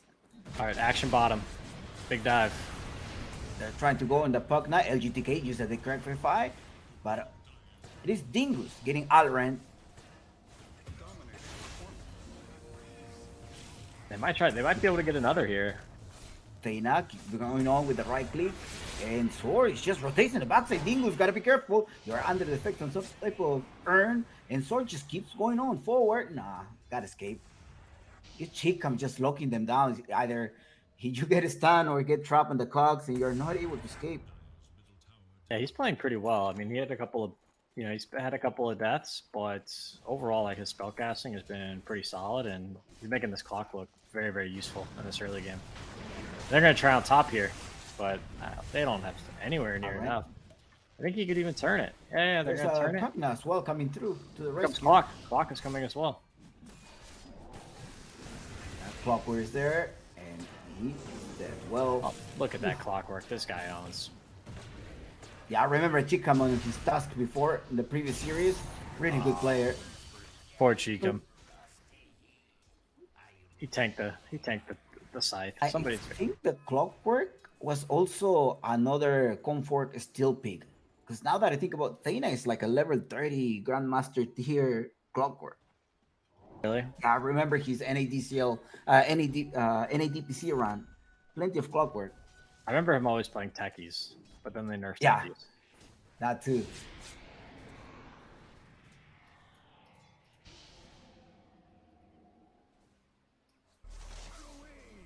All right, a little pause in the action. So this Dazzle will just go for an Aghanim Scepter. It looks like that's the next item. Yep. If you're Allrat, what would you itemize? Going for the Radiance, of course, he went for the armor of Armlet, Radiance, then what is after Wow. Radiance? Aghanims? Bought an armlet. That's a very unique item. Most people just buy blade mail. But sometimes that's like the offlane Wraith King that does that, so he's opting for more of a physical damage right-click build with the armlet. Pretty uncommon pickup, I think. Trying to kill Dingus on bottom, by the way. See, yeah, I think they may. Oh, look at Chief come to the rescue. Tahina is not gonna be able to escape. He's just out of range. But Dingus, he managed to rotate around. looking Excellent. He bad. does escape. I think he's being spotted by this little He's gonna live. bug. Here. Chikam is just locked down. He's just XDing. XDing. All right, we got. He our was first locked, and they XD used tonight. a macro fire on him. Yeah, he did get the Spirit Breaker though, And Dingus managed to stay alive. and space for Sammy Boy. I think the Fryboys are back. They managed to charge him. Sor keeps going on with the right click damage. And Sor has in a Spirit Vessel, Blightstone, and Wraith. You gotta cancel that charge at some point. I don't think he's gonna go all the way through. Free chip out of base. Wow. Big stacks. That's a huge stats. Are they gonna steal it? Do they know that? They have sight or they have seen it. It was Shaggy trying to steal that through, and it's the life Well, no. drain. Just burst him down. Chikam. They're fighting under a netherware, and it's such a cure. They just keep spamming spells and just hurting all of his teammates. Samsung keeps right clicking them.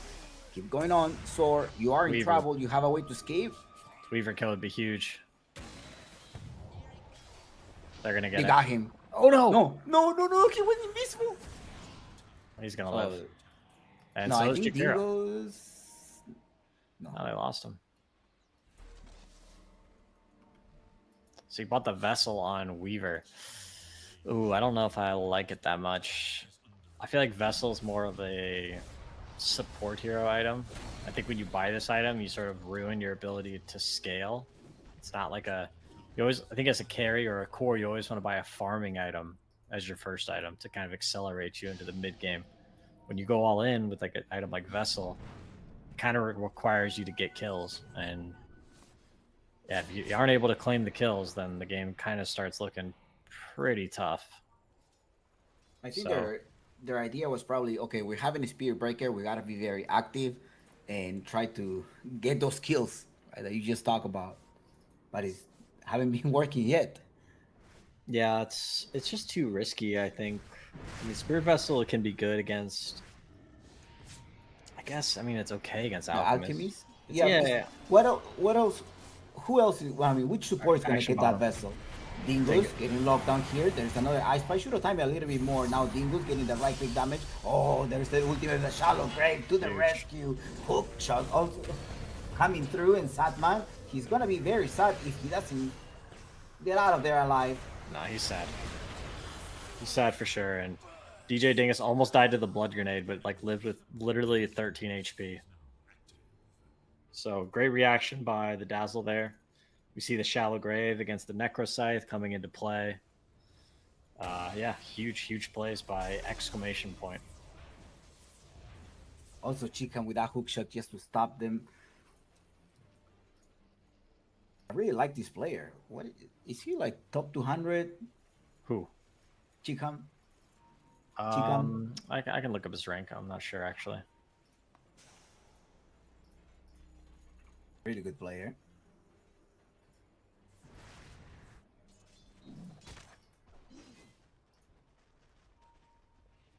Now So Dana Midas. He just needs to recover the experience. He's been roaming around way too much, and level 8 at minute 17. She goes like 7k MMR, like a little over 7k. Okay. So almost as good as me, but not quite, basically. Oh, we have an ages. Yeah, true. And not much more MMR than him. Let's be real. I blame my team though. I mean, the USC pubs, man, it's pretty rough. So, not much I could do. I know, playing as a support. Yeah, if I was core, things would be different for sure. Yeah, the issue is like when I play core, I was like, yeah, let me play core, but then I was like, I do way worse. So I'm like, never mind. True.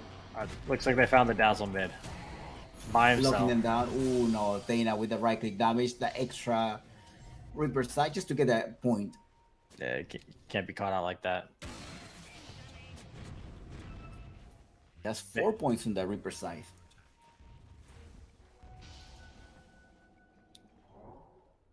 Oh, I see 4. Yeah.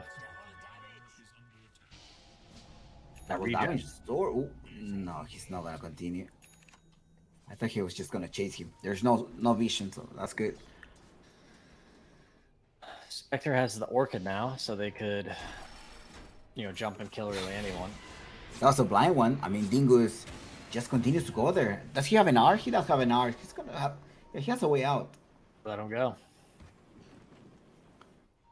They marked something up top. They're like, hey, they're going up top. They're going north. Are they? Yeah, Radiant's got to start moving, I think. It's time for them to do things. They've got Dazzle Ags. They've got Orchid Alchemy on has Spectre. a Heart of Tarask. Yep, Heart Radiance on the Alk. They're going to try and do How are they gonna Roche. kill him? I'm not sure they have to kill him right now. Like, as long as they don't lose all their buildings, like, they can wait a bit. But Dire does want to fight it. They don't have great vision heroes. They kind of just have to run in. So It's too late. They use the radar. They're like, yeah, they are the pit. Are they gonna be able to get there to contest that? it's gonna be close. Satman, It's gonna be let's close. see. No, but they are gonna be no. They don't even ward out. They're all fully HP. They're Bugs gonna on continue everyone. here. Hook shot trying to grab someone, but the macro fire just hits into 2 of them. Cheap cam. Okay, they have to probably spurs out or fight. They're fighting 4 versus 5. Although the Spectre is gonna be able to show up right now into a team fight. Now they're gonna be able to try. Alchemist is gonna get scythed. Life. He has extra life. No, he does not have the extra life. Oh, Dazzle at the Aegis.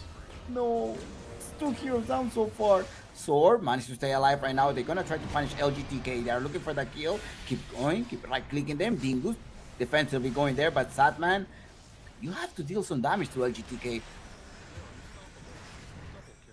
It's a disaster. The Fryboys are Got getting him. cooked. 4 heroes down at the expense of 1. Yeah, they broke formation. Sammy Boy really, I think he overextended with his run in. Everybody ran back while he ran in. And then he got isolated and there was no, they weren't playing with their Dazzle, who, was the hero with the Aegis. He's kind of the strongest hero in these fights, I think. So a little bit of miscommunication or poor team fighting from Fryboys on that one. Absolutely, because they spread out. They wait like 5 seconds just looking at each other. Are we gonna go in or not? Uh-oh, they might to grab someone. Dingus. Can you right click them to death? Yes. Dingus is dominating. Dingus the real carry. Just trying to carry Sammy Boy in this game 1. Is there such a role as a false carry in Dota? You know, like how in football or in soccer you have this false 9, this false striker. I actually don't know that. Is that a thing? Yeah. It's like the striker nobody's paying attention to, and he scores all the goals, even though he's not Yeah. the star. Yeah. All right, that makes sense. Yeah, no, I think that could definitely be the case.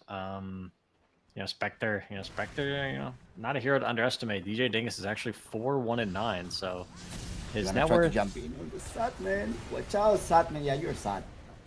Yeah, I think he's dead. he is. He is. All right, Boys are Fryboys. coming through though. 3 versus 3. They want to fight or not? No, they will not fight. And Alren just managed to escape. They want to chase him. Samson went right, and Alren is just left, just hiding He's under scared. his tower. He's scared.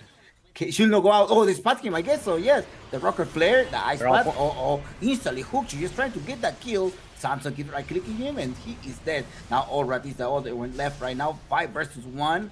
Oh no, All Rat. Now Thana is in the back, so the Weaver as well. They can't do much. The Can they? glyph. No, they are not able to survive right now. 4 versus 1. Oh no. Keep going through. LGTK blast. Ouch. Huge. Team wipe in favor of the Fryboys. And they're not getting fried tonight, it looks like. Oh, man, he jumping through. Big glimmer cape. What are we gonna see here? I think he's gonna be able to kill him. Yeah, life drain. Keep right clicking. Sadman, you are taking so much magical damage right now. He doesn't really care about that. He jumps over. Samson is like, well, Vector's Dingus back. come over as well. Try to help me out to kill them now. The macro fire is dropped right now, but they don't really care. They have so much HP. He's Look just at walking LGTK. through that macro fire, and LGTK keeps going on. Alren, do you really want to get this or not? Samson is like, yeah, I think so. Yeah, let's jump in. I do have a blink dagger. Alren is in trouble. Okay, keep going on, and Alren is dead. He left you. Wait, what? No, they Okay, got him. the radiance. Can Sammy Boy get out? He doesn't have ult. Yeah. I No think they bash? just- Pray for no bash? No bash. Oh my gosh. All right, well played, Fryboys. They are more than back now. They are ahead, I think, big time. Tonight I was just thinking about why probably this slather has been popular, and I think it's just like the 4-hit gaining bash. That's probably very OP, right? Is that why they're picking out the slather lately? I don't know. I think Slarder's just got some funny numbers going on, and his ag was really good. He just kind of destroys, I think. So Because there was no big updates for this slather over the previous Mm. patches. yeah, but the other heroes get nerfed, and then the real OP heroes that nobody paid attention to last patch come out, and now we I complain see. about them. Right now, that's Slardar. That he's a menace. But Spirit Breaker, he did get slightly nerfed, right? But people were like, "Oh, Spirit Breaker is still OP, right?" And he gets picked a lot, and for good reason. Heroes pretty straightforward. They're on Old Rat top though. Samson. Ooh, they managed to get all right First up fight. top, but also Samson in the bottom. Let's see, they're gonna be able to trade position 1 for position 1, and that's dead on the top lane. And Samson, well, yes, that is a trade on position 1, but they're gonna come here and try to take some revenge. Are they gonna be able to split out LGTK? The know Chicam what's just happening. pushing them all. They need to group up. Quite. Yeah, Radiant needs to stay Confused. together. Yeah, there's just some chaos going on right now. Chicam getting locked down. The Shadow Grave is gonna expire and he's dead. And Satman, 3 versus 3 so far. Dingus doesn't have any mana. Getting punishment. However, the Dazzle is just behind, trying to heal them with the Shadow Wave. Yeah, Dire has a good way of sort of getting back into fights if Radiant mis-executes, which was definitely happening there. You saw like Clockwork went on somebody, and then Spectre orchided somebody else, and they weren't exactly sure like who they were on. Having the Alchemist in their fights is really helpful because he says, hey, I'm stunning this person, right? And they all know just to go for that person. But without Alk, fights can be a little hectic. They don't really have great lockdown yet.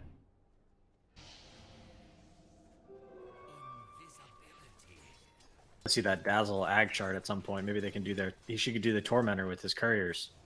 He has it, right? Yeah, it's 26. Yeah. He did it. Yeah, they should Wait, all. he haven't done that? No, they haven't done it yet. They should all just send their couriers and go get a free shard. Yeah. I guess Start to think about there's some miscommunication going on after a Russian team fight. not only the I true also- Giga Chad Dazzle players do that. Uh-oh. All right, he Up yours. in there, 3, 4. There are 4 of them. Alchemist self-stun. Kill on the Necro, big. Dire caught split pushing. On the wave. They keep going on in the mid lane as well. They're just gonna continue the push.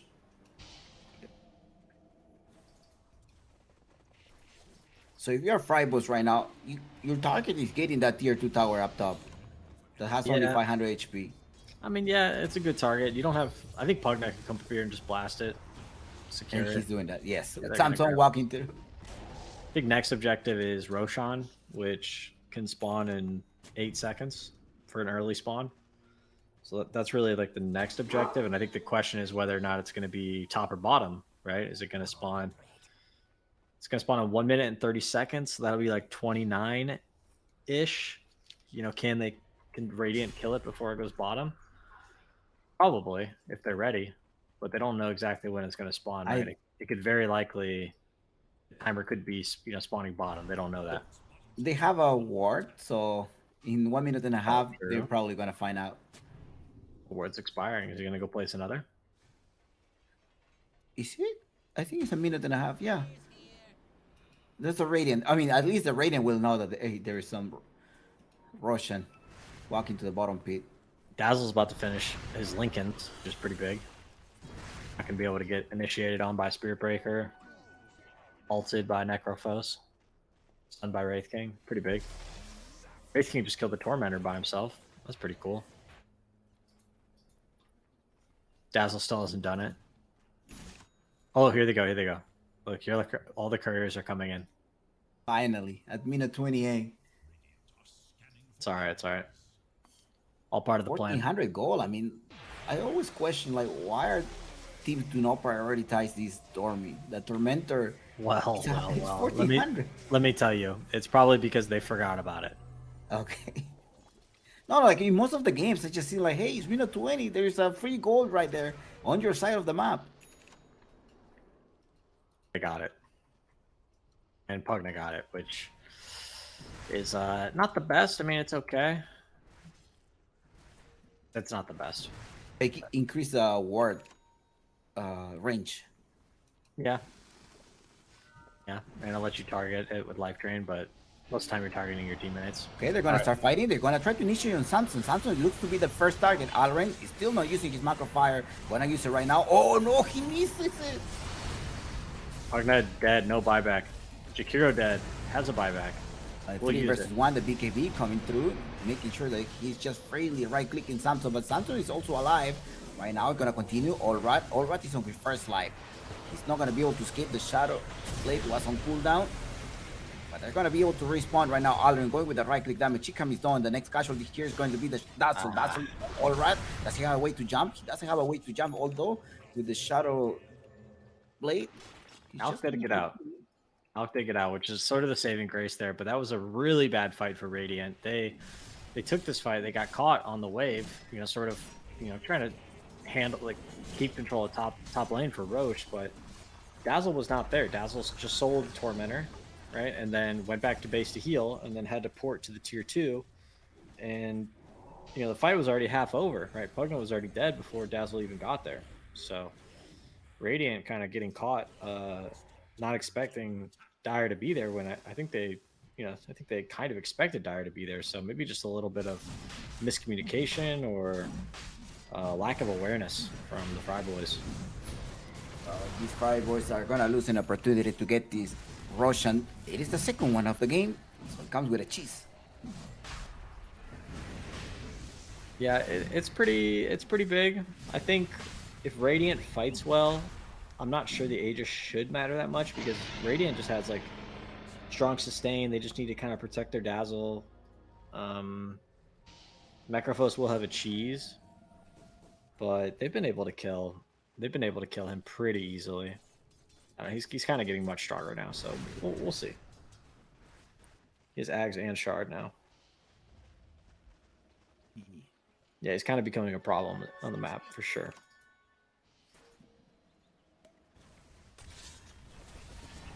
Second Roche always a big one, but it's not over He's yet. gonna try to jump on Satman. They're looking forward, Sword coming through as well, but it's just a little bit too late. No, not too late. So LGTK might to stay alive. He's alive, right? Hopefully he will be alive, and Samson's gonna here come going on Sword. Sword uses the R. Is that enough to escape? It's not Oh my enough to escape. goodness. 3 kills. All they lost was Spectre. Spectre jumped the Jakiro in the back, by the way. I don't know if we probably didn't catch that on camera. Oh, he did got him. Nullifier. No vision. Okay, no vision. So they lost the spec, but they got the other 3. So Spectre's off laner. He did Wow. his job. We don't know, right? Is I he mean, the off yeah, laner or the I plus suppose one? he's more just like a slightly underfarmed carry, I think. But a good fight for the Fryboys. Oh, they wanna jump on Taina. Does Chicken has a hook shot? No He vision. does. No vision. I seen him do a couple of blind hook shots, so I was just like, hey, go for it. Yeah. Or, you know, somebody could carry a dust. I don't know. Maybe Dazzle could, like, lose a bracer or something. Maybe not, though. What do they find? They're going to spear break it, Dingus. Dingus And has I got a think the dust. Alchemist is going to meet up at some point. Yes, going through, but there's no dust. Is there any dust? Nah, There's he no had- dust. I he had thought he was Blink going to CD. jump. He had Blink CD. He already used it to get closer. Okay. So there goes that pesky Spirit Breaker. He's really online. He got the Midas, right? Even though he died a couple times early game, 2 and 9. He's got the Shadow Blade and the Octarine now, so he's basically one-shotting creep waves, scaling hard at this point. I think when the Spear Breaker gets a Wind Waker, that's just too obnoxious in a team fight. Like, how are you going to stop that cow? Or looking forward, Samson, they're going to be able to him and instantly use the dagger. But he's managed to go back into position, but the Dazzle is getting charged. They're going to have to sacrifice someone. No, they're not sacrificing anyone. There you go. The Macro Fire on place. Keep This going is on. not bad. This is not bad for Radiant. They got the Dazzle is like well positioned. And they may be able to get Satman. Satman going on the Caprify more in the backside. You also got LGTK taking some physical damage. Oh, look at him. He still managed to stay alive. Just buying a lot of time. So Samson keep going on. Taina is gone. Yes, he is gone. All right, it's going to be the next casualty here. Sword coming through as well. Spectre stay alive. And it is just this Dazzle healing them from behind. Nobody's taking care of this Dazzle. And while the Dazzle stay alive, so does Dingus. Hex Save the Dingus. on his second life. Can they kill him again?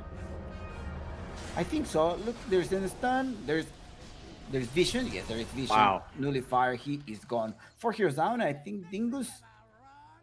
He was trying to. I heard some type of like shadow step. That's just his. That is Shadow Step. He. I don't know. You think he just used it or something? I'm not sure.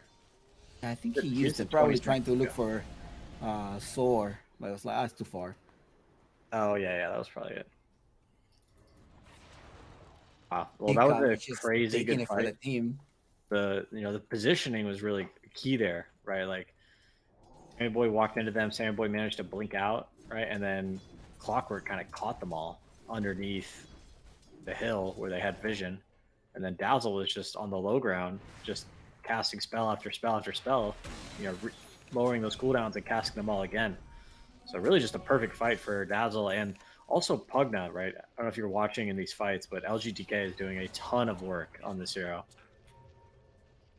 Yeah, he was buying a lot of time, right? That the carpet fight that you were talking earlier, that's gonna save him from any other physical damage. So it's like the Weaver has no way to kill him, Yeah, yeah, they have a and really hard. he's forcing a nullifier, right? It's like, okay, my work. I mean, you're using a nullifier on me. That's great. Yeah, they need to kill the Pugna in the fights. I mean, they also need to kill the Dazzle, right? There's a lot of things that need to go their way. If they don't sort of jump the back lines, or if they go on this Clockwork, or they go on this Alchemist, or even go on the Spectre, right? Like things can easily get turned around. I was thinking that this. Oh no, it's not risking position 3. It's risking post 1. So that's why he's going on the high physical damage, right? Because I was like, how about an Aghanim Scepter at some point? Or do you think the Weaver should transition into a position 1?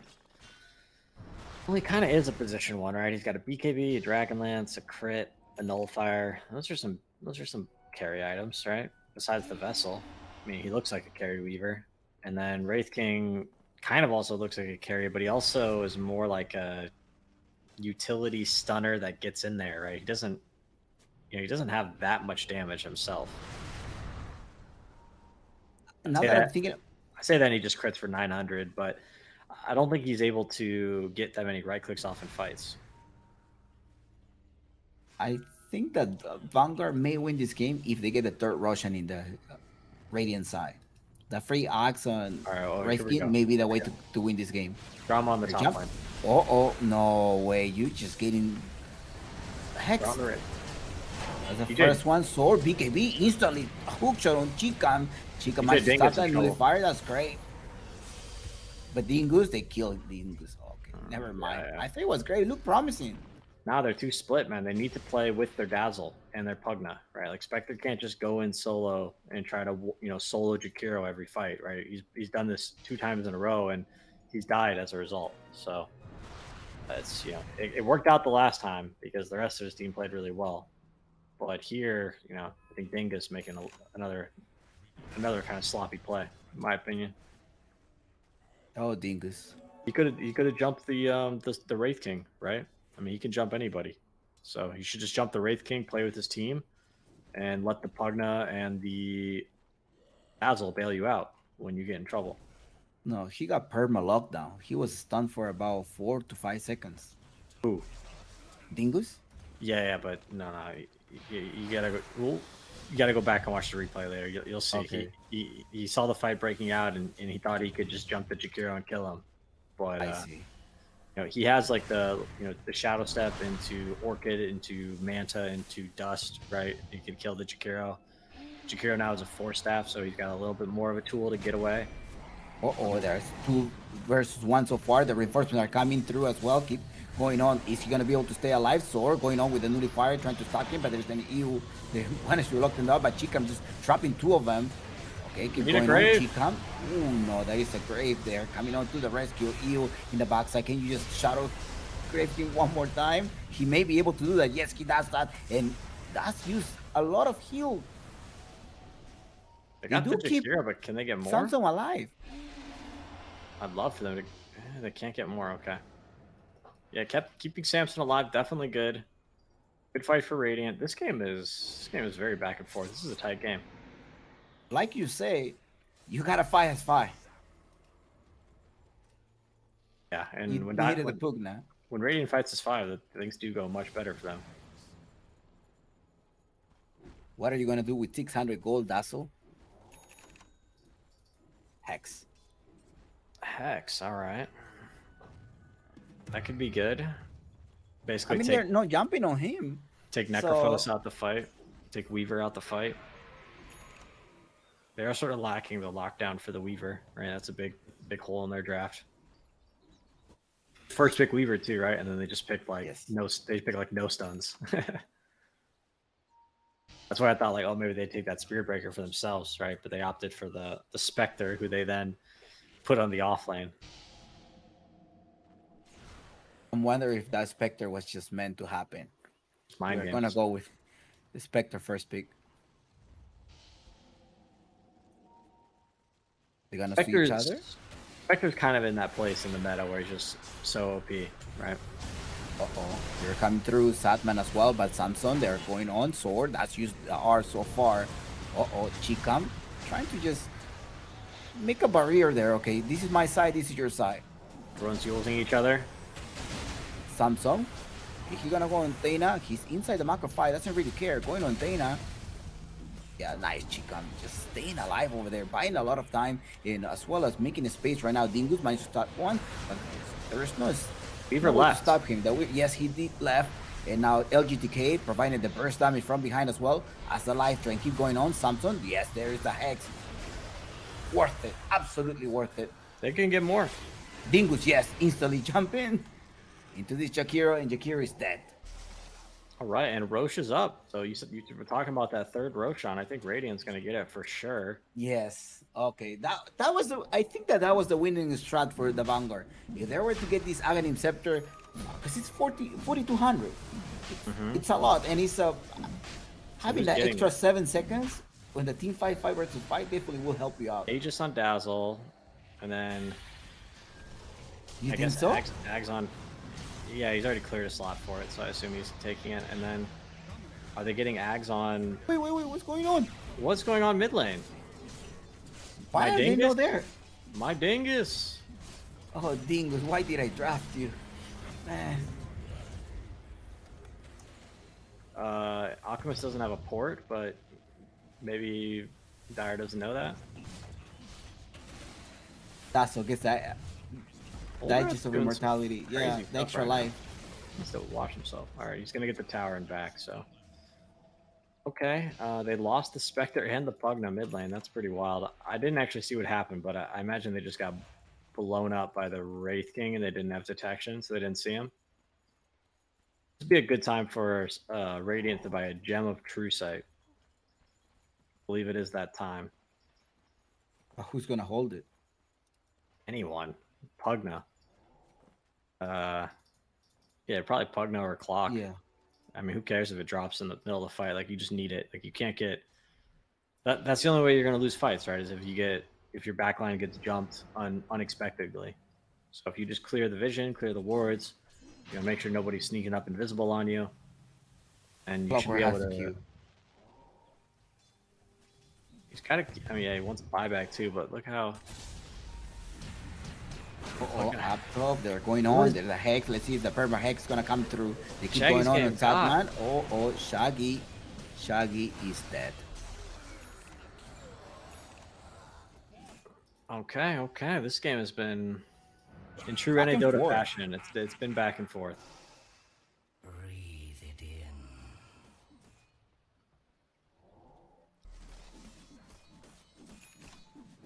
Jakiro 4 stuff. You have an Ogre Silk Totem as well on this Jakiro.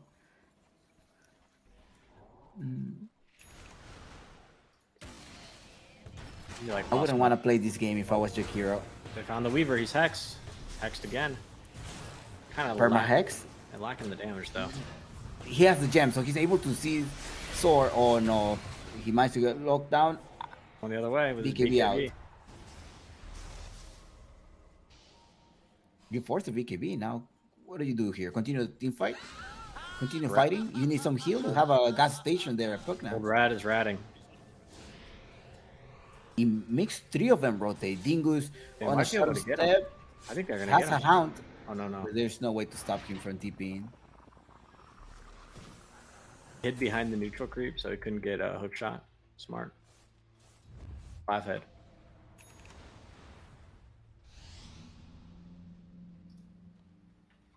Wait, Pugna has a side of ice as well. I didn't see that. Yeah, he just managed to purchase it. That's why he couldn't buy the gem. The gem is in the clockwork. Yeah, I know, but you said the clockwork Cool. 1600. Kind of wanted it, Okay. but oh my gosh, look at Spirit Breaker. It's like a missile. It just flew through him.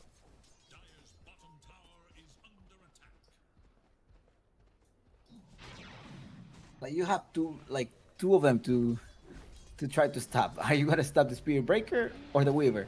Who should be your target to stop in the middle of a team fight? Weaver. I think if Weaver can't right click, then Radiant has a really hard time dying. Spirit Breaker is super annoying in the bashes. are troublesome. I don't know. It's really whoever you can connect on and kill. Right? It's like who's stunned, right? And who can we kill? So they're the same person. Okay. There's a Tormentor available? Yes, there is one. They should be able to take that. Yeah, they might want to try and force high ground with their Aegis. It's only up for a minute now, so better to, get the reaction from Dire. But the rat is ratting. The rat is ratting, but they got the Spectre who's coming. No, Dingus. Dingus, I think you're gonna die. No, he's okay. He's okay. He's got a BKB. He's got cheese. He can't die like this, and they're gonna take the fight. Yeah, they're going on, and they stop sword. They got the Weaver. Wait, maybe? BKB. Missed hook shot. Four staffs up. Nice reposition itself. There's an eel at some point, somewhere. He managed to use that eel, trying to lock him down. There's vision, so he's just gonna go down right now. Dingus keep Huge going kill. on and 1750 gold to DJ Dingus there. What? Wow. They got the melee they got the range barracks on mid, and Super melee hooks. barracks took a bunch Not of yet. damage. Yeah, just a catapult wave. So yeah, we are in rat territory for Dire. They got the Weaver, the Spirit Breaker, the Boots of Travel, Necrophos, and the Wraith King with the Silver Edge. Just kind of stealthing around, summoning skeletons, and walking away. Due to a team play, they were able to defend their bottom tower. I mean, their bottom lane at the very least. With the racks, they saved it. Mm-hmm. Yeah, they don't want. I think Radiant feels like they're in a winning position. They don't want to sort of do like base trades and trade racks and stuff, because that's really the only way they lose is if they get split up, basically. So better just to not trade buildings and find the team. He got hook shot, goes all the way there. No, the Jakir is dead. Deep initiation. He does have buyback though. Yeah, that was a nice hook. This guy's owning our clock. He's low key my MVP right now. Had him ever since I saw his task, I was like, okay, this is a good player. All right, you heard it here first. Next season, guys, keep your eyes on Chico. I'll draft him. He's got a Yodi Brody tag. I mean, what team is this guy really on? Yeah, at Another first I thought he hook wasn't shot. standing. Hook shot. Oh It no, look who's coming in with the stun. Let's keep going on. Do you have the vision? Trying to get the vision? Yes. He managed to get the vision, but he was stunned. Oh There you no! go. That Hex that came through, but that also keep going on, and he is dead. 100 seconds. He does have a buyback, but well. Another huge pick.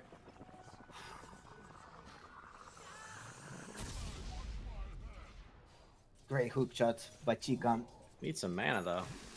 What are you doing clockwork for mana? I wonder how much gold was Chikan worth at the beginning during the draft. Anybody remembers that? He might. I think he was a Div 2 player. Wow. Oh, he's gonna get Well, that's pugged. probably why he got the Jody Brody tag. Yeah, that's probably why. So he was a Div 2 player that got picked up mid-season. Nice.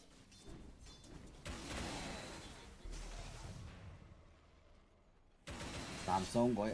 I think they're gonna try to force that buyback, right? 50 seconds. You definitely cannot afford to fight that 5 versus All 4 in on that's going Shaggy. on, and Sad- They got him. Oh, he's just pretty sad right now. He needs to buy back, but he doesn't have any buyback. Oh, Yes, they're both. Dana versus 4 right now. Gonna keep them, try to defend it, but the Hound is on. They're gonna look for someone. They're just gonna be able to take these rocks, right? Oh no, look, they got the Offensive Yules. Canceled the bulldoze. No, he's dead. 2 It's dead, just no like- buybacks. Way too many hex. Look at this tassel. Hex him once, hex him twice, jumping over the Samsung, going through as well. A little bit of vision. Chikan, yes, there you go. Another hook. Chikan managed to go for Sword force the BKB right now. And now he knows he's going for the Datsu. The Datsu used the shallow grave. He managed to stay alive. 3 heroes down, 5 versus 2. I don't think you're gonna be able to defend your base. You just gotta call it. Oh no, they're going on Dingus, going on the rat. All rat, come here. He's dead. Loses the first life. Give me high five. He managed to escape right now, but Sword will not escape. Oh, he did. Sammy's in the well. Look at the shadow that they just fountain dive there. Dingus, Dingus, Dingus. Insta buyback on sword. 20 seconds. Sandboy's going for the throne, but LGTK and Dingus are going for the barracks. Yeah, miscommunication once again. Some miscommunication from the Fryboys, and Pugna gets got. Oh no, he just gets perma locked down right now. First hex, Weaver second dead, hex, slow down, and yeah, it's a dieback on sword. I was like, okay, well, let's try to take the megas. Just in case. Shaggy is up on the Necrophos. He does have ult. Look, Chica, once again push them closer. Oh no. Lockdown after lockdown. That is a sad one. Absolutely. GG is called. And it is Fryboys that take the first game of the series. What a game. What a game. Back to back game. I mean, 51 minutes of the. It was great. Yep, that was a great game one. Surprisingly, the Fryboys came out on top. My heart was right, not my head. So congrats to them. I think both teams are going to need a little bit of a break, and we'll get into game two as soon as we can. MVP for the game one? Who do you think is MVP? It's got to be Chica. It's got to be the 5-pass slave Clockwork. You know, we're cheering for him. So absolutely. Div 2, you know, where dreams come true. You know, Div 2 players start the season. Now he finds himself competing for a top 4 slot in Division 1. One thing that people probably don't know is that you know, we have like buy-ins for the teams every season. And I changed, and last time we only had our champions, the Honored Vanguard, return. So they didn't have to like buy back in. But this next season, the top 4 teams get back in automatically. So we're trying to create like a relegation system essentially. And so the winner of this is in the top 4. So if you know, if your team wins this series, right, we'll see your team in the next season.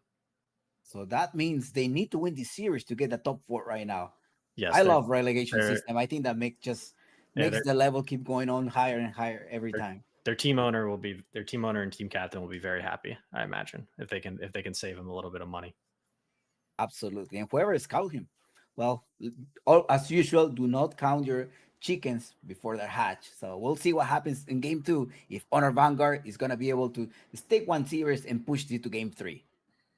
Hey everyone, PPD here. Wanted to say thank you for a fantastic Season 5. This season was very, very successful for a ton of different reasons. We grew our player base and our audience significantly. We enabled a second division to participate.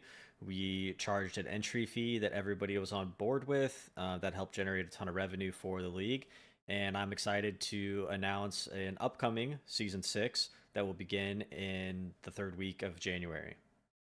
All right, so let's jump into the calendar. This is what Season 6 is shaping up to be, guys. At the very beginning, we'll jump into the player combine. This past season, the player combine was only 3 days long. Next season, it's going to be 5 days long. So that'll be from Friday the 19th all the way until Tuesday the 23rd. We'll follow that up immediately with our player draft, which will have some alterations to be announced at a later date. That's when we'll decide who's on our Division 1 teams, who's on our Division 2 teams, and something else this season is that if you aren't drafted to Division 1 or Division 2, you can create a team with other undrafted players and participate in a Division 3. All of those games are going to be happening on Fridays and Saturday nights. No more Thursday games. Sunday will be dedicated mostly to the Sunday Evening Cup Series. Another part of the league is that we're going to be moving from 8 to 12 teams next season, and as a result, we're going to have to change up how we do our, mid-season events. There'll no longer be, 3 or 4 tournaments for you to participate in. It's just going to be one big tournament with a group stage and a championship. So 3 weekends of group stage, you'll play 2 best of 2s each night, except for one of the nights, probably on the 10th, where you'll only play 1 game. And then we'll have to, we might have to play some tiebreakers in the evening to determine the final standings. That will bring you into a 12-team championship. That will be the top 8 teams will be in the winners bracket, and the bottom 4 teams will be in the lowers bracket. And then that first round of lower bracket is going to be best of 1. The in-house league, you can see it will begin on February 1st, and it'll run until the 29th. We'll have weekly prizes probably on the 9th, the 16th, the 23rd, and then the 29th. And then there'll be a seasonal prize as well. the Sunday Evening Cup Series. That will begin on January 28th. That'll be our first one. Ideally, this just goes on for the entirety of the year, but I'm committing prize money only up until March 24th when we'll reevaluate our final position. Okay, how to participate. You guys should head over to our website and NADCL.us, click on the Season 6 tab. That'll give you a little information about the events. You'll get the calendar. There's a detailed events breakdown with just like more information about the league and the different events in the tournament. One of the most important things that's relevant for you guys today is that, last season we charged $10 to participate.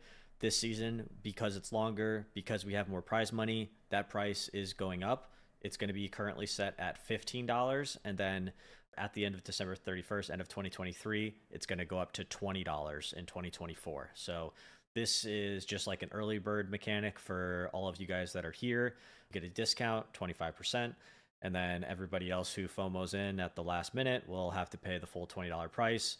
I think you guys know this, but just to reiterate, like, I'm not making any money on this league. I am still really just focused on growing our audience and expanding our brand. All of this money that we earn from this supporter package, which is basically the price to participate, is more or less put back directly into the prize money, paying for the broadcast and the casters. Okay, that's it for me, guys. Thanks for watching. Look forward to you guys participating next season, and good luck to everybody still competing in the Season 5 championships.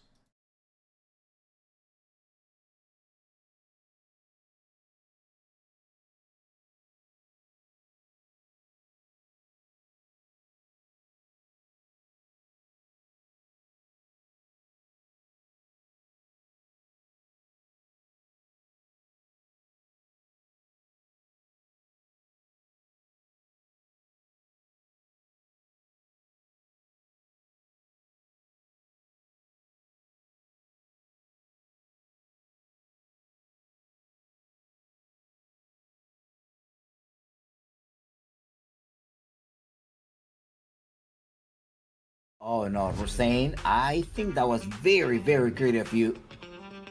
And silence. Fierce, Immediately. you can't do your combo unless you surprise the team, and you gotta surprise the support right now. Go with the smoke as he trying to get onto all white, but all white has the extra life, so I don't see the point going there. Epicenter goes in, Musi dies right now with the right click damage, get inside all of them. RP connected Beautiful to RP. the Huskar, and they may be able to get him. Yes, they did. Jumping be quiet. Gotta keep going on the screen truck right now. What are you talking about? At least Muerta. Ooh. Nice. Blink. Half vision of Oscar. They make all. I mean, there's no RP already. Yes, RP goes instantly. Right click damage as well, but Moose is gonna come to the rescue. Goes with the epicenter, but nice stop the trap protector. He gets rooted. The epicenter did not contain, and now all white is back to himself. Now you gotta try to escape. Gotta keep right clicking. Yes, from behind. It's gonna be double kill going in all white BKB after BKB, but that is not enough, and all white is just old. He is gone. Yeah, that's been the mark of success for both. All right, welcome back. We're going to be able to see this game 2, Fryboys versus the Honor Vanguard. Best of 3 series and elimination match. Go big or go home. Or for the Fryboys, perhaps is go big or get fried. PPD, what do you like this? It started so far. It is the first pick on the Honor Vanguard. Do you think they're going to try to secure a Weaver? No, well, it was banned. So, Yeah, no Weaver this time. So we'll probably see different drafts on both sides, I imagine. oh, wow, whoa, Laundred. Slardar. Meta heroes, I guess. Both those heroes were banned last time, so they opted to ban both Dazzle and Pugna, right? Which were huge problems for them in the last game. So maybe they think they can win a little more honest game if they don't have these OP backliners.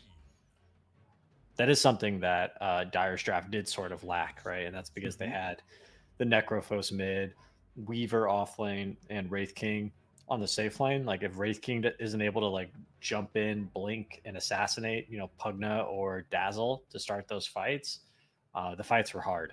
So another solution is just to ban them, which is what they went with, and they continue to lay on the support bans with a Phoenix ban as well. So I guess that is a Athena special, or no, sorry, LGTK. But I don't know. LGTK, is he getting targeted here?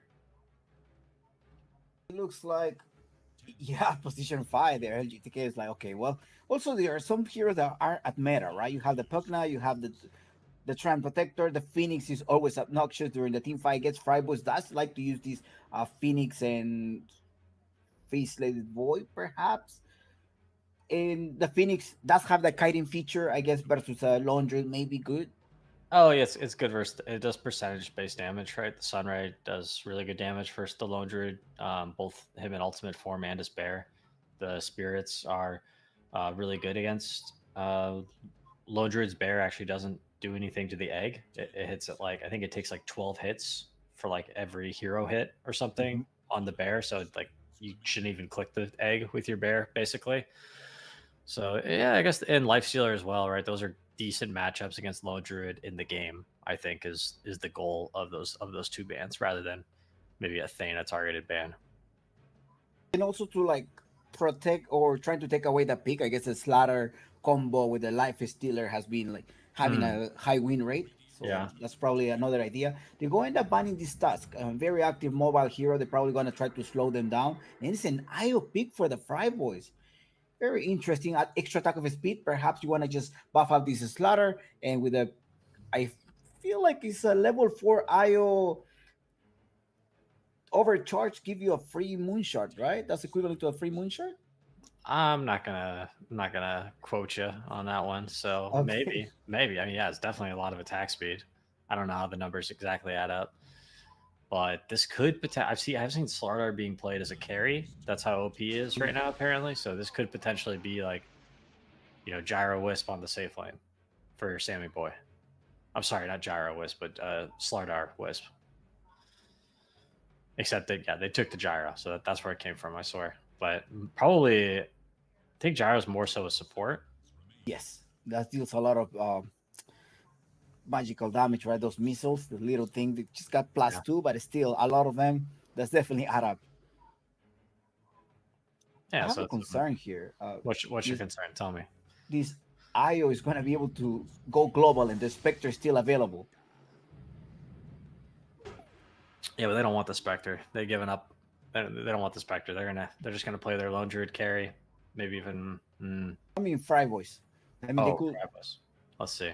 Right, they could pick it. I mean, Honor Vanguard have not banned it yet, or do you think that Witch Doctor may be an answer to protect this Spectre or somebody who's gonna get healed later on? Oh no, it's the Dawnbreaker. More heal, I guess.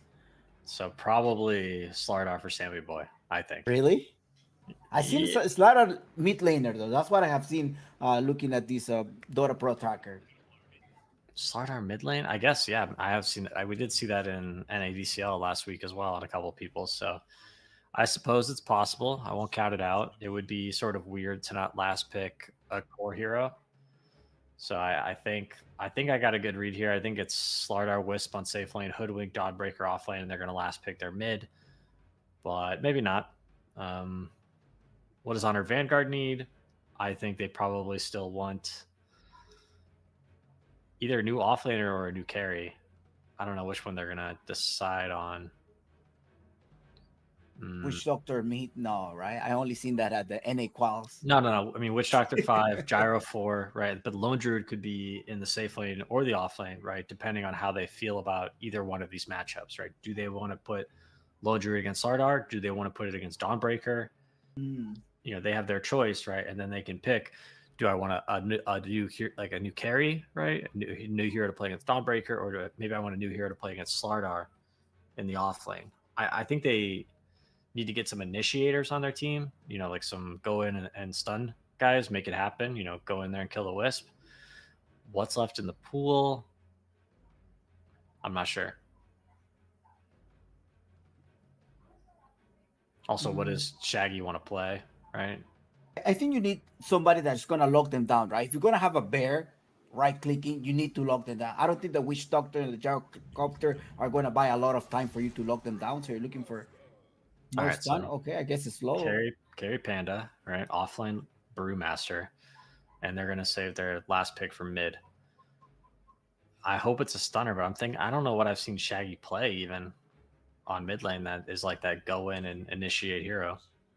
I think during the players combined, I saw him play a Witch Doctor. No way. It's not gonna be, come on, man. Witch Doctor mid, is that your prediction? Yes, he's high Shaggy. I mean, he's high. I think so. I mean, That's possible. I guess you could be right. We'll wait and see. I'm wagering to bet other. I think otherwise. I think they're gonna pick a new mid hero. They ban Necrophos. They ban Quap. There's no you more think Invoker. Spirit will be great then? Fryboys, they bind the Queen of Pain, and I think Void Spirit's fine. I think Void Spirit's kind of a weak hero overall. If you don't have Grimstroke, I think Grimstroke makes it playable. But you know, I think if you just need the hero to make stuff happen, I think it's a fine pick. So Lina gets banned. yeah, Lina can destroy melee heroes, and Radiant doesn't really need any more melees, right? They can really counter pick with their last pick mid. So it makes I think you just want to hear that's going to buy a bot on clear waves. So Void Spirits, I don't really believe in Storm. I don't believe in Ember. Pangolier could be 6 seconds on the fine, but draft. Pangolier is not the most common hero amongst players that are not like pro mid laners. Spirit, Yeah, Ember Spirit. and Meepo. Meepo. So is that a Sammy Boy Meepo? Dude, we Yeah. are Sammy Boy, man. This guy's a crowd pleaser. He's just here we go. Last pick Alchemist. Now he's got last pick Meepo. And a mid laner Slaughter. Yeah, that's a good matchup for Slardar on mid. He's gonna do pretty well versus Ember, I think. I still think that Honor Vanguard does not have enough lockdown. I think the LGTK from a really good position, he's gonna be obnoxious. Well, good. It's getting late, man. I'm getting tired. You know, it's 2-0. It's I would not necessarily mind a 2-0. I would be down, but I know everybody probably wants a third game. You know, Grandpa PPD needs to get to sleep, so we got a big day ahead of us as well. Tomorrow's our three series day. I'm sure Pop Tart's looking forward to that, of course. Yeah. Are you casting anymore this weekend? I don't think so. Right? I'm always on call. Always on call. I love that. Yes, like on the weekend. I mean, I know Friday I have a reserve for NADCL and sometimes Wednesday or Thursday for Division 2. But on the weekends, I'm always on call. If you need me, I'll make sure something happens. Amazing. So, Samsung and a Meepo. Yeah. 2-0. Let's go for the 2-0, I guess, to call it a day. I mean, Popstar didn't want to wait for me, so I'm not in lobby. But yeah, thank you, Popstar. Thank you, Pop Tart. No, we Like, are he's like, I'm done. You gotta finish up this game 2-0. the players I'm not gonna are wait any time. Yeah, the players are busy. Sammy Boy, he said he needs the 2-0. He's got to go pick up a friend at the airport. So, we gotta get moving. So he's got the Meepo push strat most likely coming out. He probably has his scripts at 5 a.m. as well. Last time he was casting with us, he was like, I gotta weed, bro. Okay, never mind. He was like, I need to play some scream at 7 a.m. in the morning. No, what? Same. I guess yeah. Maybe they were scrimming some EU teams. Yes. Well, good for him. Sammy Boy, he's close, man. I feel like he's really close. Like he's a great player. I love that he's playing in this league. I think that's like, I wish that more of the other players would sort of see the opportunities to like support your community by participating. But we'll get there. But Sammy Boy, he sees the vision, he believes in it, and I think his personality is a little too tough for some people at times. He's very what's the word? Outspoken, right? But you're a very good player. Very good player. Yeah. Also a great analyst. I learned a lot from him last week as well. So we're gonna have a big fight here. Playing, or as well as there's a fight starting right now. But who are they going to focus on? That is going to be a Dingus dead. Oh, Dingus, you got to run away from your life. That is a dead Dingus. And it's Satman, the one that managed to take the life. Exclamation mark. Slaughter getting it slowed down as well. Satman is like, hold on, let me take a second. Let me just eat a tango. And yeah, he's dead. They were thinking about a double kill. Yeah, they were thinking about just leaving him dead. They were like, maybe we just leave him. He has no HP, right? Can't come back so that would favor him in the laning, right? In the lane phase, just getting extra. I guess they gave it to Shaggy. So Shaggy literally got 2 kills, right? So he better win mid. We'll see. I mean, it's a 2-0, but on kills, just now on kills. Another 2-0 that we're waiting for. Uh-oh. Getting trapped right now. Alren. I have a feeling Alren, he's from Blue Pikachu, right? Yep. That's probably the tag. BP. Blue Pikachu. Oh yeah, yeah. Blue Pikachu. That's a very very old NA North team, American. yeah. Yeah, very old NA team. Not.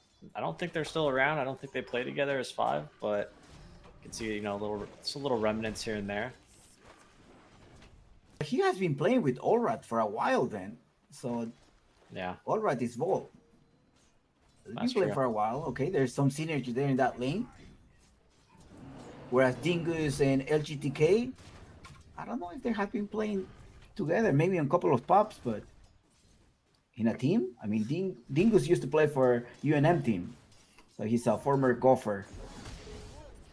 former golfer. Is that what you said? Yeah, golfer. Yes, I'll go Gophers. Yeah, the UNM, University of Minnesota. Oh, you. That's how I met Dingus. Yeah, I met him in person. Oh, you guys know each other. That's kind of Yeah. cool.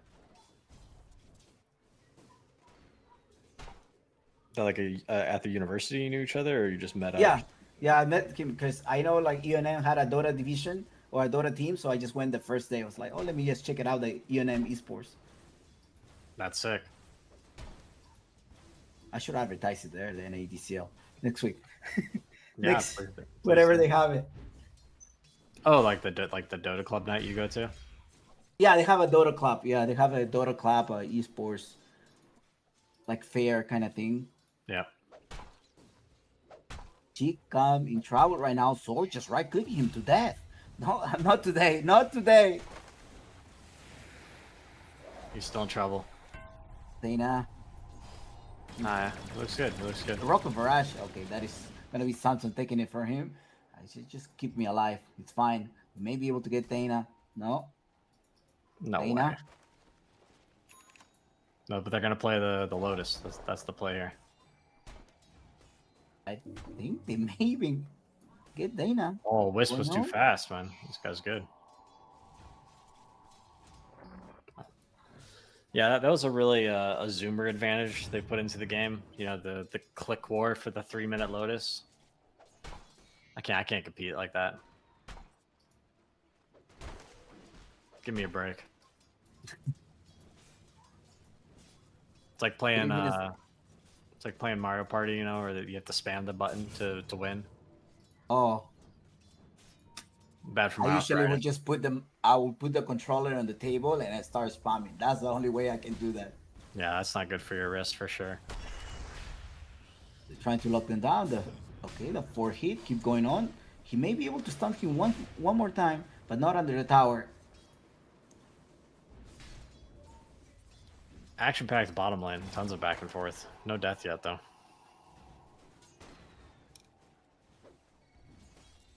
What are the odds? What are the odds the Sammy Boy Meatball is just a complete bust and Radiant just gets destroyed?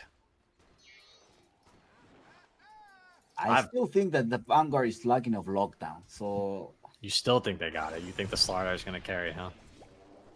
yeah, I don't know about that, man. He's kind of getting destroyed on mid. Shaggy did not disappoint. The 2 kills that he got, first blood, and the bonus. He's got the max slight build. He's got the Blightstone. He's kind of hurting the Slardar, who traditionally doesn't really take too much physical damage.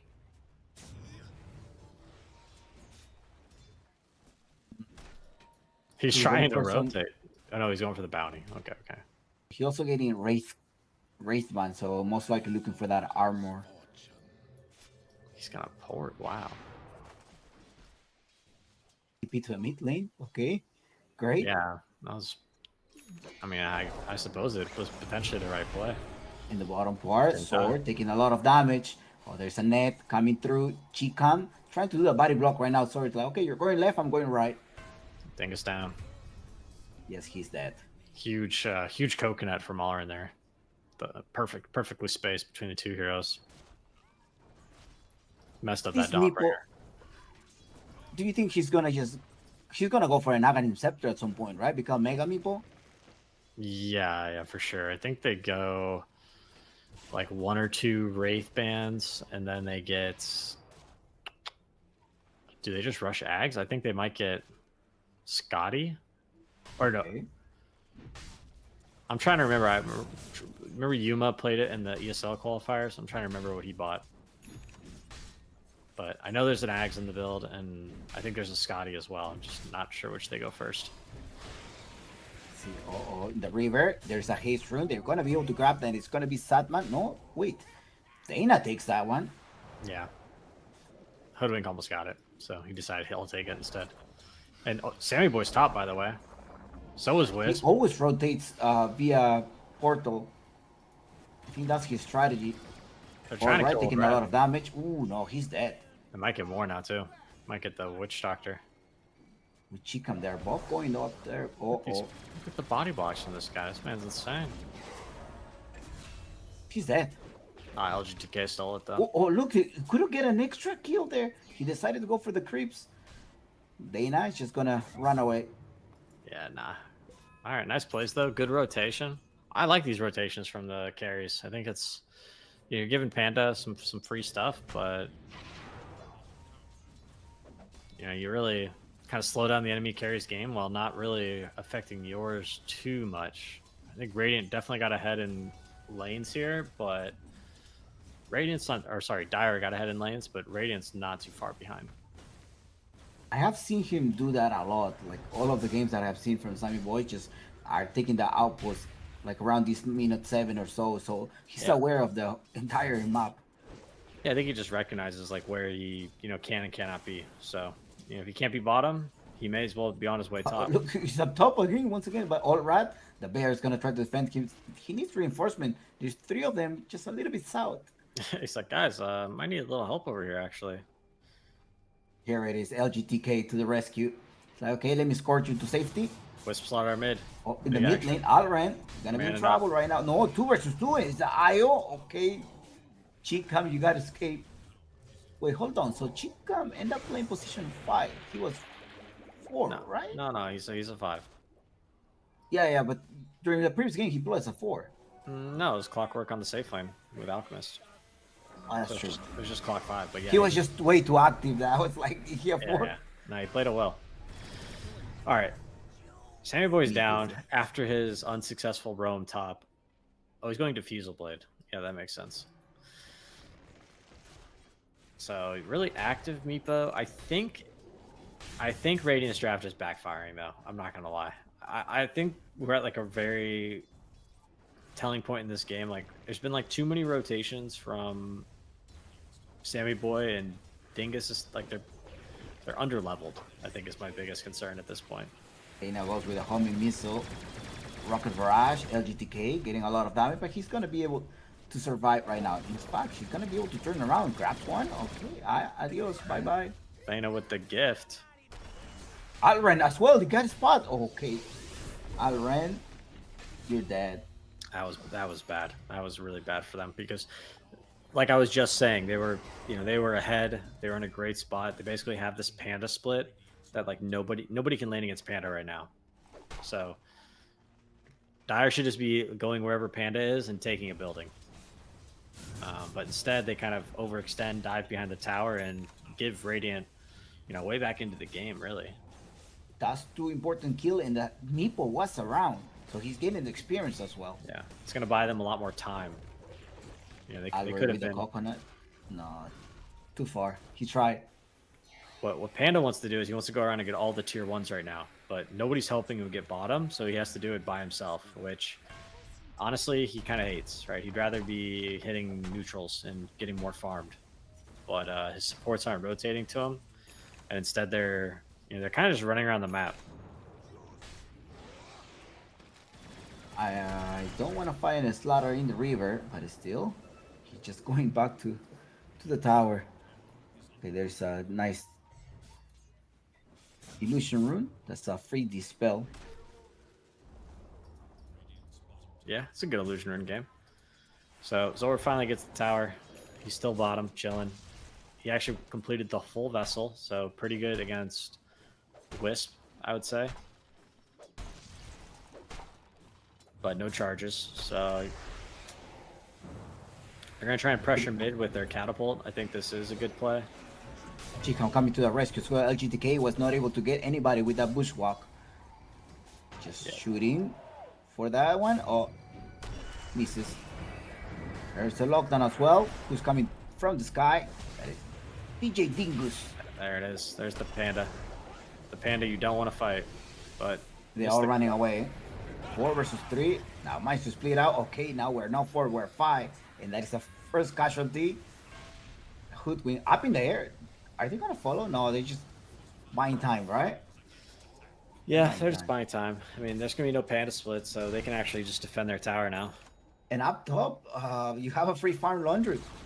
Yeah, he's gonna get that tower. So the Radiant's definitely starting to feel the pressure. I'm worried because they don't really have any team fight on their draft, right? They're very reliant on these like Meepo item timings and kind of a tall order.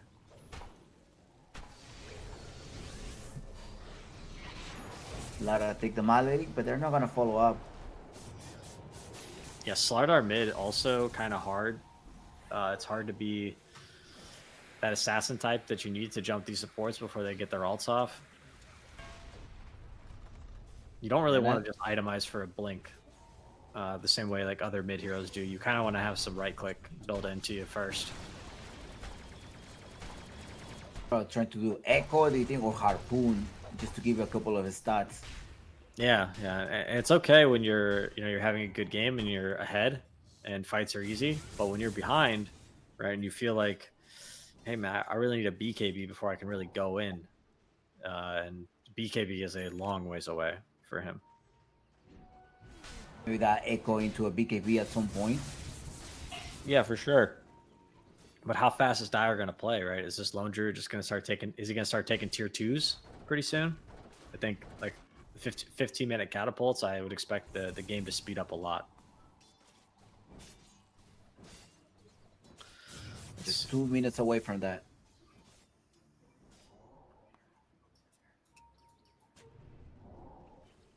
He come putting a ward. They do see Satman. And There's no more... Sorry, I was going to say there's no more objectives for Dyer at the moment, so they're really just trying to maximize and farm.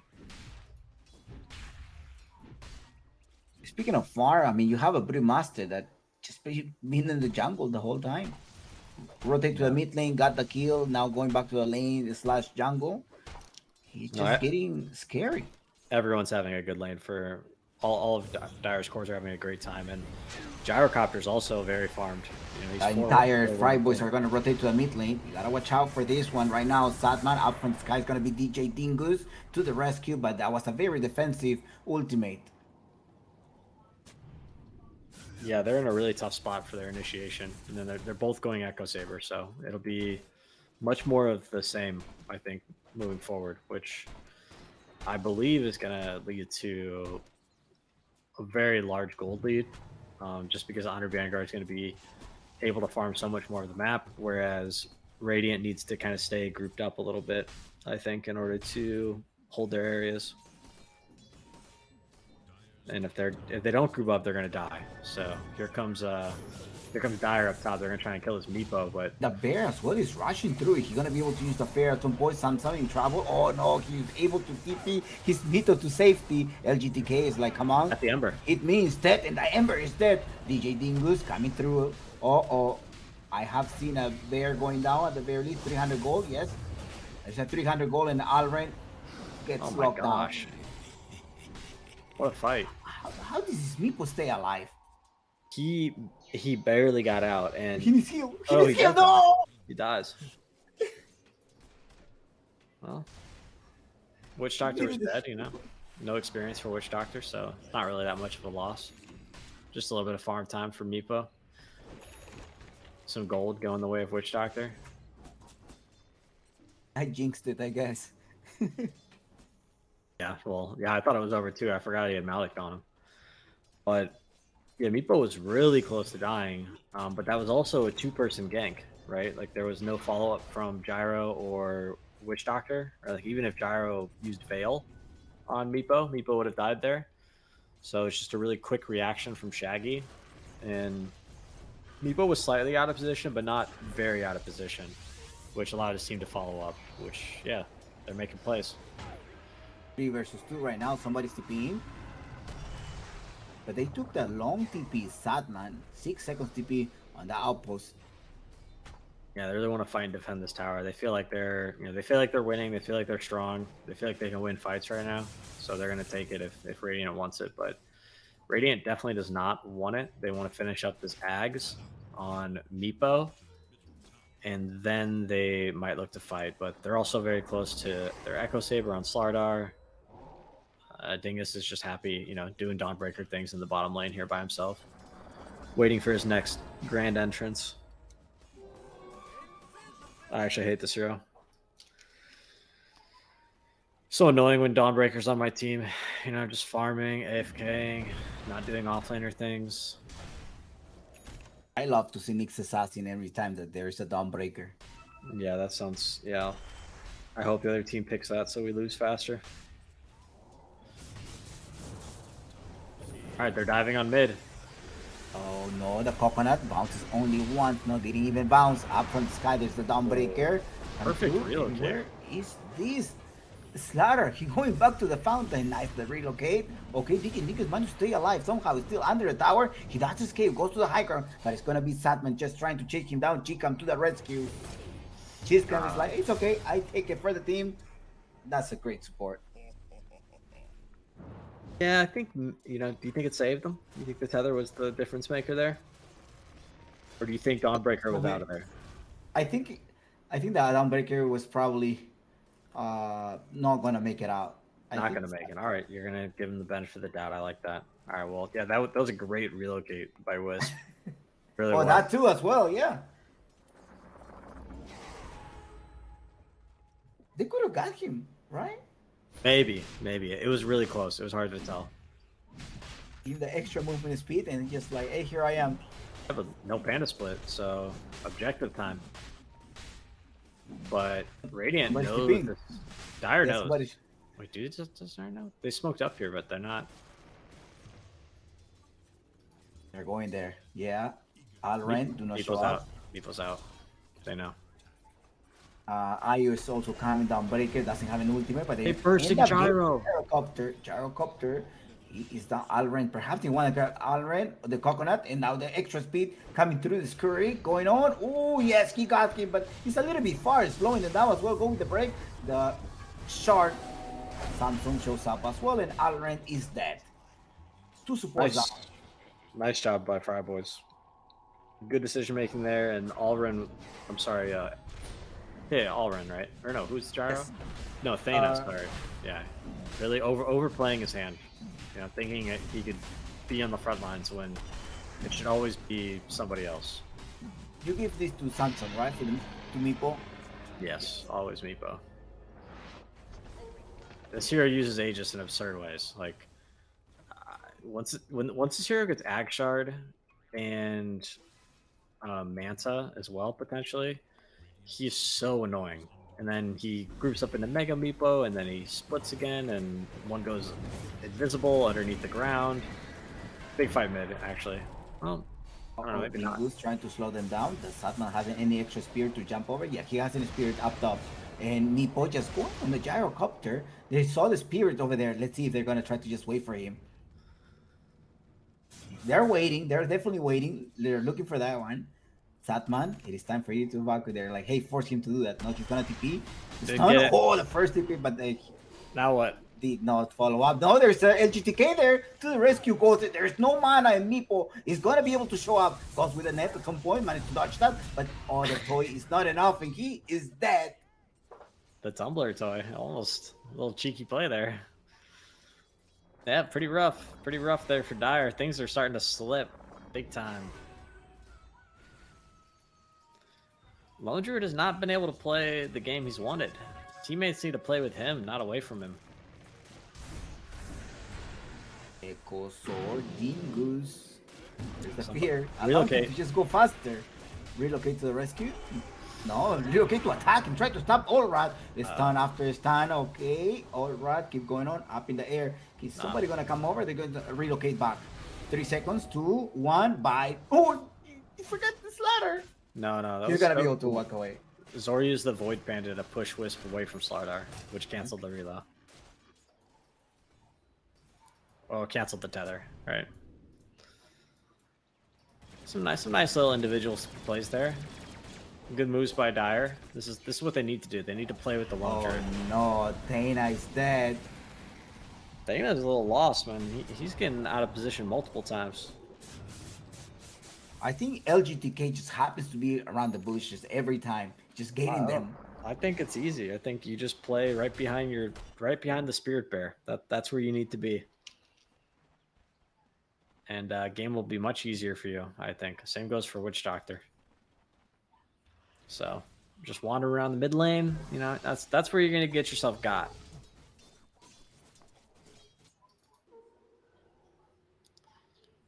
So Dyers, let's see what's going on. We got any item times coming up? Harpoon completed for Lone Druid. That's pretty big. Probably gonna wait out that Meepo Aegis though. That's tough to deal with. Killing Meepo is hard enough. 2 extra minutes. Yeah, killing Meepo is hard enough. So let's wait for that Aegis to go down, and then maybe you can kill him once. Actually, now they're gonna smoke. 3-man smoke to top. I think there's no objectives for them to run at, so it's all just they got to find a support on the back line, really. There it is. There's your one of them. Forced That's up, your trying kill. to escape. Nice bushwalk, and he just looking for the tree. He's looking for the tree. There's a net. Oh, another net just in case. Yeah. And they want to take the triangle or no? They at least drop one of the wards in sentry.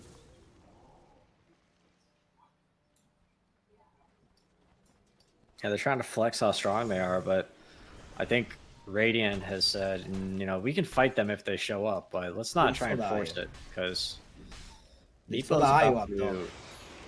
about to complete a hex. So I've pretty much called all of these items incorrectly, by the way. Shows how much I know about Meepo. But hex is now completed, so he can pretty much solo anybody. Maybe not Lone Druid, but At Sadman. Look at Sadman. Uh-oh. There's a hex. Burn all of the mana. Bushwalk following through. Perma lockdown.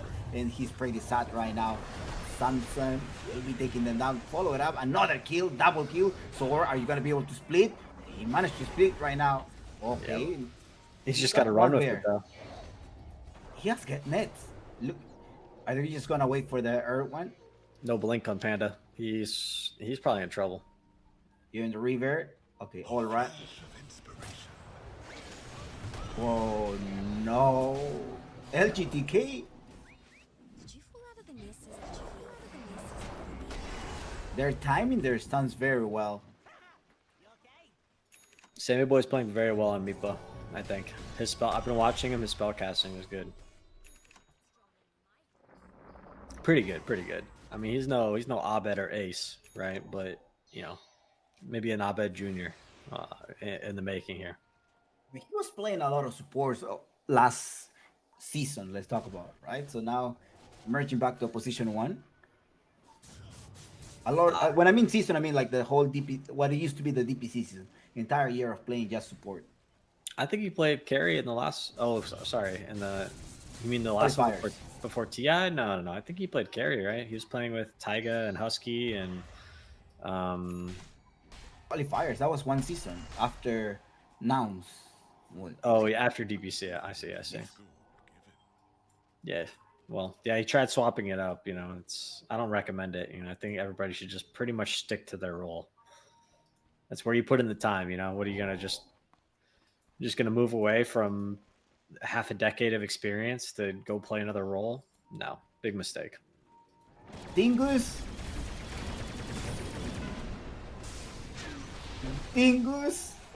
My Dingus. These greedy Dawnbringers. You can always find them just AFK farming down here. This is where they live. Yeah, because they're like, I can always go to a team fight at any time. You don't. Cast I mean, my spell. Everybody thinks they can farm the office spot up here. Private office for AFK farming. LGTK with the lockdown, 2 of them managed to get there under the bushwalk, and the Slaughter just going through the big bear. The bear is down. So is the support in the backside. LGTK just buying a lot of time. That bears are chasing him, but it's 3 Slardar healers now on each side, right? Dawnbreaker gonna show up at some point right now. Samson comes here trying to clear this out. He going there with the net. Gonna use the Hex at some point. Trying to keep going on. Right click him. Satman to death. Satman. Oh, that's escape. Up in the air. It's the DJ Dingus with the lockdown. That's a dead bear. The panda. Yeah, sorry. The panda. Panda. Well, panda is that a bear? Who? The panda. Yeah. That's another bear. Yeah, panda. Booty master. Yeah. It's in the bear family. I think. I'm not a biologist. We're not gonna discuss about what Weaver was, a grasshopper or something that I think Malibu got going on. A grasshopper, huh? He's like more of a cricket or a roach. Yeah, that was a whole That was discussion. the whole like- thing. All right, I missed that one. Good to know though. All right, yeah. So Slardar just destroyed Lone Druid. That was pretty crazy. Old Rat was not ready for the burst. However, Salmon Boy didn't actually have a TP for that fight, which is why it went so well. But we've got another fight going on. In the river, I don't want to fight a slaughter in the river. But they are going to fight that. Sadman just keeps walking on through the river. Samson shows up, locking down the Witch Doctor. Witch Doctor gets thrown down. Dire supports are just doing the board. It's crazy. It's slowing it down. The harpoon. Get him slightly closer, but now it's going to be all right. Right click in the slaughter. Slaughter is still alive somehow. Yes, he managed. No, he's dead. So is the Dire team, I guess. It was It's the insta buyback on the Witch Doctor. Sor does not have any split, and Sor is dead. No Samson is still alive. He's gonna look for that kill. He wants the Ember Spear. The Ember Spirit is dead, amplifying the damage. What do you got here? What's Auron got? He's dead. Yeah, Got the wisp. it's delaying. He's dead. These Samson fights are very good for Meepo. and Meepo going for Thana.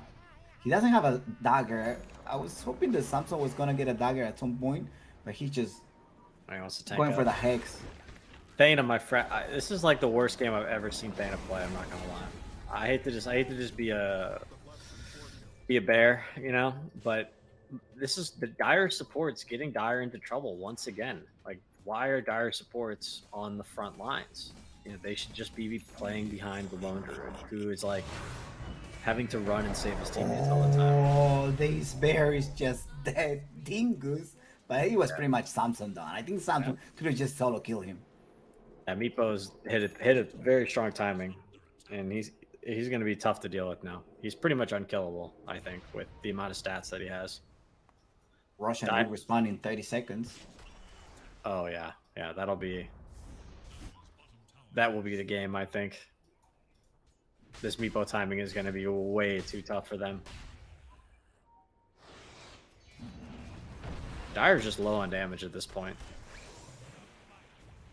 Meepo just gets like this. Look how far Meepo is. He has 22,000 net worth. I mean, he has 12, 2, and 10, right? So, I mean, deservingly so. He's got a ton of kills, ton of assists, not many deaths.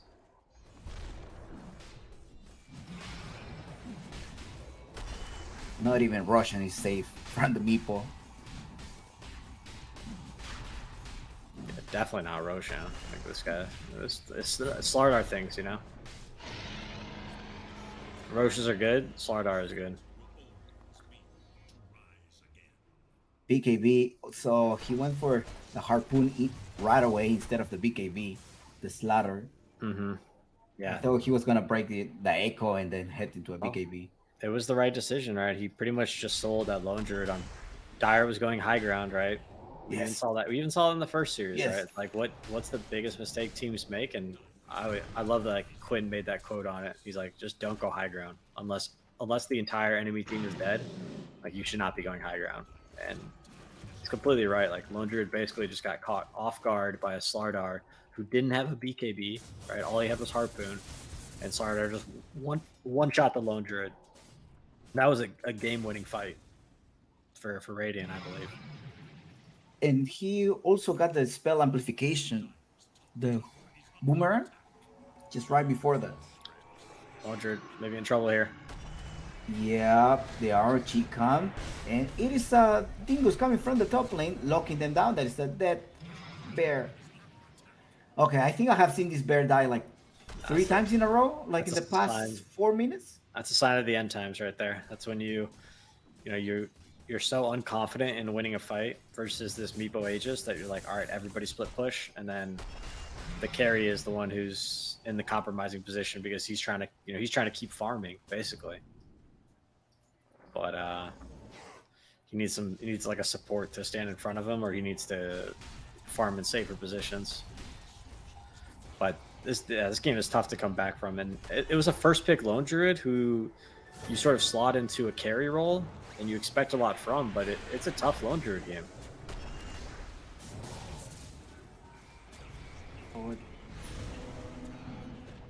He comes dead. Yeah. No? Yeah, he's dead. So can they get more? Not sure. Samsung is there. He may be able to kill out the pandas. He would but love there's to a double fight. damage on Satman. There's another team fight going on a little bit more to the left side of the map in the river right now. Okay, in the river. I don't want to fight a Slaughter, but you are going to start fighting a Slaughter. The bushwalk coming through as well. Okay, you're going to lose the first life. No, that's not lose the first life. Goes into a Mega Meepo in the Stayna is dead. So is the next support. Now Sword is going to be the next casualty here. Going on Sword and Sword. Tell me last words. He's dead. Samsung. Call it. It's just beyond godlike. Yeah, Meepo will take any fight. I think Meepo would probably fight 3v5, and he'd definitely fight 4v5 with just missing a Wisp, having all of his stuns and disables still available. Almost. That was a close one.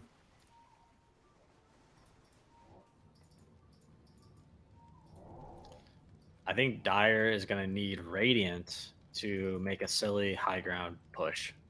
That's the only way I see them getting back into it. So we'll see if Samson actually decides to force the issue. May play it a little cool. Still has Aegis for a minute 30s. Personally, I'd love to see him force it, but they're going to try and end the game here.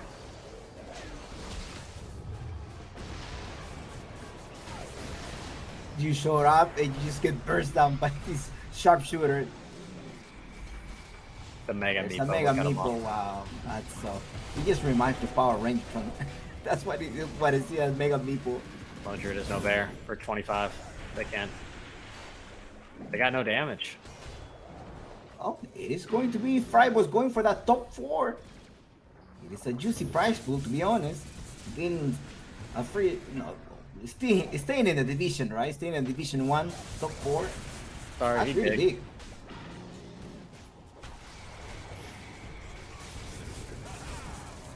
Still 40 seconds on Aegis. So it's going to Gonna go down lose now. the Aegis, but it's fine. Look at the backside. Stayna getting caught once again. The BKB is about to wear out, but it's going to be LGTK with a perfect bushwalk. This game, I definitely like the LGTK. All of the bushwalk on point. Okay, Dingo's gonna try to right-click Thor, but okay, Witch Doctor is just a second. Meepo in trouble. Meepo dead. What? Smart R dead. It's a wipe the other way. Would you look at that? And how many? All right, so how many buybacks are actually used here? Let's see. Gyro. That's it. Only gyro. So, we talked about a questionable high ground push. I think we just saw it. I believe Sammy Boy was underneath their throne at one point. They felt strong. Could have played it cool. Could have gone for the melee barracks, right? But decided, they didn't need it. They'll might get it later. Might not. I don't know. We'll see. Like Queen said, right? What did he say? What was the quote? He said, "Don't go high ground unless the entire enemy team is dead." Okay. I think only one of them was dead. So. Well, yeah, they got the Witch Doctor to start, right? But he respawned by the time the fight was over. Yeah, it's gonna cost them 2 towers. Yep, and they're gonna go for. And they, not the entire team. LGTK is gonna buy a little bit of time. They're gonna respawn, so they have to escape. They probably learned their lesson. Gyro's dead. Died to the getting his dieback out the way. They're trying to kill the Tormentor, but they're failing. Is he worth it? Because Satman. He was gonna die too. Tactical death, right? He wanted to reset his death timer after the buyback. So maybe Radiant's got a minute. But buy. It was so close. Do you have a relocate trying to get there? Satman. That was a close one. He almost died. Yeah, Radiant still might be in trouble, or Diamond still might be in trouble. I don't know if they have damage. Shaggy's trying to buy a crit, but even then, they're still kind of lacking. That Meepo is too strong. Like 3K Meepo. Wonder who's buying a BKB. Is that for? That's for his bear, right? Probably he's getting bushwhacked a lot, or like the bear is getting bushwhacked. Yeah, he's having a hard time, right? Probably getting netted a lot too. Yeah. Radiant's just going again. Uh-oh. They haven't learned the lesson. I guess the second time they're gonna try to start Satman going through the Meepo, Mega Meepo instantly. Mega Every Meepo. time that you wanna use this slide of fist, just Mega Meep, so he doesn't proc a lot of Maelstrom. Agility Dagger. That's what Mega Meepo decided. That gives you extra attack of speed, right? 35 Movement speed and agility.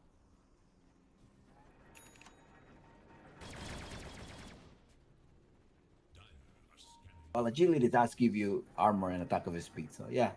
Was there close? One of the things that I learned at Division 2 NADCL when I was watching that, it was that you can lock those lotuses. I didn't know that. I just found out last week casting NADCL Division 2. There you go.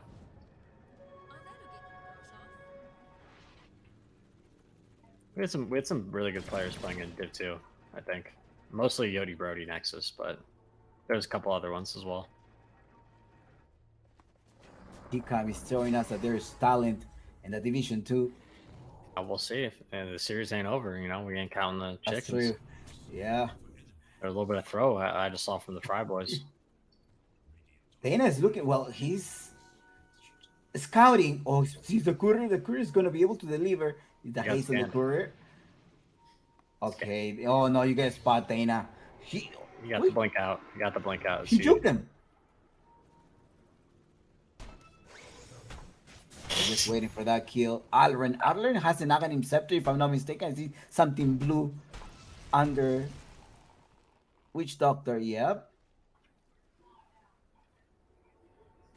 I like when in Dota 1, the Aghanim Scepter would change your hero. Like, I think Luna will get some spikes. Mm-hmm. Yeah, that would be cool. Are there any? I don't think there's any heroes like that, right? Where you buy an item and it changes how they look. No, I don't think so. Probably the Axe Blade Mill with one of their items, Immortals. I forgot the name of the cape. I think so. I hear a Russian. Yeah, they got it. That Samson, they're gonna rotate to a mid lane, smoke and try to fight. Well, what's going on? The lanes are being pushed though. The bottom part of the tier 4 tower is in trouble. Yeah, I think Dire forgot that Roshan was spawning, or they didn't feel like they could fight it for some reason, and now they're in like 5 minutes of trouble. I think They're gonna spot Tana, or not? I think so. Dude, get out of there, man! What are you doing? Teleport. What's your strat, man? Smoke! Oh, the smoke broke. I didn't break that. They saw the smoke happen, and Shaggy's on top. Oh wait, the Shaggy's on top of them right now.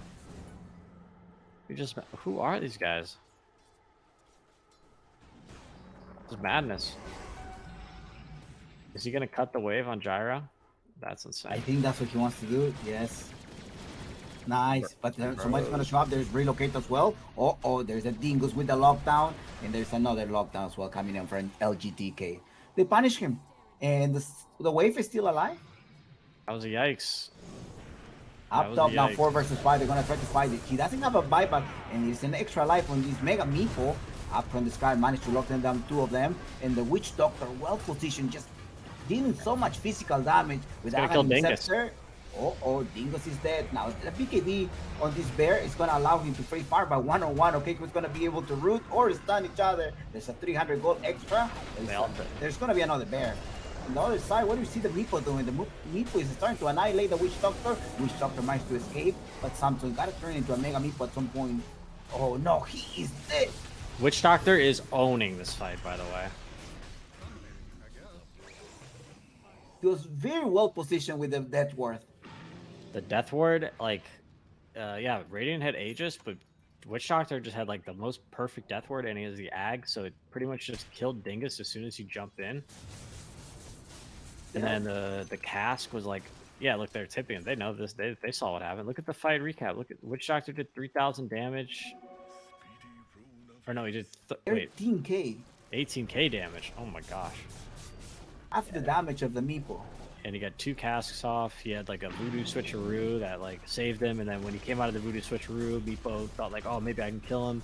But then he had Ghost Scepter, and then another stun came up. I mean, they're gonna destroy your towers in the mid lane. It's a bear. The bear likes towers. Keep going on. are they gonna throw in it? They probably think like Meepo may have buyback and he's just waiting for the last second. Trying to play it safe. An insane throw on our hands here.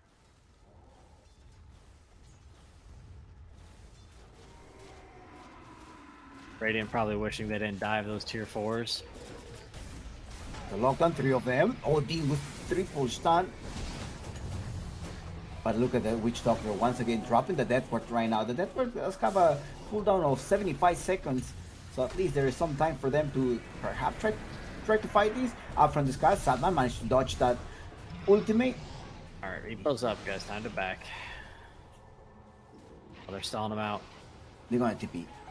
Oh no, there's a catch over there, Dana. No, Dana. Santo will be able to just right click him, and the Witch Doctor doesn't have any way out as well. Back. Oh no, look who's back. It's Satman. The Satman now is gonna be happy.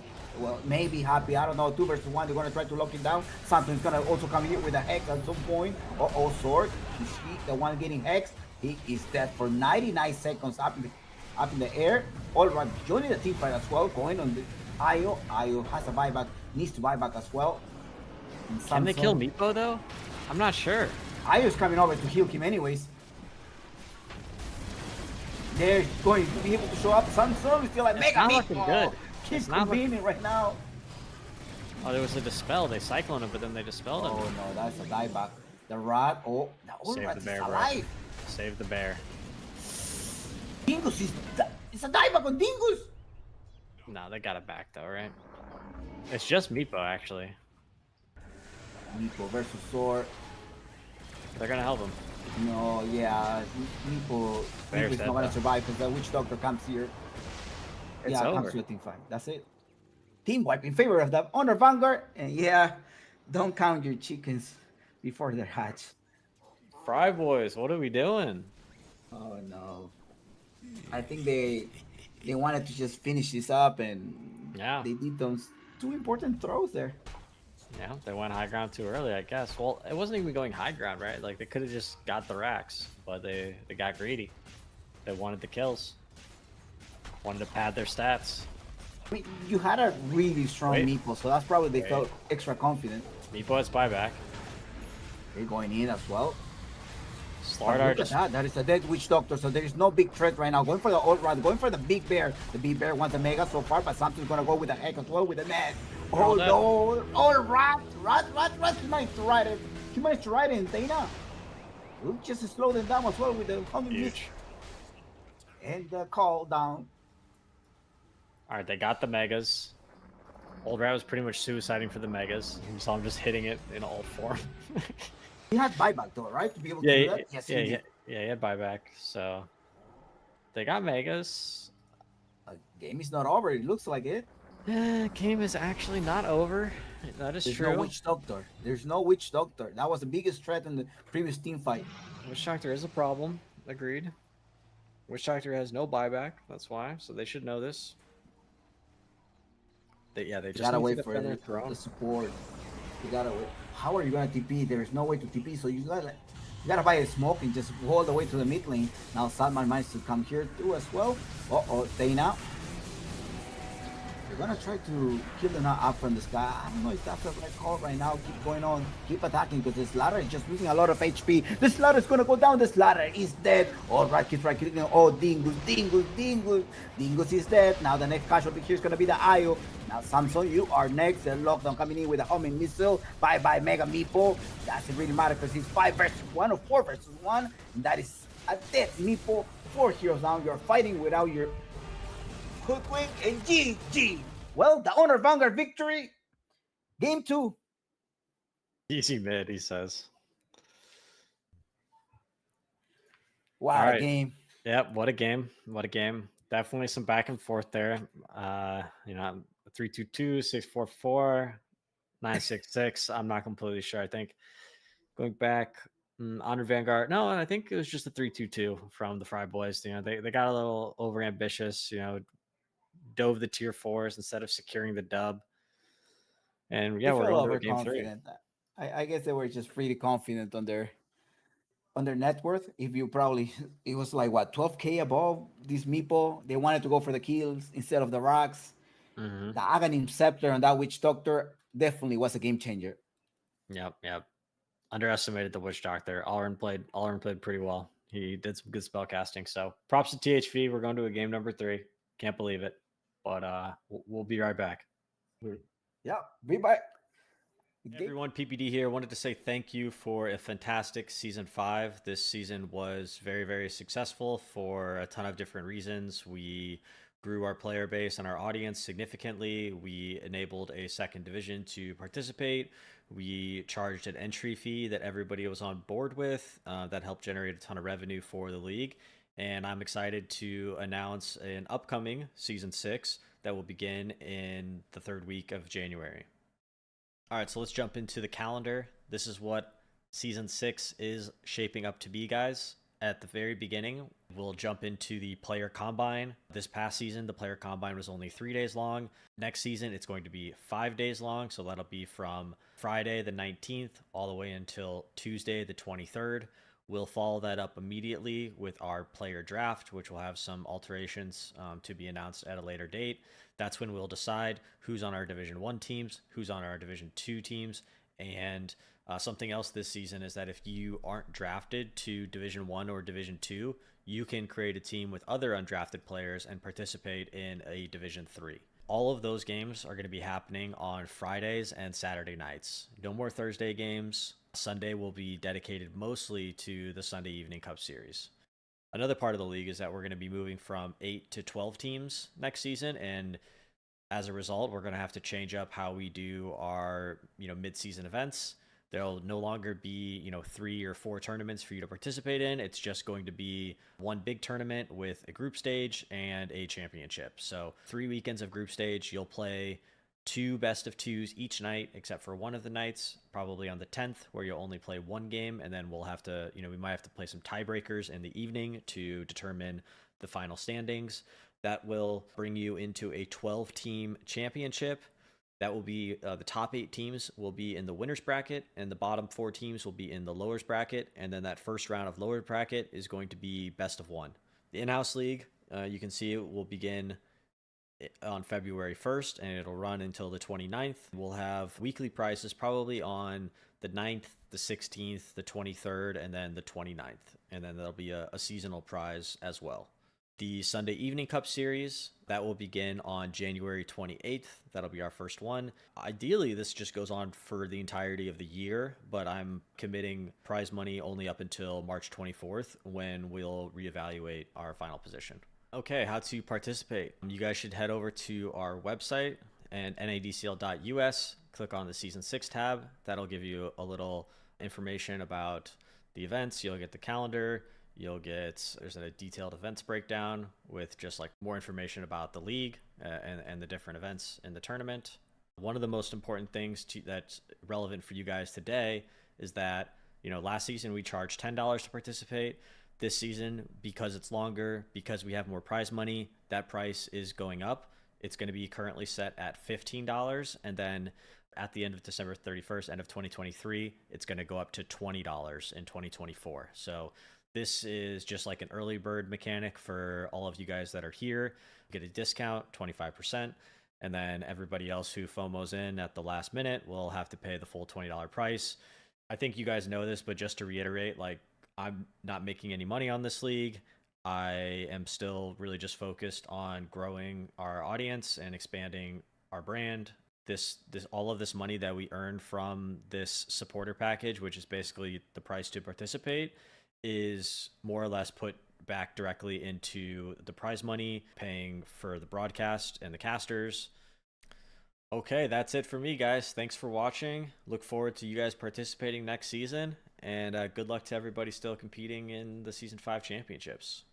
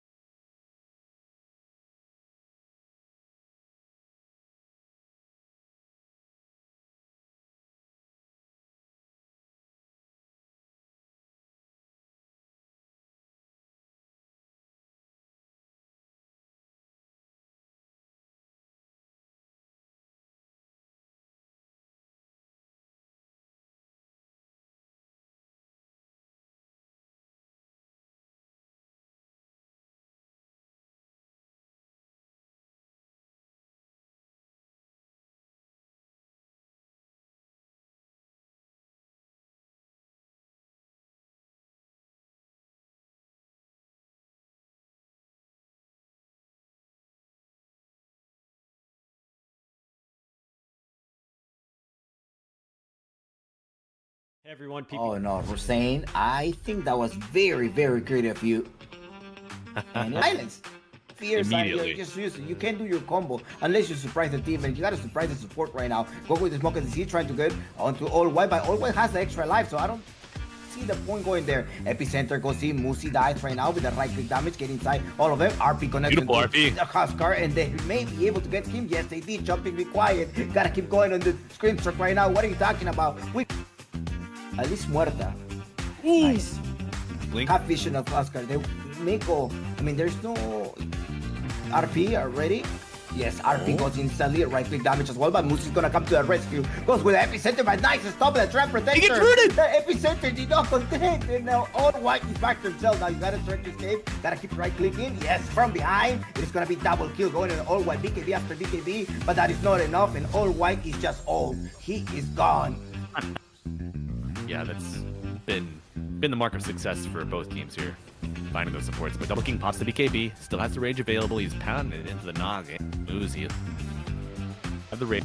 Muzi to fall on the Sand King. Double King gonna chase down Lee. It's more. They're gonna find Rim is in the river. He's rooted by Destiny. Oh no, what's going on, Rim? Has to use his song to get out. Lift him up. BKB is gonna get through in the first hit bash. Are you kidding me? No way. No way. They're hitting on Rem. Right click Rem to death. All right, welcome back. Game 3 NADCL Season 5 lower bracket quarterfinal. Go big or go home this time. Hopefully the Fryboys are not gonna get too fried when they attempt to go to the high ground. PPD, what do you think of this draft? The last one or this one? This one here, like the This first one? pick for the Honor Vanguard. What do you think? Just by looking at your first draft, the first pick, hero that they Treant. have picked. Treant, yeah, pretty much everybody's favorite support hero for like the last like 2 or 3 patches. Hero's just been good, and it was been banned in both the previous games. So leaving it in this time, banning the Lone Druid instead. Back to their game 1 strat, which worked the first time. There's an Slaughter pick though. Do you think that's going to be a mid laner Slaughter, or they may end up sending it as an off laner this time? It could be any role really. I think, I thought for up until that last pick Meepo it was going to be a carry. So Sardar just OP all roles, get him in there. Right now, the Honor Vanguard are targeting a position 1 though. The Spectre, the Luna was banned. I think I was talking that we had like a twice. I think the Fryboys had been picking out this Luna just to close up games on Sammy Boy, and I think okay, the LGT kid, LGT Hoodwink was banned as well, and Nature's Prophet. Wow. He's gonna speak on behalf of all of the trees. Yeah, this hero very, very just strong, right? And he does a lot of right clicks, so it kind of synergizes just well with Sardar. So yeah, I like this hero. Fun to see it. Would you go with the Solar Crest this time? Nature's Prophet and Slaughter, just like reducing way more armor. Yeah, I mean, Solar Crest is always a good item. Just helps you do Roche and stuff, but in a way, you almost don't need it.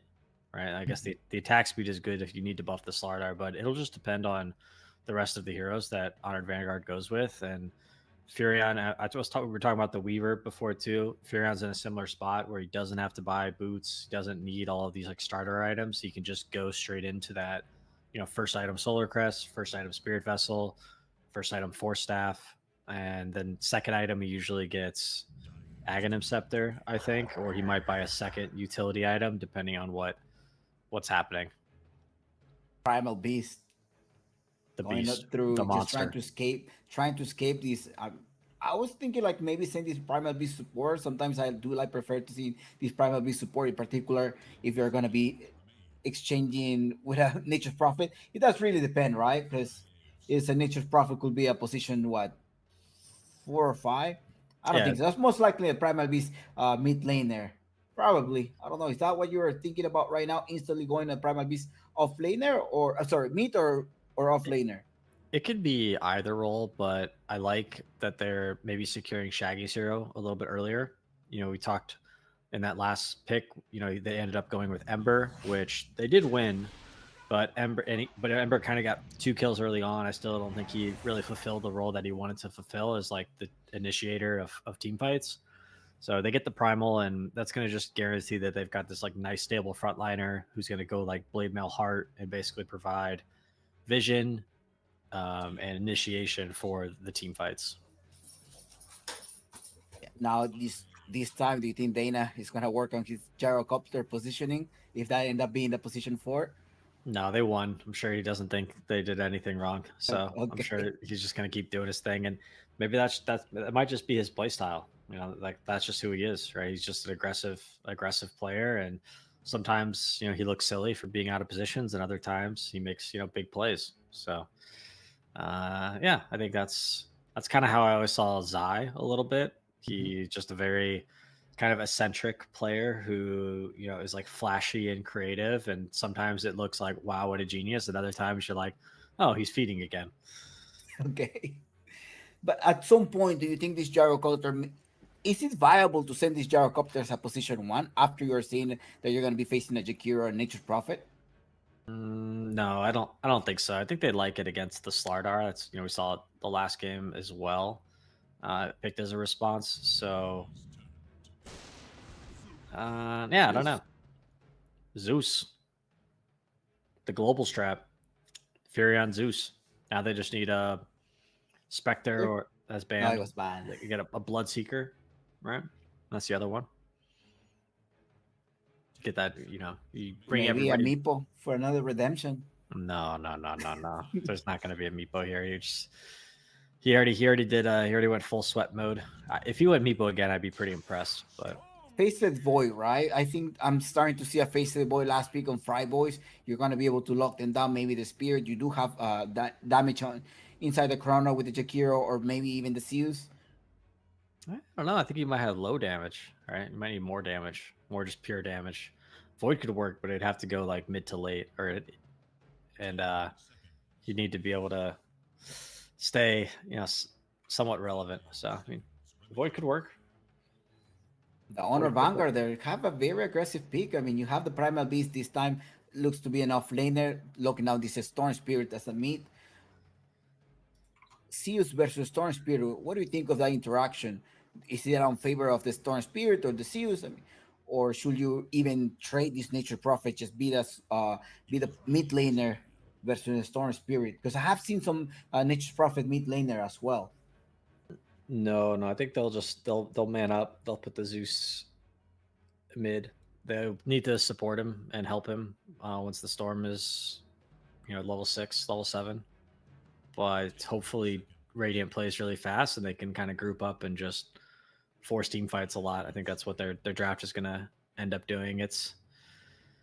I understand why they picked the Storm, right? It's like really hard to split push on Zeus, and your leap isn't really that great because Storm just pulls you back in, can interrupt it, can definitely stay on top of you, and even if you do leap away, right, he's just going to zip right on top of you again. Right. The Nature's Prophet, I'm starting to feel like his utility item is going to be an Orchid at some point. On the Storm? Yeah. Sometimes they just go like Kai Assange and No, no, maybe it's, sorry, Nature's Prophet to be able to trap the Storm Spirit because like Fryboys does not really have a trap other than Mm. the Slatter kicking or Jakiro using oh, the so spell. he could get the Atos. Is that what you're thinking? No, the Orchid on Nature's Oh, Prophet. Orchid. Okay, yeah, maybe Orchid. Yeah, Honor maybe. Vanguard. They need an answer for their +1 right now. They banned the Not Void, favorably. so it's not going to happen. What other option could it be? Slark? No. I could see them just picking like a Sven or a Wraith King, maybe. Maybe More- not more. More electricity here, like more storms. Storm in a racer. They answer with the Wraith King just to give that sustainability, just making sure to stay alive. Because that's what I was thinking about the face of the boy, trying to stay alive. Carry But Slardar. Dingus, wait, Yep. Yep. You know, Sammy Boy's not going to play it by the books. You know, he's going to keep it hipster. So, wow, I like this Furion set. This thing is wild. Treant set's hideous. Storm set, hideous. Razor set, pretty cool.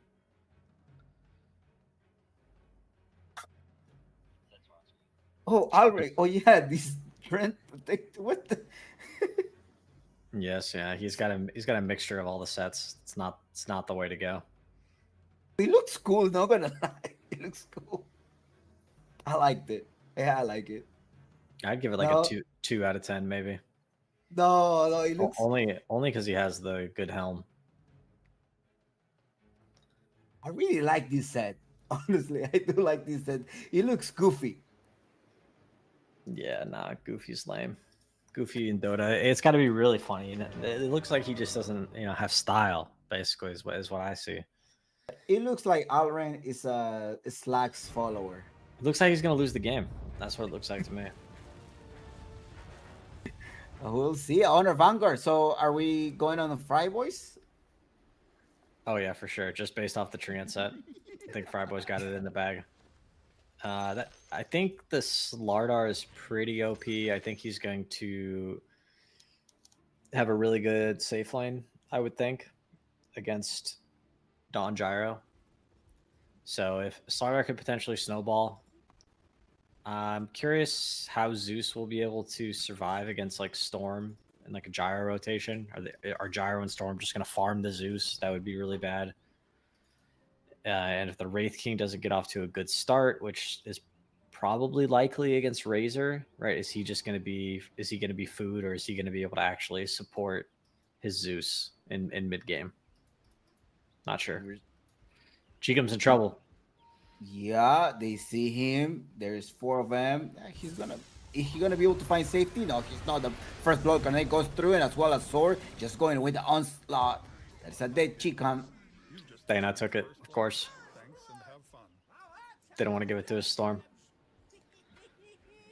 All right, well, we hyped up our boy Chicum 2 games in a row, and now he's feeding. Yeah, I guess. Brutal. Got too confident. Oh, Dingus. Dingus. Alren looking for the blood grenade. Okay, yes, the blood grenade went on, and that's a 900 damage. 90 damage. No, 69 this time. 90. No, I 90 think damage. 90. 900 Yeah. was right. Yeah, let's go with 900. Blood That's grenade. a lot of damage, man. Yeah, they That's- do a lot of that's- damage. Trend Protector, like in leaning phase, you just gotta get mobility to be able to escape from that Trend Protector.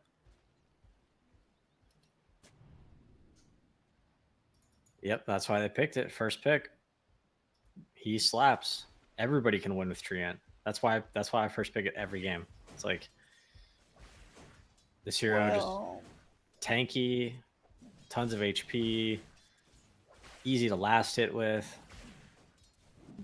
but then your core gets confident like the Meepo in the previous game, and Look at him. He's destroying this Furion. Oh, bad trade though. One hit too far. bottom part, Samsung just going for the kill now. Dana is buying a lot of time.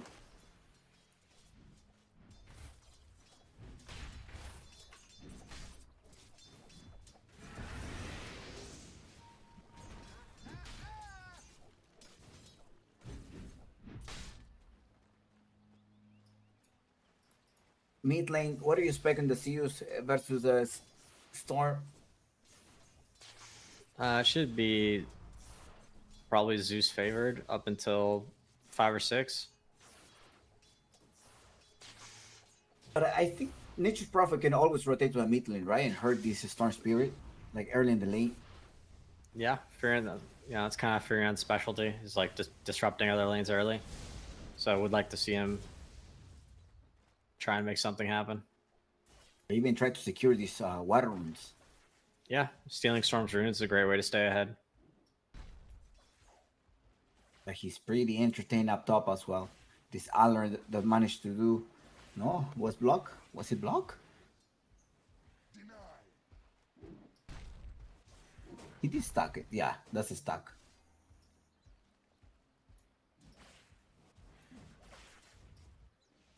What's stacked? What are you talking about? Oh, I was looking at top and the stack. The Trend Protector managed to stack the neutral camp. Hmm. Action bottom. Bit of a brawl.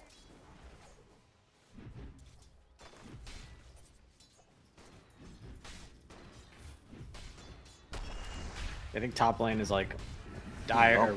Radiant can only mess up top. Extra slowdown. Blood Grenade goes through as well. And Dana just looking for his what are safety they spot doing? there. Is he gonna be able to escape? Samson, It what are looks you? like it. He played that so poorly. What? He ended up suiciding at the Russian pit. It helps that we have God Vision, but from I don't know, from our POV that looked pretty rough. I thought he could have got another right click on Slardar there. He was like kind of. He should have just used a stun right after his bash. I don't know why he kind of held it. I think he was like being kind of greedy or something. He's calculated.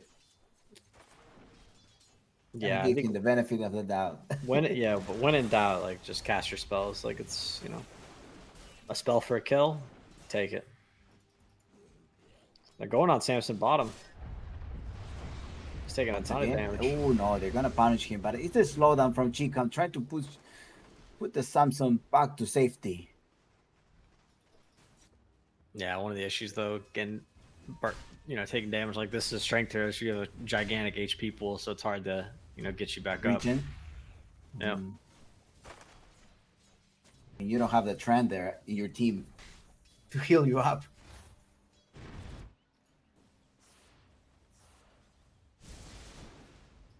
Nah, you can't scale tree armor on Treant. That's not the play.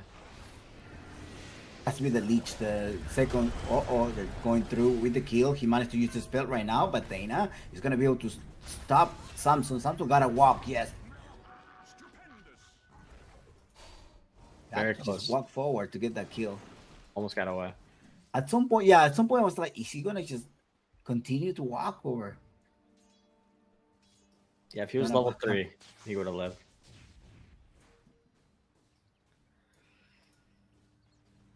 4 minutes of the game. No, almost 5. 1-2. Pretty entertaining. Abdul Dana rotates to the top lane, going on LGTK. Alran also gonna try to slow them down, taking a lot of damage. Although the creep wave was nearby, so LGTK is gonna be able to escape. He's just gonna TP out. Yeah, no Razor. Razor had to deal with the wave, so. Oh, look at the bottom part. Sword taking some damage, but Samson, you should not follow.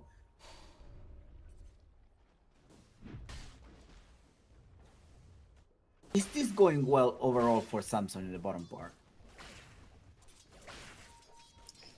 Yeah, overall I think it's going well. Primal Beast is having a harder game than he would like.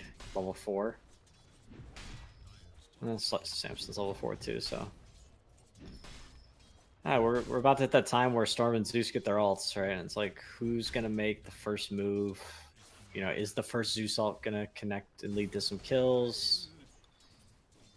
Not sure, right? It's a big moment. Also, 6-minute rune about to spawn, so somebody's gonna get it. I think this favors Dire though. I think the Storm is problematic. Oh no, double damage. Chikan. Oh, Dingus. Joining in the mid lane, Dana. He does escape. But Sandman, can he he had finish it. this? Nice. The ultimate. No. That was really close.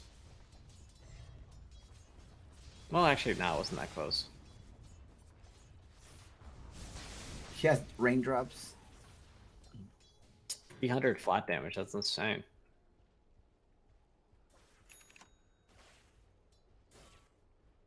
Let's look at the experience runes about to respond in 20 seconds. Are we gonna see a steal? No, I think they wanna try to kill somebody up in the shop. Yeah, we're going on LGTK. LGTK, nice. They managed to take him down. You just got to know they have a ward there now, but don't matter. Dingus is only level 4. That's all right. He knew this was gonna be a rough lane. Needs a bottle. Give him a bottle. Nice rotation there by LGTK to take the position 1 Razor. Alren may be the next casualty here. They do have vision of Alren, slowing him down, making sure he does not go around the trees, and give that to Zeus. Yes. And meanwhile, on the bottom lane, I don't know if we caught it on camera, but Sammy Boy did die. However, he did get the Wisdom Rune. So both Wisdom Runes went to Radiant there. Just a note.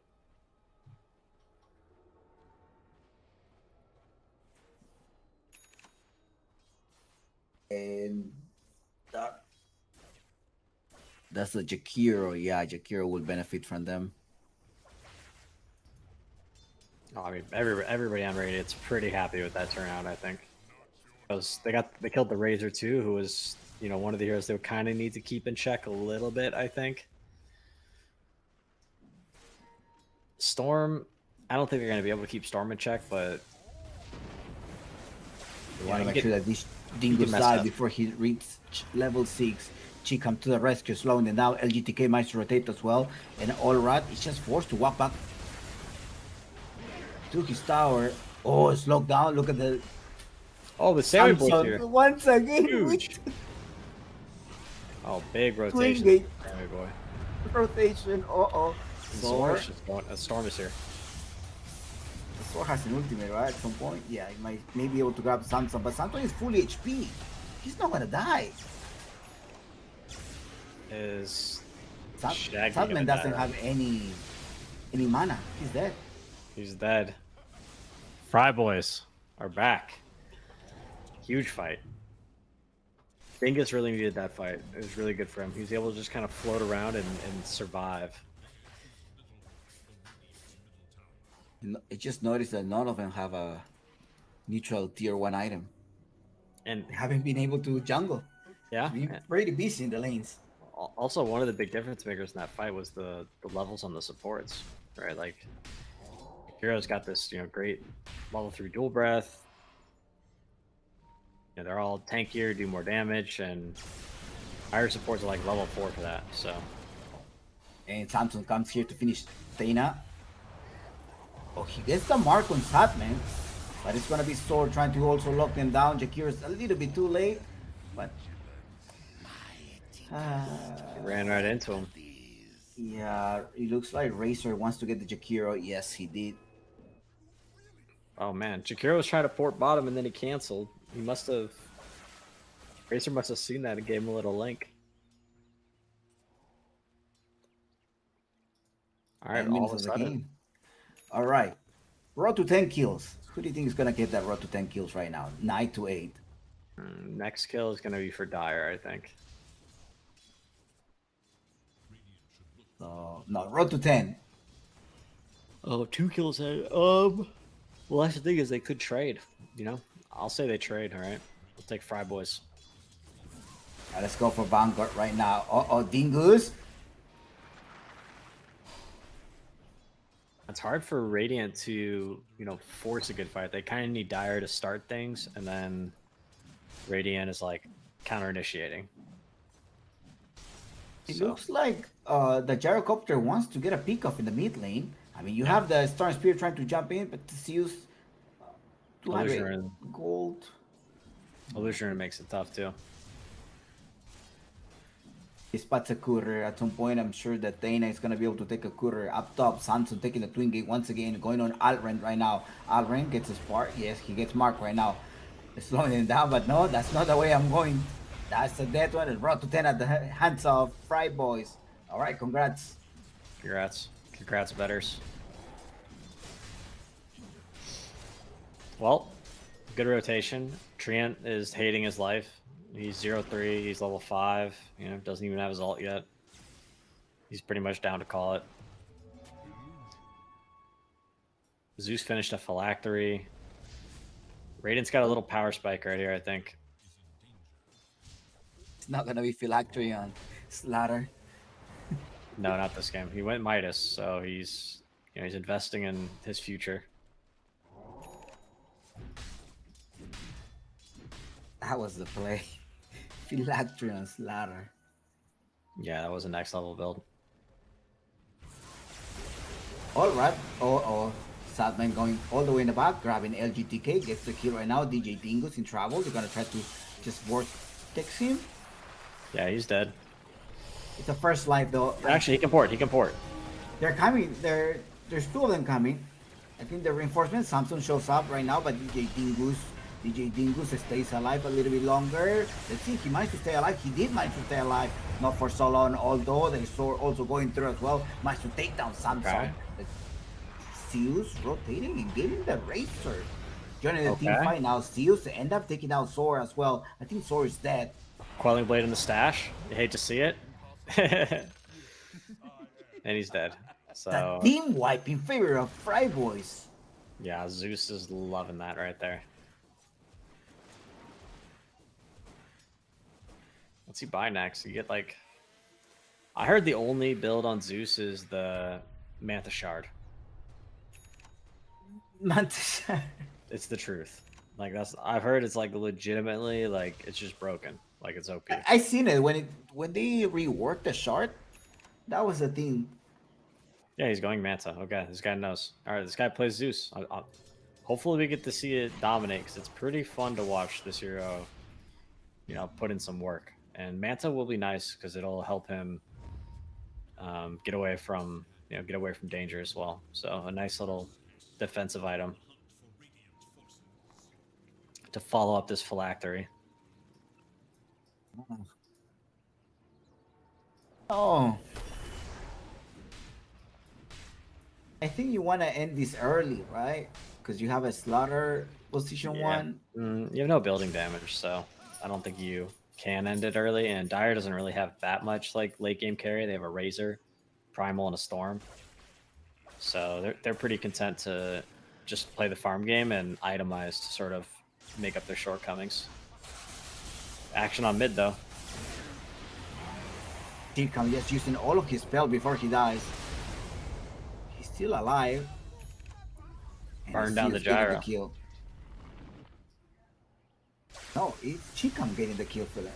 Allrat up top. Already used the Manta style, so DJ Dingo is just like giving all this damage back. Now.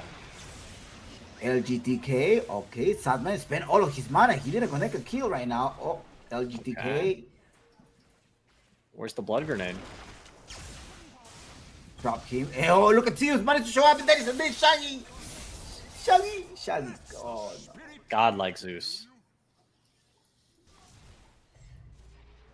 I guess we're gonna see the shard Manta. Yes, of course. I thought it was a meme. Oh, but they got a rocket on. Overgrowth right now. Stay now. All of the support also joins up, and now that's Zeus. That's gonna be a juicy goal if this Zeus dies.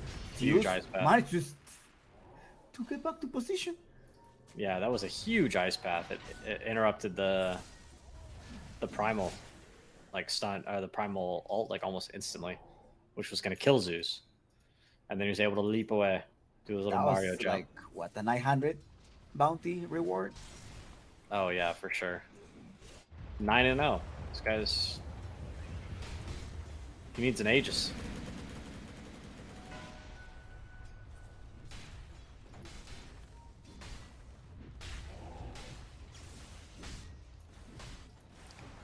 And Nature Prophet did go for a Solar Crest. Probably just trying to buff this ladder. Gotta get those extra hits Yeah. faster. Or Wraith King, either one really. Whoever's around. and it's gonna help him, be a lot tankier himself. The blade mail is, I mean, he's taking great damage and reflecting it with this blade mail. Worth it. Yeah, you can't link, you can't really link the Wraith King because you lose all your own HP. Needs to link the Slardar, ideally. But I think he needs a BKB before you can, commit to running in on top of all of Radiant's magic damage. All right, we're gonna see the Mantis style coming soon. And Jakiro picked up a Pavis, which we don't see very often, but it's been pretty useful, I think, against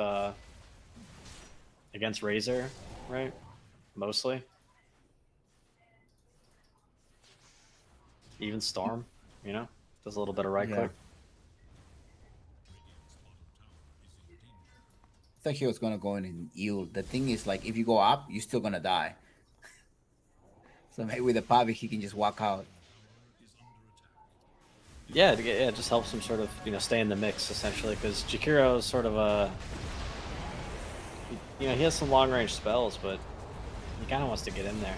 That man is dead. Wow, just 500 critical damage. Now, LGTK, does he have a way to blink and trap him? No, here, just blinked it. 20-second cooldown. He's gonna be able to spot someone. The trend is up in the air. Okay, he stopped. Nice touch pad. The ice by just looking up. Leave him there. Right before he was going to TP. How are they gonna kill him? They know he's there. Yeah, they're seeing that he's healing. No, he's gonna bring him down. He went the bad build too on Treant. He doesn't know. He went the Doesn't watch your build. streams. He went the Chompix build. Absolutely. I view Hammer when I play Trend because I was like, I don't trust my cores. And I'm like, I'm just gonna like ride it. Okay, perfect. Yeah, Meteor Hammer, Treant Protector with max armor. That's the Chompix Treant right there. You don't want this guy on your team.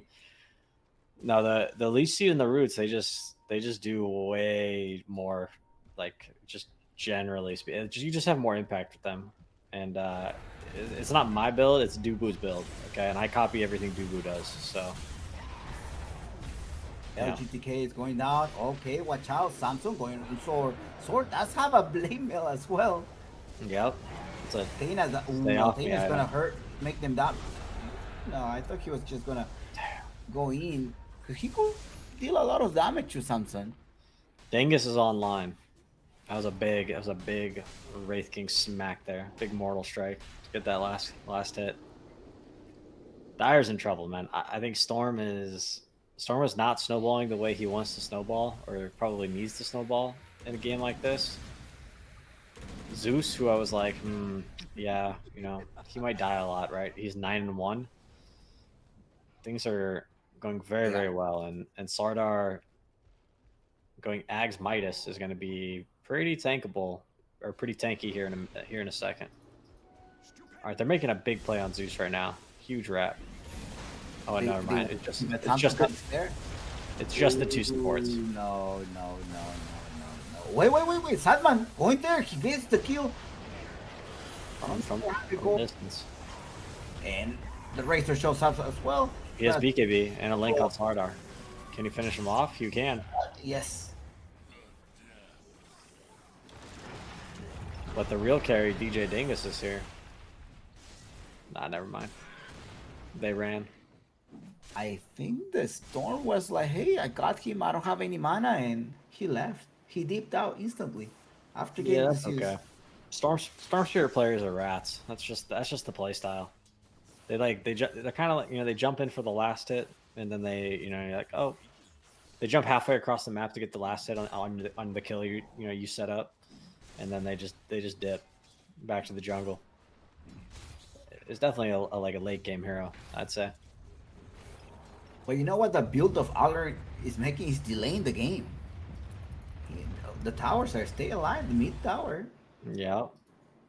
Radiant does have pretty bad building push, generally speaking. But this offlaner Wraith King, They're gonna bop the shard, by the way. Offlaner The Wraith. extra or what? vision. He changed his mind about what? I thought he was going to go in an Aghanim Scepter. He wants to just blink in and attack. Yeah, he needs a blink. They don't have anybody initiating. That Sardar doesn't have a blink. Furion, Jakiro, Zeus, they're not starting any fights, so... You know, now that he has the Radiance, he's not really... Oh, action mid. LGTK, pulverize on him or not? Not wait for the homing missile. Homing missile with the rocket barrage. Chikam. They're getting away with murder right now, and Zeus is in the mix. Wait, Zeus doesn't have any mana, or barely any mana. Use the Mantis style, but he's just gonna go down. The call down, that is those magical damage that the gyrocopter is dealing. It's lethal. I mean, it hurts. They got away with murder. Alren, okay, I thought Alren was gonna get a spot.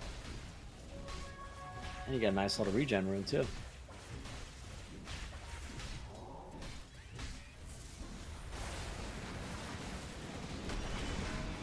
I don't think you want to follow up that one. No, they're just defending the tower for now. So, yeah, they have the Razor BKB timing is definitely strong. He's the most farmed hero in the game. And he is going Butterfly, which I think is the right item. You know, if Zeus doesn't have the damage to kill him, Slardar is definitely not going to have the damage to kill him if he has a Butterfly. Dingus on her first life though. Chikam is there with the Ice Spot trying to stop that. Pulverize. It's a Blade Mail, Radiance. Okay, they found Zeus. Satman just jumped all the way on Zeus, but Zeus is taking a lot of damage. Zeus managed to stay alive. Using the Mantis style, pretty worth it. Storm managed to run away though. DJ Dingus, alright, trying to just finish them off, going on Chikam. But wait a minute, it says Dingus managed to go with the stun and the Mark of Fire. Finish him off. They're looking for Alren. They have sight of Alren. He's dead. They took the Dingus bait. 3 heroes down at the expense of 1, and the Mantis style was pretty worth it. He was On able the to Zeus, unroot yeah. himself. Yeah, it was pretty big. Like, it creates like a tiny bit of confusion, right? You're like, which Zeus is real, and it also just dispels you. And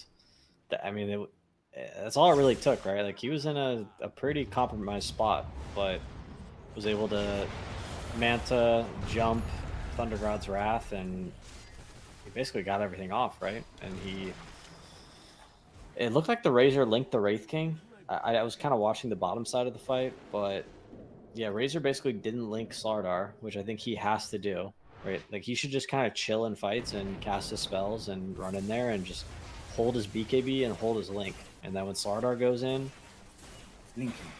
yeah, then you go. But he can't, he can't link the Wraith King. He can't like link the, the Jakiro or the Zeus or whatever, right? He's got to hold it. It's Dingus is gonna do another bait. Yeah, it's his trump card. Dingus with the bait, no? Looks like it. Nah. They're gonna deep out. They got it. That rocket did a bunch of damage with the veil on.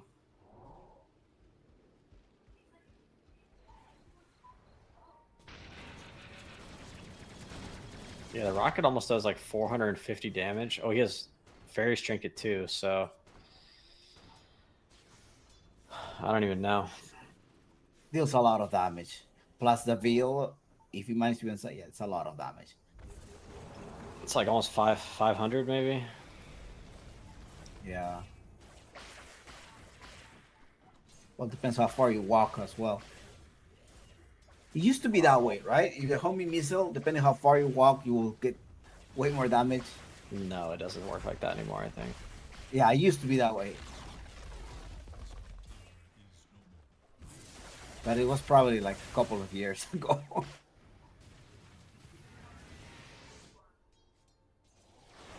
Aghanim Scepter to get an extra root. Okay, Satman is sad. Yeah, he's gone. Jeez. Sad man is sad, man. Well, we've got a nice back and forth on our hands here for game number 3. I'm not really, after last game, I'm not really willing to call it either direction. I don't know who is going to win. Who are you leaning towards? Right now? You think it's the Fryboys? To go on this Dingus fan right now, just because he's a golfer. Or was he graduated already? Yeah.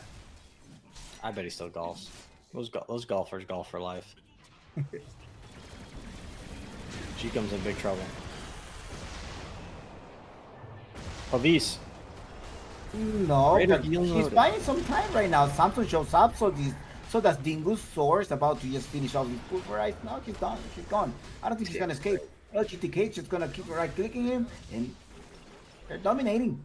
2 for 1. What a great deal. Now the next one is going to be Rush. They have no way to contest this. I'm wondering if this Trend Protector is gonna steal that. He doesn't have a blink either. Nope. And it's LGTK using the shard to make sure whether the trend was around. Yeah, you could just, Tumblr's toy in there, suicide, grab the Aegis. Let's see. Nah. It's actually there. No, he doesn't have the Tumblr story. No. 6K net worth. 27 minutes. Sadman is gonna try to jump on someone. Someone happens to be the Nature's Prophet. Let's see if the Nature's Prophet is gonna stay alive right now. Oh well, you spent a couple of mana just trying to get him. The slowdown coming through. Nice. Although the Racer happens to be there. Right click, you gotta trade. Oh no, Sadman is stay alive. Thanks to that armor. 4 points on that armor. I'm actually having deja vu of an earlier season of NADCL right now because I remember a game exactly like this. It actually led to a team disbanding. This is probably NADCL season 2 or season 3. It was like the guy, they got Aegis, right? And the guy with the Aegis ported to the other side of the map, and then his entire team still sort of lingered top and got caught. And it led to a ton of internal conflict. And yeah, the team, I actually don't think they played ever together again after that. I can't remember who it was, but I'm getting crazy deja vu though. Luckily, it was only a Zeus and a Furion death, right? Yeah. Could have been worse. Dingus lives. It could be worse if they end up being the winning team. Because then they're I mean, there's gonna be another draft, right? You only get to hold the slot, not the whole team. Yeah. There'll be new players everywhere. So. All right, they're trying to go on some. Oh no, Sad man. the kill. Yes. Sadman got bashed big time, and then honestly a perfectly timed ice path, which kind of was the ice path stunned in between the bash stuns. So. He has the extra life, but now he's gonna be able to TP, trying to get some gold. And the objective was tier 2. They are not gonna attempt to go to the high ground. No, not after last game, right? They wanna keep their run going. Let me get Thana. No, does he see him? No. Yeah, he's there. He's got Ags now on Prophet, pretty big. Nice route for the Storm and Razor. Makes him, probably forces a Razor Manta, possibly even a BKB, depending on what's going on in the fight. Is he really going Hurricane Pike? I'm not sure. Not sure if I like that. Maybe he needs the mobility item to stay on Slardar. That's why Razor kind of sucks as a carry. It's you're sort of reliant on getting a good link for your damage. And you can't just, farm items and carry the game, it feels. I think that Soar is gonna scale up right now. I mean, Taras, Blamel. I think you should just buy Refresher on Razor. Not Axe? Okay, yeah. I thought we're talking about Primal Beast right now. Oh. Axe will give him the break, but it's not really that useful of a break game. So, yeah, I'm not sure he needs that. I think Blink BKB would be good. All right, Dyer's smoked while they push this tier 2. Aegis is 1 minute left. Bring them closer. There's ton of damage. Use the shield for that kill. Can he jump? Oh, in the river. Nice, that's the root from the Fury LGTK. Nice with Ice Path. Almost, I thought he was gonna TP. He's getting hunted. running, Harpoon running up in away. 2 seconds. He's going for it. Yeah, Help! he doesn't have any mana. He's harpoon. He's harpoon. He got him. Now there's Ouch. another casualty here, so the Ice Path almost connect. I think Samson wants to jump. No, he's mad. No, you should not jump. They're just making stuff happen.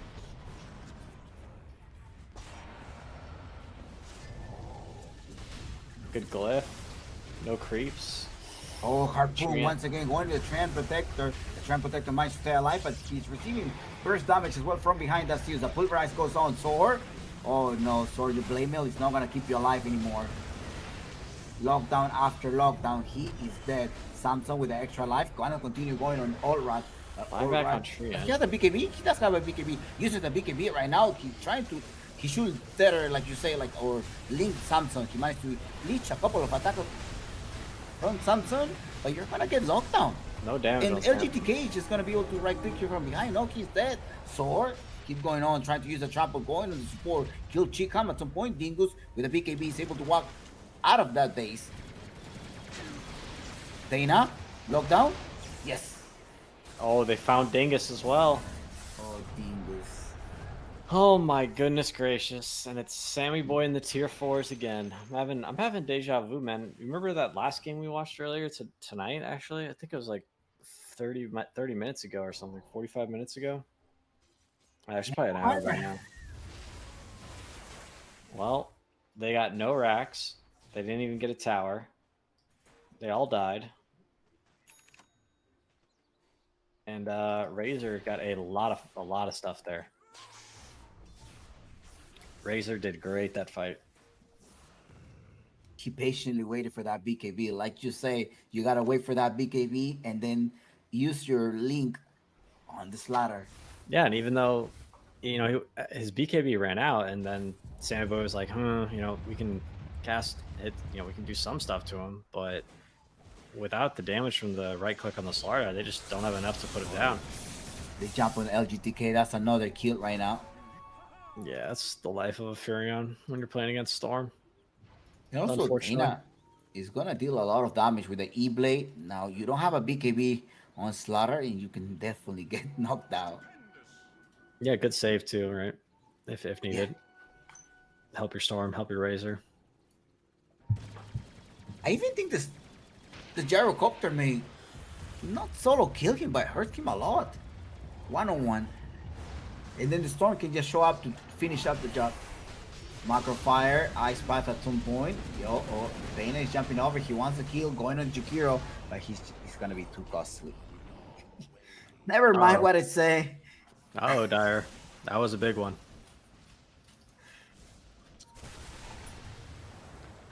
They lost the gem as well, so that was a huge swing. There's a lockdown coming through. Yeah, lock him down. He has some mana, but it's going to be all right showing up. He didn't use the BKB yet.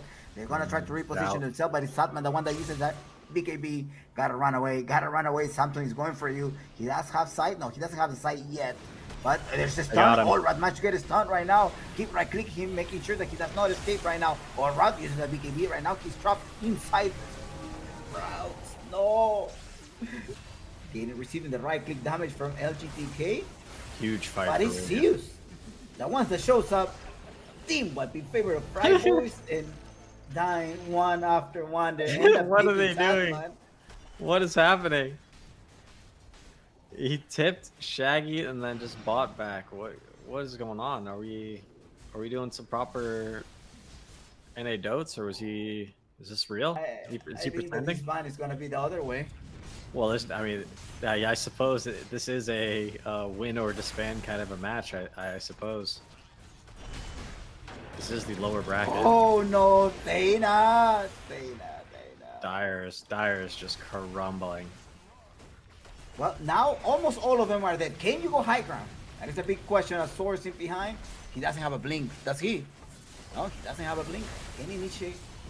Just gonna have to see his set of racks go down. Now Alvin coming in with a heal, slowing them down. All right, they're gonna get a Rax, a clean Rax, no deaths. Sammy Boy probably wants to heal. Roshan is up, so that should be next objective, and big separation in the net worth lead for the first time in the game. Radiant takes a demanding lead. It's going up slowly. Slowly up. It's a huge win rate possibility. The probability of win rate probably what, 880? Probably 80. 94%. Oh, 94.